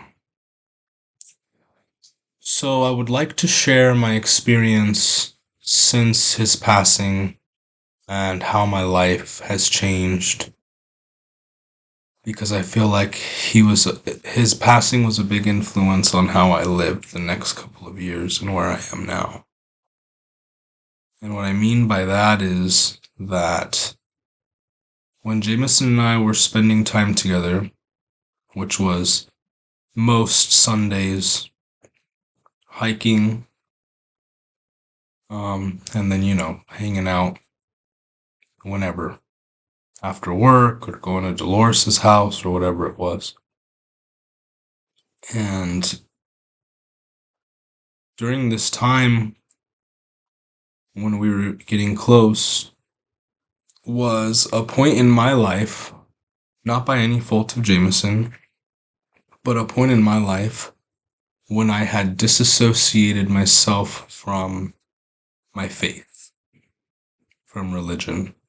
I grew up very Catholic, and at that time in my life, I didn't want anything to do with it, you know, and Jamison was a good friend to have at the time because he kind of, you know, while he would talk not negatively, but skeptically about religion and so on and so forth, he always talked about the fact that the whole point is just to be a good person, you know, that you don't need religion to be a good person. That the concepts and the philosophies that go along with the religion, that's the important part. And I always agreed with that. And we would always get deep into, you know, we'd be hiking for hours. And so we would talk deeply about these things and really philosophize, you know, and I had never had that before in my life, to be able to philosophize and really think and rationalize the decisions and the thoughts and the morals that I have. And that was good. That was good for me, for my growth, for him, for his growth, I'm sure as well. And that's how we spent our friendship, you know. Well, when he passed, I immediately, just my emotions just resolved me to, I needed to pray for Jamison, you know, because he was my best friend. He was like a brother to me, you know, and I needed to pray for him. I had every muscle, every bone in my body asked me to, you know. And so I hadn't been to church for a few years, and I went. My mom, you know, she was like, you need to go to church. You need to go, you need to be in front of God, and you need to pray for Jamison, and you need to go and allow God to help you in this hard time. And so I did. You know, I went to church. And I'm Catholic, but the part of Catholicism that my family has always been a part of is a little bit different. And in our masses, after the gospel is read, we're given an opportunity to share to the people that are there, right? Everyone that's in the room, everyone has an opportunity to share what the readings were saying to them and all of this. And I felt inclined to stand up and to say, you know, that I was going through a hard time, that I just lost my best friend, that I was suffering, you know. And it was crazy because when I was doing that, when I was speaking, the priest stopped me and he asked me, he says, "Are you talking about Jamison?" And I said, "Yeah." And I cried. And to this day, I don't really know how he knew that. I mean, the social circle is small, and maybe he heard it through the grapevine because parents knew about it, or maybe he heard it through the grapevine because one of my cousins, Judith, used to work with us too, and I don't know, but somehow he knew that it was Jamison, and that was a powerful moment for me. And after that mass, I began to reconnect with my faith, began to reconnect with my religion. I found that praying felt good. It felt like I was helping, like I was doing something. You know, that Jamison wasn't just gone. That, you know, I don't know. It just gave me some comfort to be able to do that. And so I did. And I reconnected with my faith, and I started going to church again, and the years went on, and that became a part of who I was again. And I never stopped praying for Jamison, you know? And it really evolved. It really evolved. 2 years ago, I quit my job. I left all my stuff behind, and I went to a seminary. I joined a seminary, and I was studying to become a Catholic priest, and I was there for 2 years. And as you can see, I'm back now, which means I didn't end up becoming a priest. It was a really beautiful experience, and I never, ever, ever would have done that, ever, had this not occurred in my life, you know? And I guess it's... I just see how God's plan is in everything. And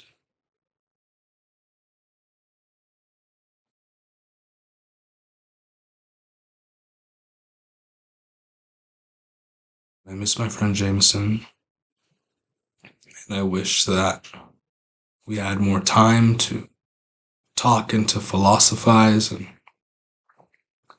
maybe, who knows, maybe I could have helped him to make that connection before he went too. And I hope that,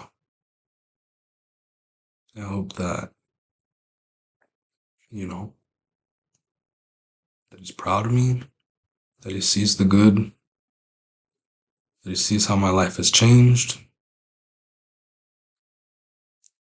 how much better of a spot I'm in, and I wish he was here next to me to be a part of that, you know. I wish I could go to work tomorrow and expect to see him still. Dolores is always asking me and talking about him and recounting stories of us there at the house, and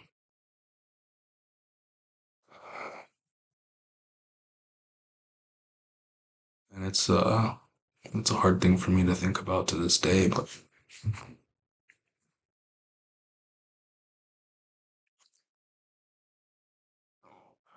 but Jamison was a good person. He was a great person. And he did go through his shit, you know, but he never became a bad person because of it. He always retained that goodness in his heart, that goodness that was him and is him.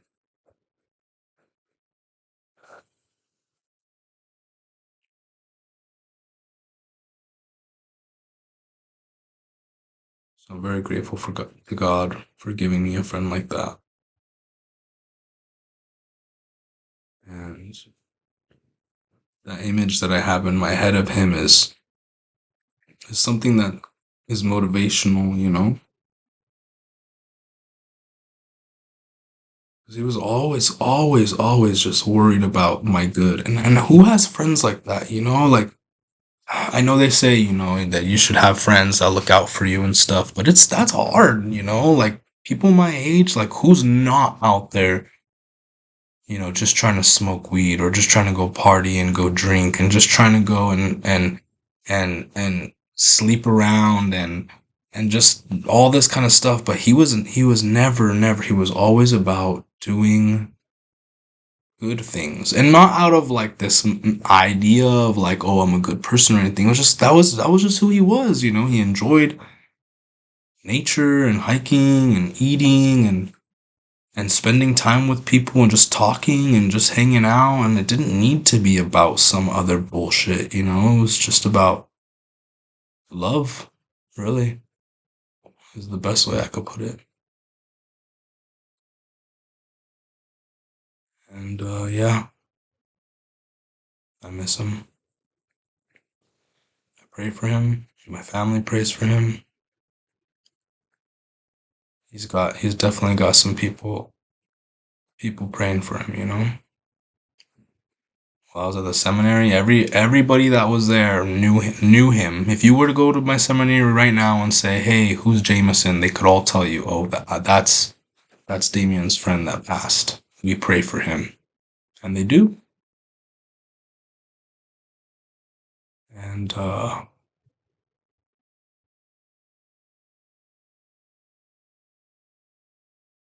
life can get heavy sometimes, you know? Life can get heavy. Running the rat race and doing all these kinds of things, and it's people like him and it's relationships like that make it worth going through all that shit. And knowing him, and he really rubbed off on me and helped me to just be a loving person, you know? He was never judgmental of anyone. He was always accepting. He was always trying to help. You know, he was always trying to keep people from getting rowdy or upset or angry or anything like that. And he was always trying to just keep the good energy flowing, you know? And that's something that I learned from him.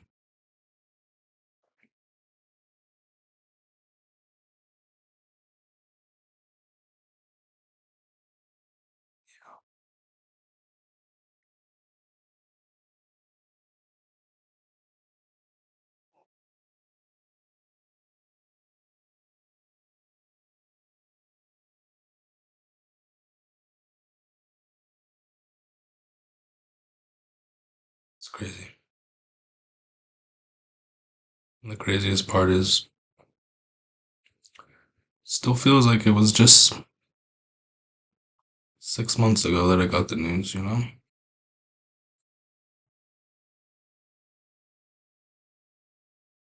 And at that point, you know, he was already in Colombia, so I was already really not seeing him, and we were having small correspondence through emails and so on and so forth, but you know, it's easy to convince myself that he's still over there.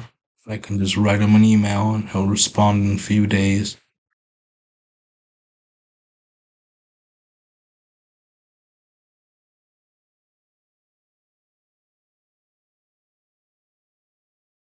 I haven't really hiked since.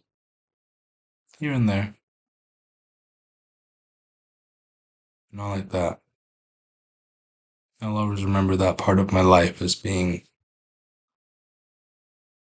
beautiful. Out in nature often, you know?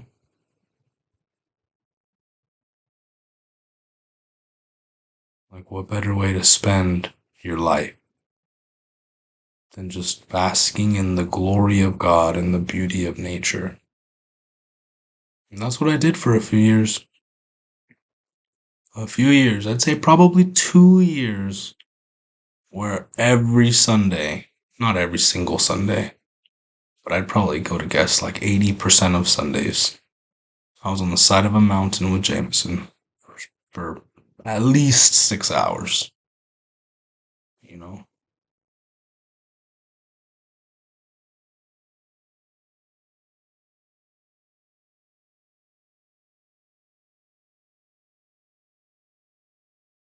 Who's the guy? I do.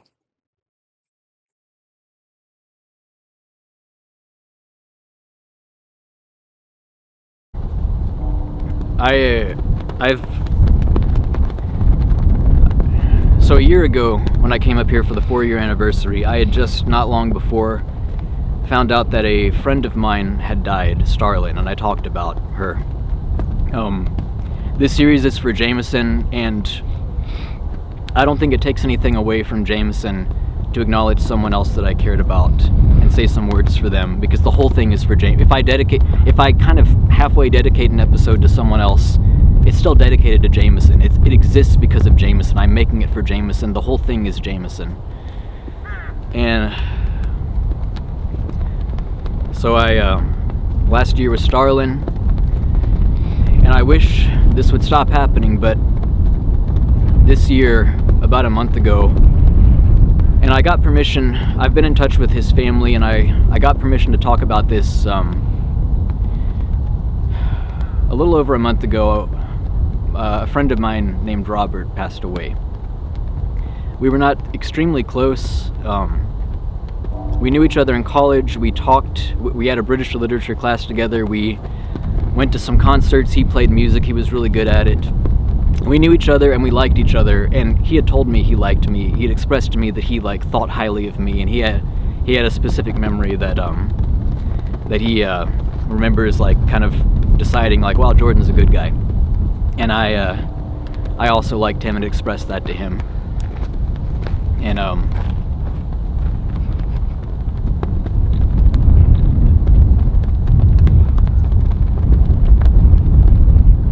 yeah, right in the middle of this, huh? He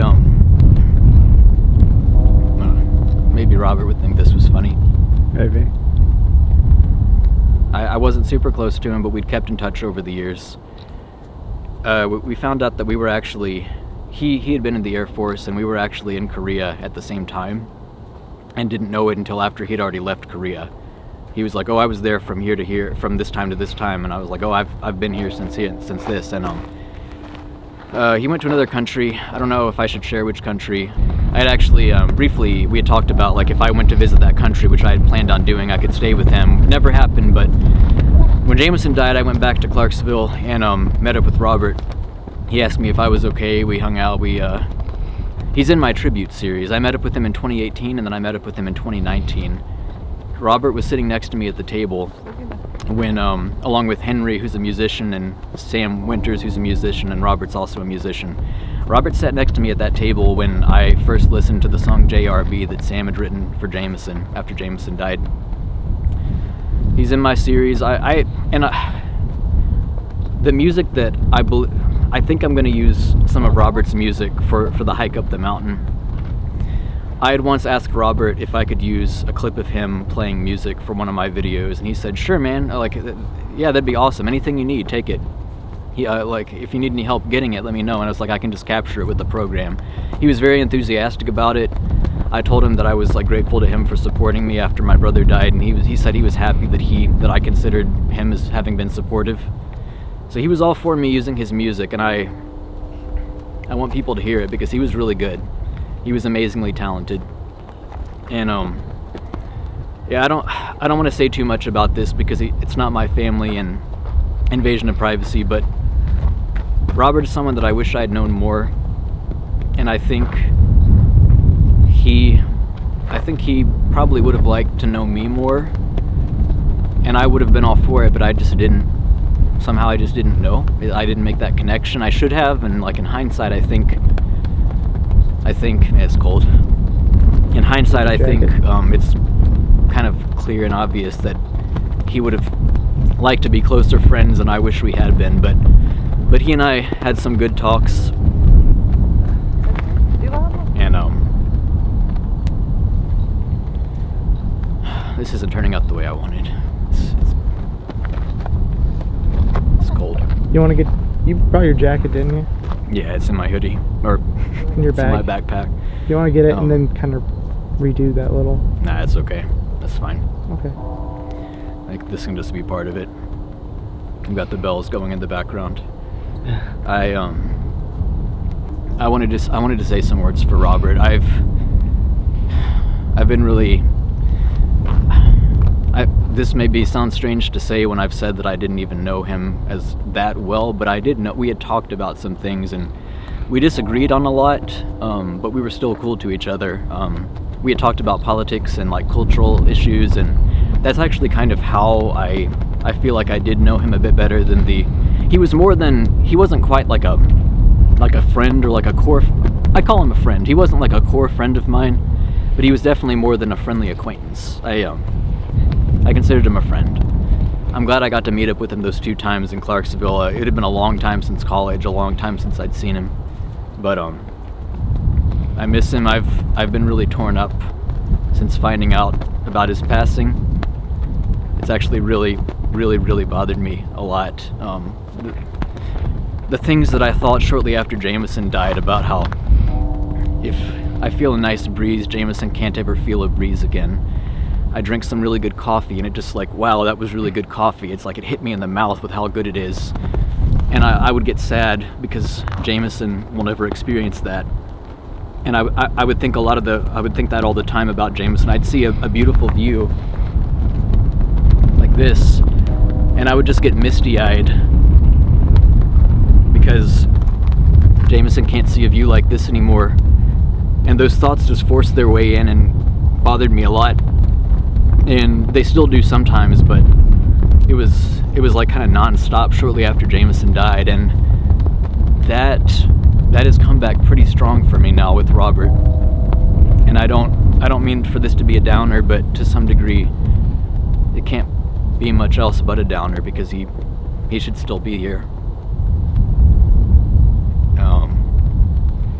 And I guess there were things I would have liked if I had known that he wasn't going to be around. If I had known that his time was going to be so short, I would have made an effort to say a lot more to him and just do a lot more with him. And I guess that sentiment doesn't help him. It didn't help him, and now it doesn't help him. And there's nothing much to be said. It's just the thing everyone already knows about: appreciate what you have while you have it and make the most of it. I always say that I hope Jamison can somehow see this and know what I'm doing. And I really hope.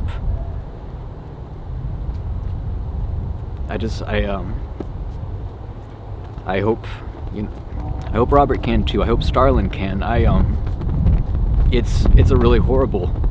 It's a really terrible feeling to have all these things that you know that could have been better, and like these things that you could offer up to maybe make someone feel better, and just to think that they're now cut off and you can't reach them, they can't get that. Like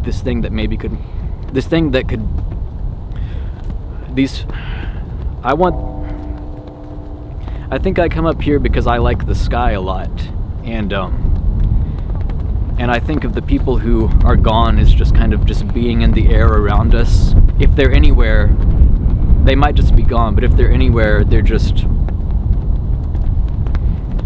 I want to think that they can just somehow sense...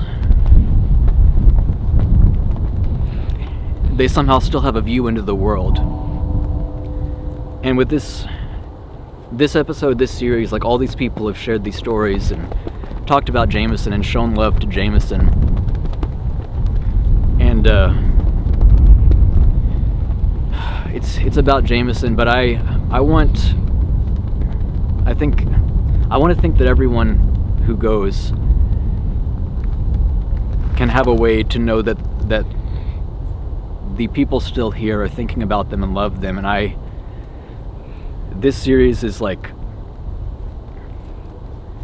it might just be me spinning in circles and talking to myself, and it really, I'm not saying like maybe, but it really might be that, and that thought is, I'll still make it, and it's better to make it than not to make it, but that thought is upsetting to me, because I want them to see it, and I want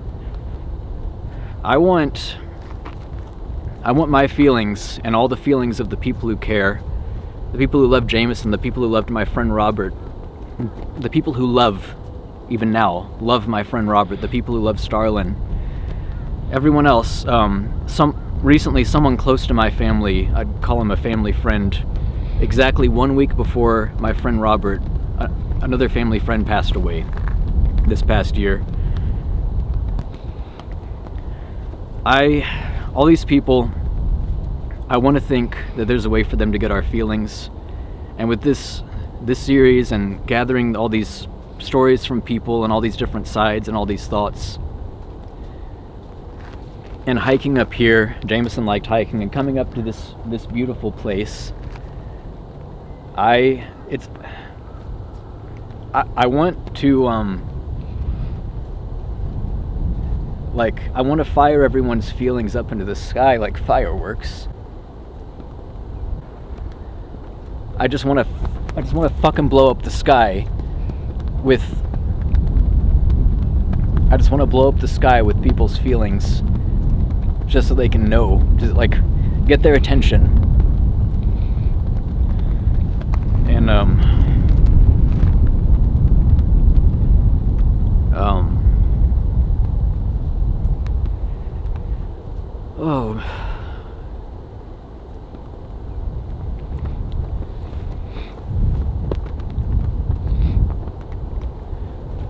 anyway, I've said all this stuff before, but I guess coming so close to the end of this series, coming so near to the end of it, I just kind of feel a desperation, I guess. I'm just realizing that now as I'm saying this, because it's close to the end and I won't be doing this stuff anymore. And it's gonna feel really weird still feeling these things and missing my brother. And not like screaming it into the sky in these creative ways, in these ways that feel meaningful. I'm coming to the end of it. And it should end, and I've done this, and I'll never forget him, and I'll move on with my life, but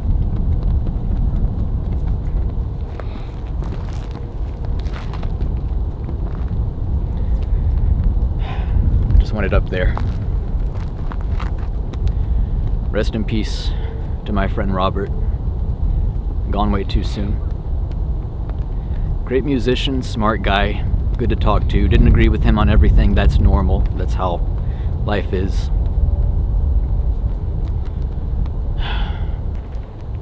It's a bit dark now. Maybe that won't be too bad. How dark are we talking? I mean, it's pretty dark. I mean, you know, I can still like see it's you and everything. Okay, to anyone who hasn't been watching this series all the way through the entire time, this might seem strange, this might seem like a very strange thing to follow from what I was just talking about. But I have a reason for doing this and bringing this up, but Amiibo, Sora from Kingdom Hearts. I got it.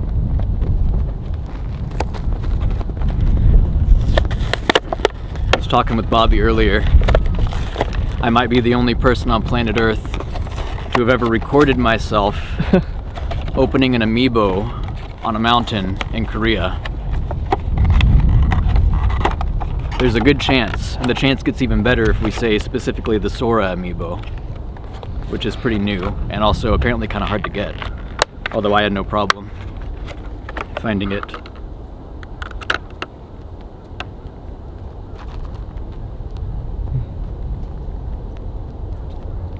So this is, we're gonna call this little moment here a link to the next episode, which is the last episode. I'm not gonna sit here and talk about all the things I've already talked about in previous episodes with amiibos, but yeah, this is, these last two episodes in my mind are kind of linked.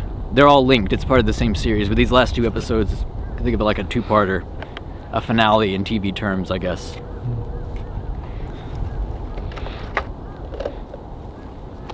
Okay. There's a short video that I have repeatedly forgotten to include. It was meant to be in episode 70 where I talked to my mom about visiting Tennessee and Christmas and all that stuff. Forgot to put it in there, so it's going right here. Regarding my mom and my uncle Greg. You're fired! Ready? Bye. I thought you were going to goose me. Love you. No, I wouldn't be like you. I love you too. I wouldn't want to be like you. But I don't know. We just started doing it and we've done it for years. All right, let's get a photograph. But I need the sun to... Oh, here Maggie, they are! Molly. What? Sorry. Get over here, girls. I couldn't find them, that's why. Lastly, I've had all these videos, all these stories. I've gotten some video. I've been so negative about those people who like just lied to me and just like hid from me, and I've been so negative about that I've probably been too negative about that. But for the most part, I'm very, very happy and grateful. I really should have probably led with this, but I'm very happy and grateful for all of the videos and submissions I did receive. I got some wonderful stuff from Jamison's friends. I got some wonderful stuff from family. Very glad to have it. I think it's very special to have it. Some of the people that I got, I got back in touch with one of my best friends in the world, and I kind of didn't expect him to send me a video, and he did. He sent me 2, and they were good. The YouTuber Majuular, he's a fairly big YouTuber. I'd call him a big YouTuber. He's a busy guy. I asked him for a video, and I said, at the time I still thought I was going to publish this on March 14th, or I really thought that was going to happen. So I asked him for a video like a month ago, and said, can you get it to me in 8 to 10 days? And this guy who's fairly big YouTuber, who's busy, who doesn't really know me and has no reason to help me, who's just watched a few of my videos, this guy who wasn't friends with Jamison and doesn't claim to be friends with Jamison, got me his video within 8 to 10 days. And it was good. In his video, he recorded it, he did a great job. There was one sentence with one word that was missing. And I said, hey, would you mind re-recording just this sentence? He said, oh, yeah, sure. He re-recorded the entire video because like a day had passed, and so there were very small changes in his room where he recorded. And just in case that might bother me, he redid the entire video and got it to me the next day. Thank you.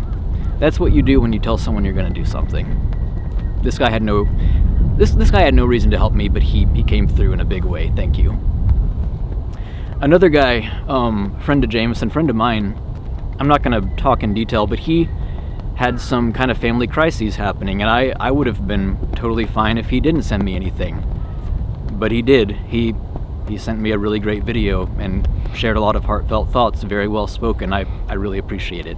Thank you. A lot of people came through in a big way, and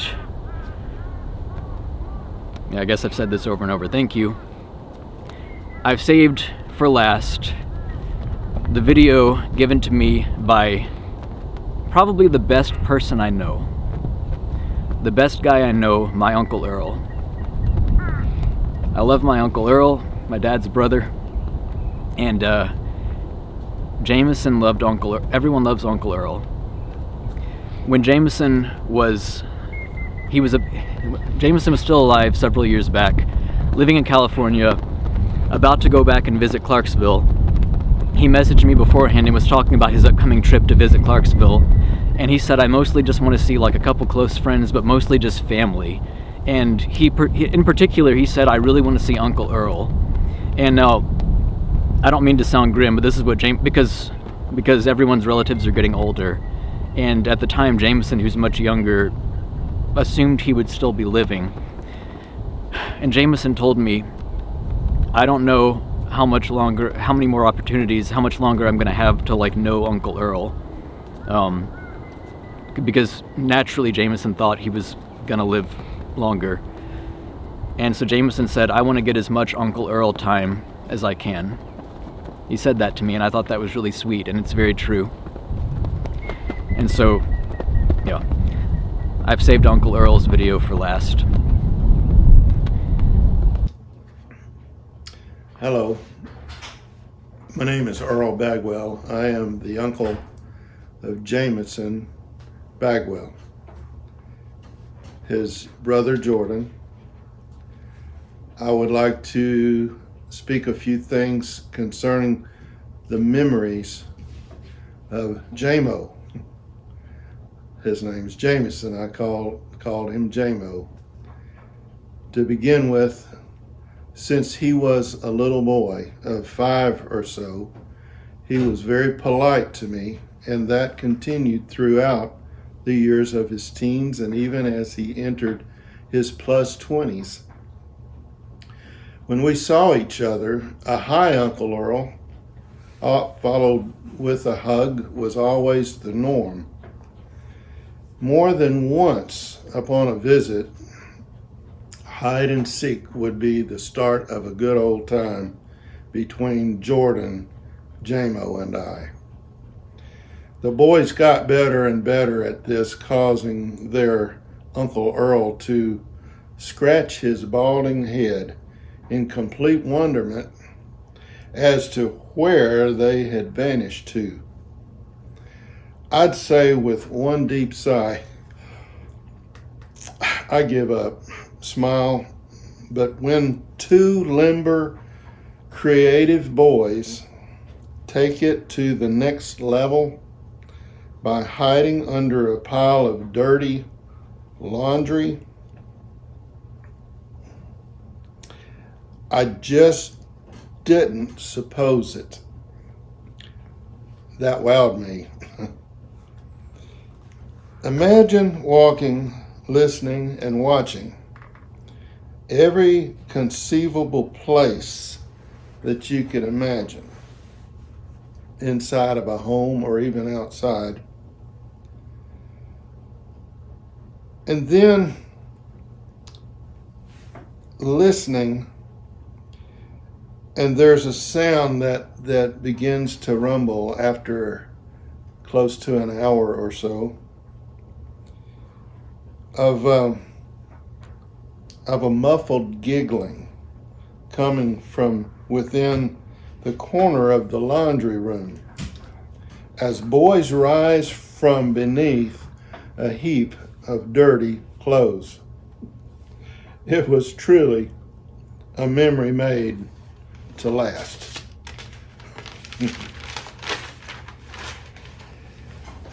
What to do at Momo and Papa's. Chases became races around the house were always fun for us. I could win usually when they were smaller and I was younger in a scramble game of tag, you are it. But the day and time came so quickly. J-Mo would catch up.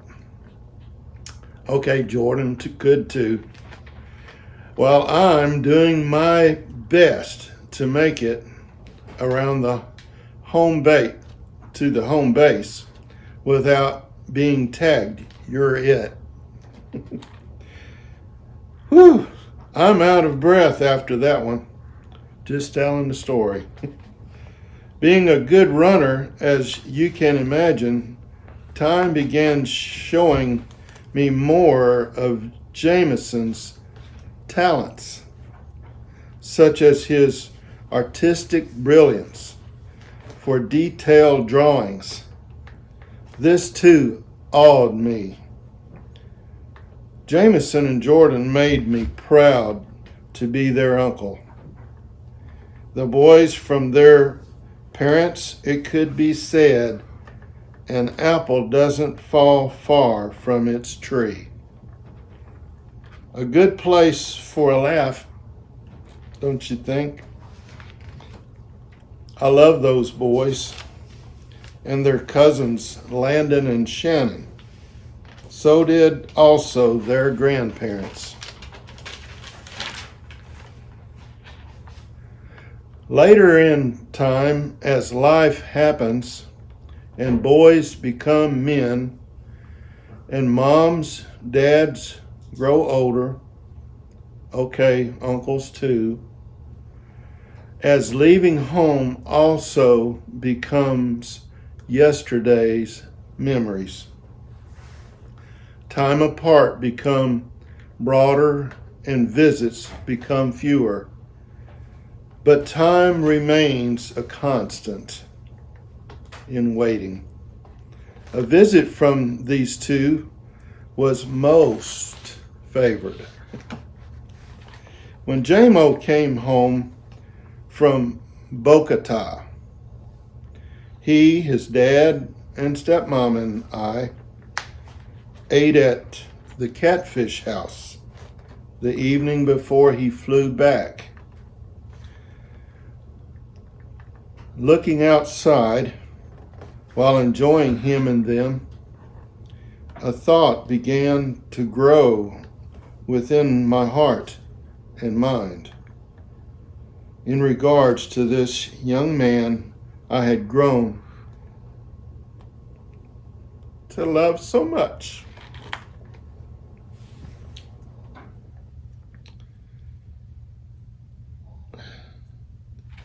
that thought was, I must speak to him before he leaves the parking lot tonight. So what occurred to me was this young man, Jamo, as I always would call him, was the center of attention. And I wondered, what am I going to say? We're just walking out to the parking lot, and he is leaving tomorrow, and I don't know when I'll see him again. So we were walking down that long ramp down to the parking lot, and I stopped him about halfway, and I said, Jamo, I have something I want to say to you. He turned about face and looked at me and said, what's that, Uncle Earl? I said, first of all, I'm your uncle, and I love you dearly. And I'm so proud of you and your brother. And there's something that has just risen within me that I need to say to you. And that is that Jesus Christ has got a plan for your life. And he will always see you through if you put your trust in him. Jamo, right now, I don't have a whole lot of things to say because this is what was so much on my heart to say to you this evening. We've already talked, but the only other thing I would like for you to do is I want you to seek out the truth of what I just told you, that Jesus Christ has got a plan for your life. And just put your faith and your trust in him, and he will see you through any situation. And that's what I had to say in memory of my Jamison. By the way, there was one other thing that I need to tell you, folks that see this video, and that was the response that Jamison gave me upon my request that he search out the truth of what I said. And he squared up to me that evening, looked me square in the eyes, and he said, Uncle Earl, I will. And that's what I wanted to finish with. He said, I will.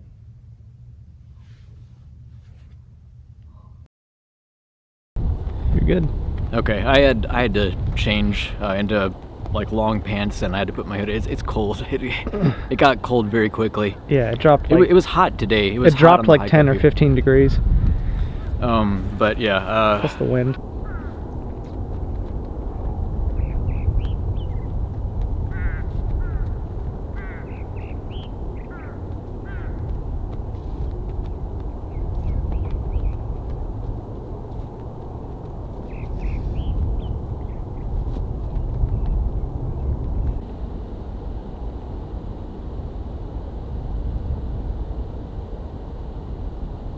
The purple, pink.